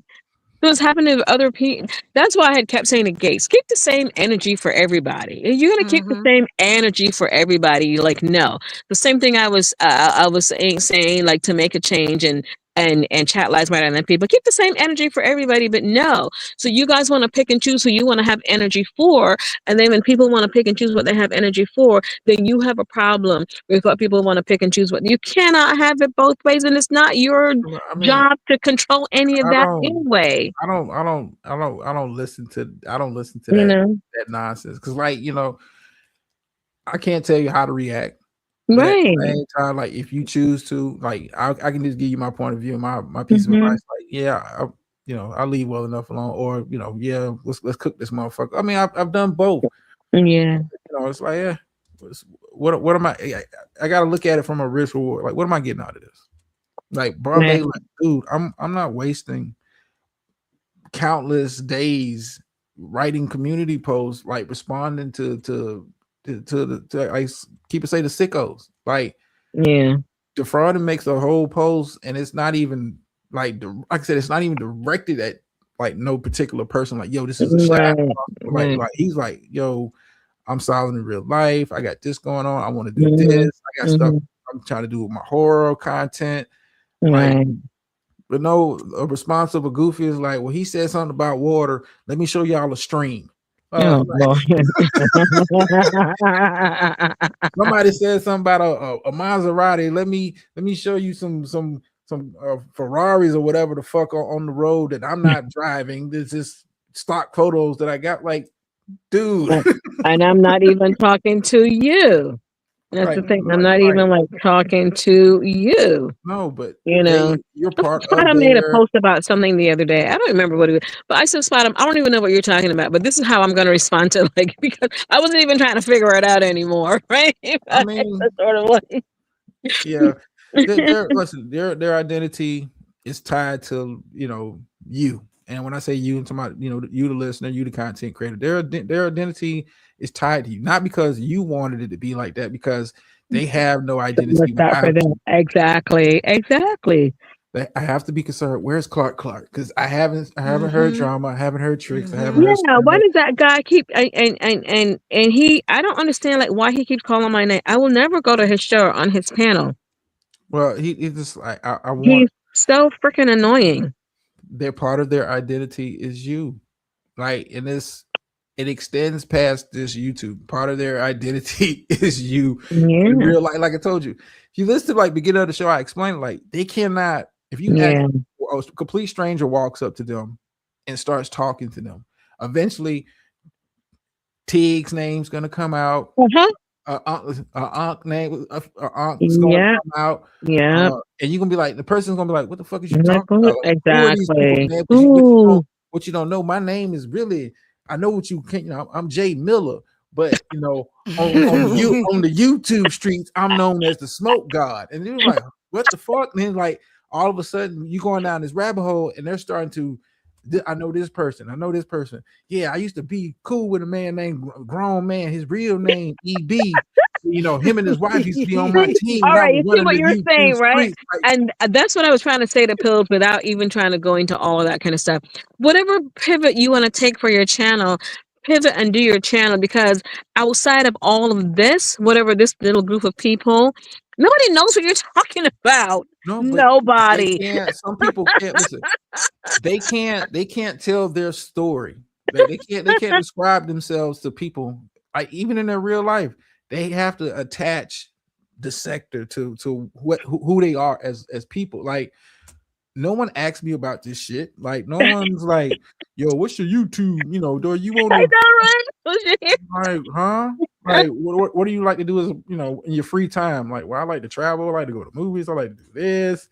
I like to do other shit. I like to read. I like they don't come up. But if you ask them, it's like they start running out of shit to talk about. Well, then like I got a YouTube channel, huh? Wait a minute, a brother of a certain age. What P word? Did I use a P word? I don't know what you're talking about. Oh, she said pills. I mean, that word. Like, okay. even with that, right? Like moving into another sector, doing other shit. I tell people, do you? These folks, listen, they're gonna try everything they can just to draw people in. I think they do what they do to draw people in, and clearly some people like fall for it. But Keeper said my cat of 10 years was named Smoke. They want to keep a piece of you, and it's not just they want to keep doing stuff to draw people in, and I don't know why people kind of like fall for it, but they do. And I'm just saying, just people in general, because I know that it can be annoying. You know what I'm saying? Especially when people keep spinning and sharing and I spewing need like you. false I narratives need and you. false information. So I get it, you know, I get like, but No, I and I need guess you. if I were a different person or a different whatever, I'm sure I would be all caught up in that too. Because I'd be like, what the fuck are you talking about? But again, like you sit back and you realize literally it's like talking to a wall. It is. It's like it doesn't matter how people want to break it down and say, okay, you're a narcissist or you're this or you're that or like, you know, I'm Right. like, no, it's not even about any of that. I'm not going to say it's not about any of that stuff because I'm not a therapist. But to me, I just see this constant need to control other people. You cannot even Hey, control what's going on in hey, your life that's right in front of you. How are you going to come on a social media platform and think that you're going to control other people? no. Listen, but you You know? once again there you go using logic. See, Exactly. in Yes. your Yes. mind, it That's doesn't make me. sense. In You're your right. mind, it doesn't make sense. But if I post enough clippings of Clark, you know, in a chat room saying this or in a comment section, you know, maybe she'll say something in response to me in another chat room after I do. Like it's all about keeping a piece of you for them, Yeah, and that's because it's almost like they're always listening. They're always like listening and reading, just ready to pounce and respond, and it's kind of weird. it's weird, but you gotta, and I think this is what people fall into the trap in. You try to make logic and sense Yeah. No, out of, you're right. No, you're right. That's me. and then when you realize like, yo, 100%. it's not like Bombay's right now. He's what I like to call the trick bag, where you're trying to make sense and you're trying to put logic into it, and the motherfucker you trying to have dialogue with and try to get some kind of level of understanding, they're not receiving the message. Right, but my other part to that though is so then where have you been when he was doing that to everybody else? You were here in the same space and you didn't think it was a problem. You never spoke up about it. You never spoke up against it. You know, you thought like other people should have been like being able like to move on and like be more forgiving and all this other crap. I mean, Well, I like mean, I'm not saying he's crap, good. No, but I'm that just sounds good saying in that theory. right, and he'll do all that. It's like Gates, the same thing. But then until it comes to your doorstep, then it's a whole different other story. So like now, like why should we fucking care? Yeah. I mean, I wouldn't. You know, like, you know, it is what it is. Like you Yeah. choose, like it's a merry-go-round. Now you can choose to get off and watch from somewhere else, Yeah. and Yeah. watch it for what it Mhm. is, Yeah. or just leave the playground altogether. Or Mhm. you can, you know, you can choose to get on the merry-go-round with them when you know Mm. you decide to get off. Understand that, hey, this, I you mean, know, I listen to it. I mean, I don't go to their channels like that, but um when I mean, you know, anyway, it's a whatever. trick. It's a trick. He's falling into the trick back to where you feel Yep. like Yep. Yeah. I'm trying to make logic of this. I want to respond because it's on my mind, and then like Yeah. it takes I guess like sector maturity to like, you know what, you got it, man. Whatever you want to say about me, you got it. Yeah. Whatever you want to Right. think about me, you got it. Like, Yeah. because that's not my reality. Like the fraud, and I don't know if the fraud is still here, but I remember he had posted something. And like one of the things I know I had said is like, you know, because at the end of the day, nobody has to really do anything on this particular platform. And I think he should do like raw, you know, like create your own website, your own some things that your stuff that you want to do, like your horror stuff should definitely live somewhere else. Shouldn't be in Well, I this kind of mean, like space and stuff like that. No, go put it on a newsletter or like something where people can go, people can read it. And but I mean, I don't know if that helps because maybe you want interaction or maybe you want, I mean, I don't know, but I'm well, sure I there are mean, ways to do that kind of stuff too. well, I mean, you want people to enjoy, especially if you're creating whatever. You want people to Mhm. enjoy it, and make it Right. accessible as possible to them. you know, like Defrauded could do a whole horror story about, say, Claire Obscure. Let's just use that for an example. You could do a whole screenplay and a story using that shit. A goofy motherfucker will find a way. I must be the father because he's trying to protect everybody and stop everybody from being victims.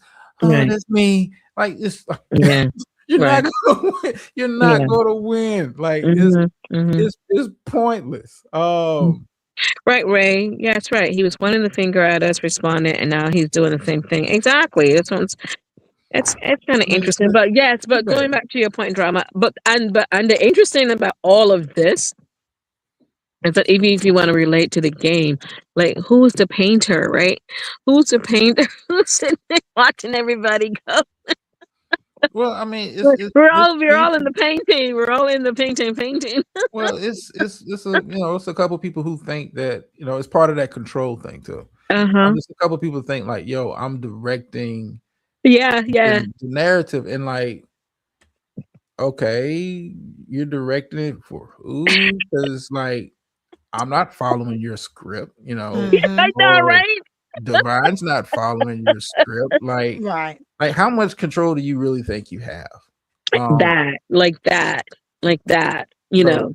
And then when you want to come up in people's spaces, like especially when you don't usually do it, but then you want to come up in people's spaces to. I came looking for a piece. I'm looking for a piece. I need something to add to my identity. Like, I mean, that's not like. How can Seven be playing video games with defrauding? Oh God, does she know not who he is? Let me make a song about it. Like, and look, and Seven and Defrauding, they still have a game to finish. From what I remember, We sure do have a game to finish. DC, they still have a game to finish. Yeah, we do. I'm just saying. But at this point, I might play it with drama. No, I'm gonna talk shit because if I got to carry. Like he was carrying you. Hold on, he was not carrying me. Thank you very much. That was so funny. Yeah, I was like, that was hilarious. He was carrying. But yeah, that's my prediction for now. Like Bombay, eventually he'll find his way out of the trick bag. Just don't.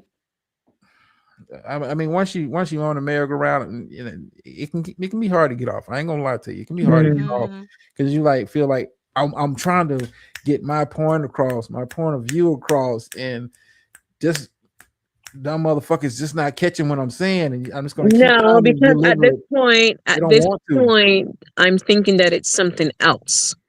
No, that's just my opinion. Mental health. At this point, I'm thinking it's something else because clearly it's bringing. Okay, it's like I always go back to this story, right? And I'm paraphrasing because I haven't read it recently. Like in the 7 Habits of Highly Effective People, right? I see like these people, they keep their hand on the sandpaper, right? They're in pain. You keep your hand on the sandpaper, but all you have to do is like you're saying the same thing, is take your hand off the sandpaper. You're like, now, like he intentionally put his hand on the sandpaper. Why? You've seen this stuff. We've been in this space together for the last 5, 6, almost 7 years. The same cycle over and over and over and over and over. Like nobody like wants to speak up when something is clearly not right. You don't speak up. You don't take a stance on nothing. Because he was one of the people when whatever was going on, he wasn't believing the paperwork. All this paperwork in front of you, but you can't believe it. You can't speak on it. You can't say anything definitive on it. But now you have a problem? Fuck you. Well, I'm sorry. I would say this, Clark. That's why I don't have a channel. See, this is why I don't have a channel. No, I'm sorry. I would say this. Lower with some people, you have to lower your expectations. you have to lower your expectations. Like, it's you could have said something, but I lower my expectations. I lower my expectations. Yeah. What have you done? That's all I can really judge it off. Yeah. What have you done? What have you said? And my expectations of you, it would be like I'm not the type to like get on the panel and be like, yeah, bitch. That's not my get down. But I can only, that's my expectation for me. I don't place that on anybody else. Right.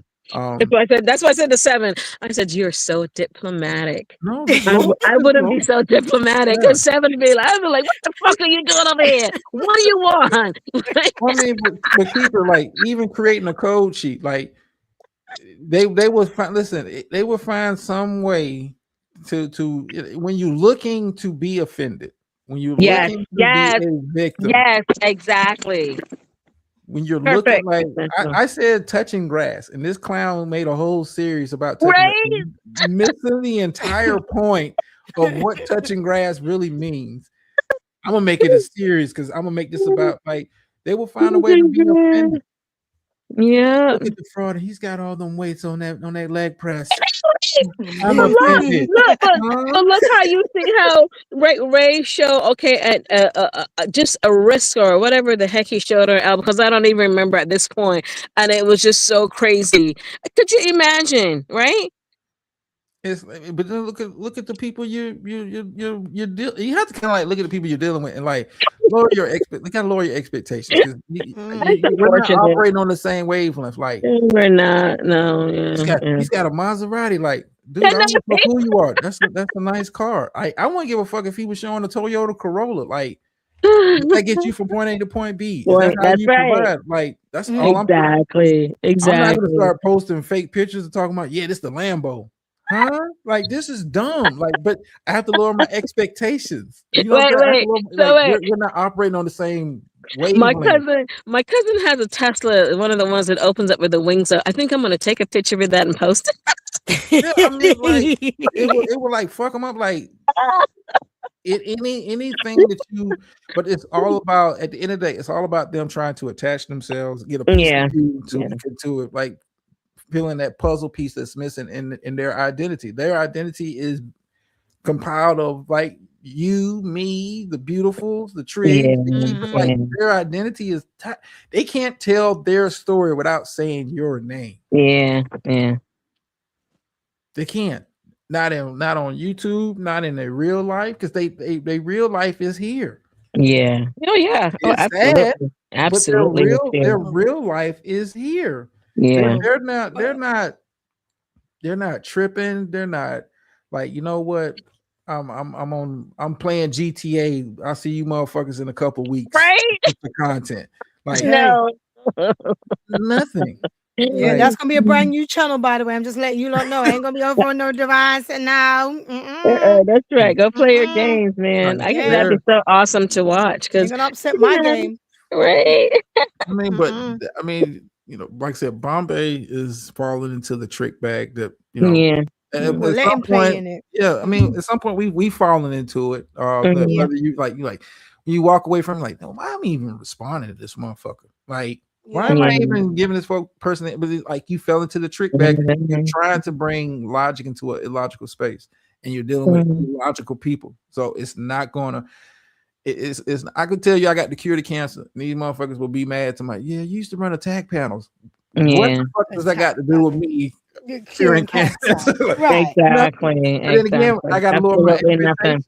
I lower my Absolutely expectations. nothing. Like I can never have a conversation with a smoke.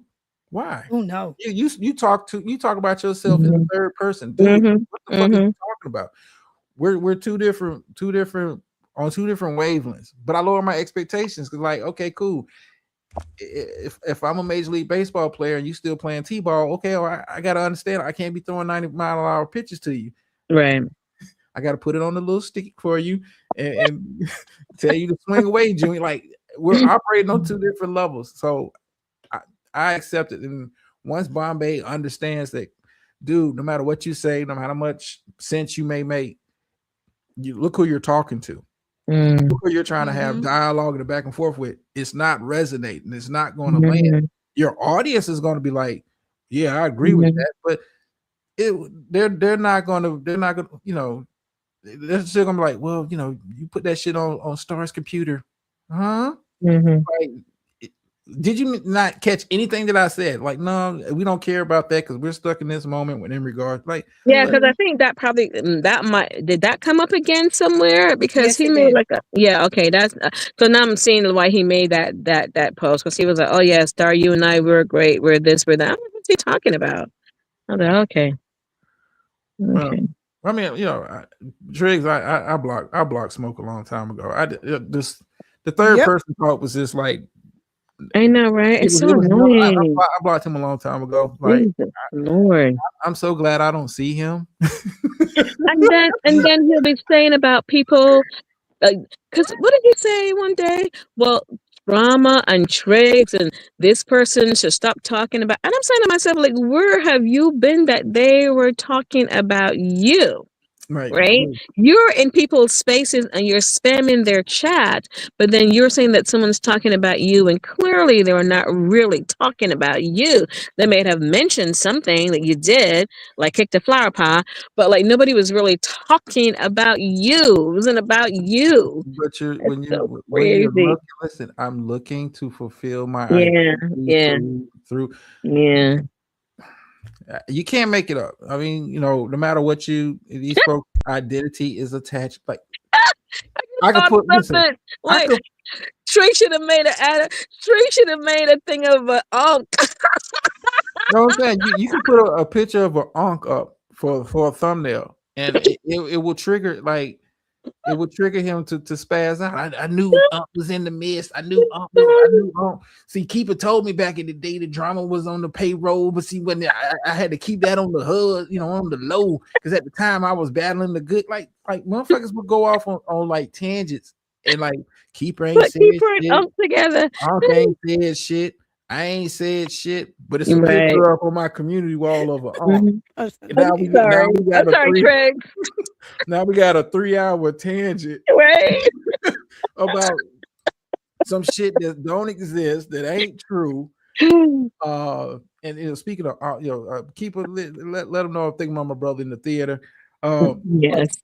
Like, dude, when you're looking to fall into, I need a part of that. So I'm gonna tie in I'm gonna tie in drama, I'm gonna tie in people, Brown Sugar Baby. She was behind the scenes with like, it was a whole conglomerate. Like, you didn't even know what you're talking about. I need them people, so like pieces of them are part of my identity. Whether they it's not like we want to be known associated with you, but you go out your way to, like, I saw you on a live stream, or Trig said this, or Trig did. Like, if you ain't watching, you ain't paying attention, why the fuck do you know what he got going on? What he's got going Exactly. on. Exactly. Right. That was my question. Well, because you're looking for your piece that you can take and say, you know what, this belongs to me. Triggs did it. This Purple Puppet series is about me. This is part of my identity, into my quilts of sector life. Now I'm just gonna stitch it in here like this. Bombay's falling for the same. He's falling into the trick bag. He's falling for the trick bag. Now the victim is happy. He's got somebody that's communicating with him on a regular basis. What else could he want in life? I'm not. He tagged me again. I'm like, dude, I'm not. Yeah, he tagged me again. Like, then he tagged all his little buddies. I'm not, dude. The popcorn and eyeballs. What are you supposed to do with him tagging you? I like what? You want my attention. You want more pieces of me so you can add it to your identity. Like, no, I'm good. Well, go do my opinion has to okay, but here's the thing: are you supposed to? So the people that he tagged, so he's thinking that they're going to say. I'm just asking. I don't. That they're going to say something about it. They're going to love you guys. Bye. This is what he did. Bye, Divine. Bye, Divine. So this is what he did, Clark. Now I got to get ready to wrap up because y'all don't drug me into deep water like I'm goddamn. Okay.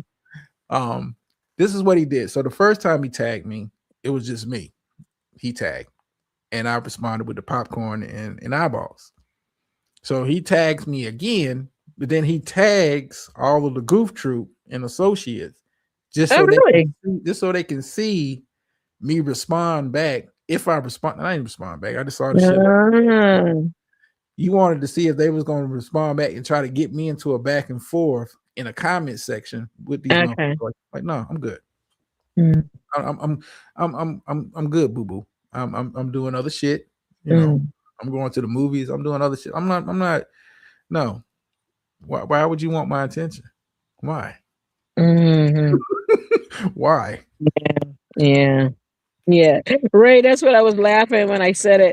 I said, could you imagine if you did something with it would be so great. Not that you would. I just thought it was kind of funny, but maybe it's not. Like it's like to him, but that smokes.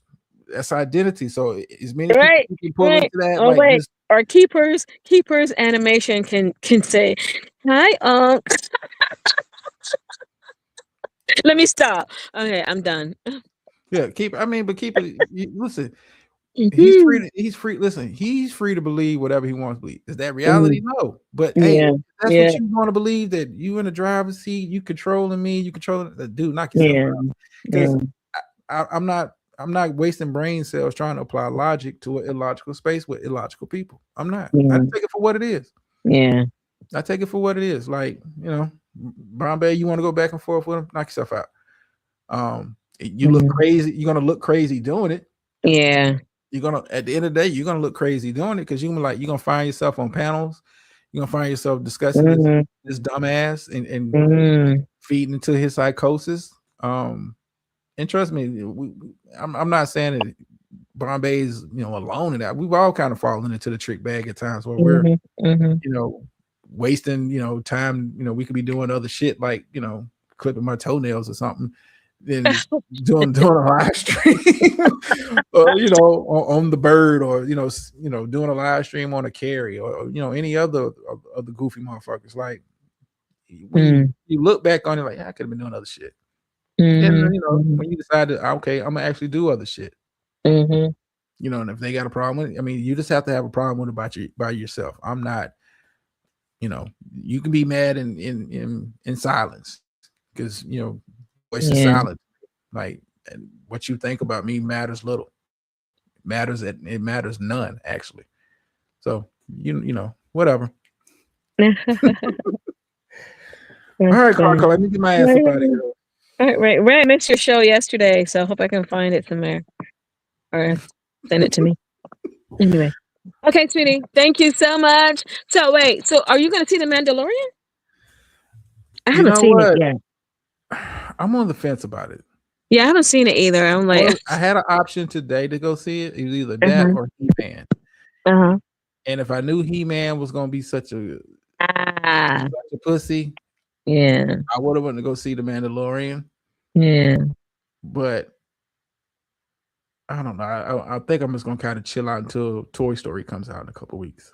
I want Oh, to say Toy like Story's next coming week. out. Oh my gosh. Okay, Yeah, okay, okay, okay, okay. yeah. It's just the season. It's Okay. the season. Toy Story. Okay, okay, okay.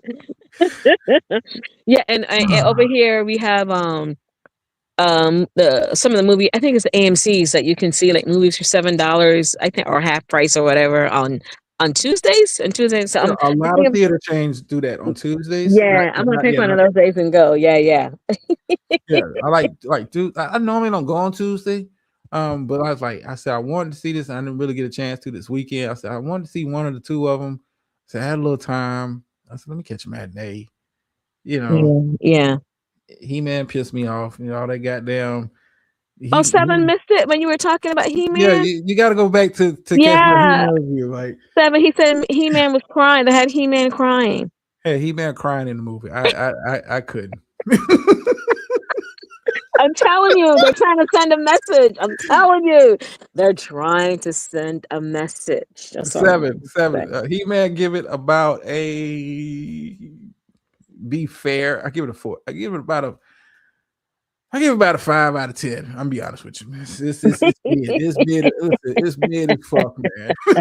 All right, sorry, Seven. All right, don't watch the beginning of the show. Don't watch the beginning of the show, because he talks about in the Well, beginning of I the show. don't give away too much of it, but it's mid as fuck, man. Wait till it comes to, like, I want to say Amazon behind Amazon got their hand in it. Wait till it comes to like Prime or something like this shit. Yeah, Keeper mid, said He-Man mid as fuck, was man. She-Man. Keeper.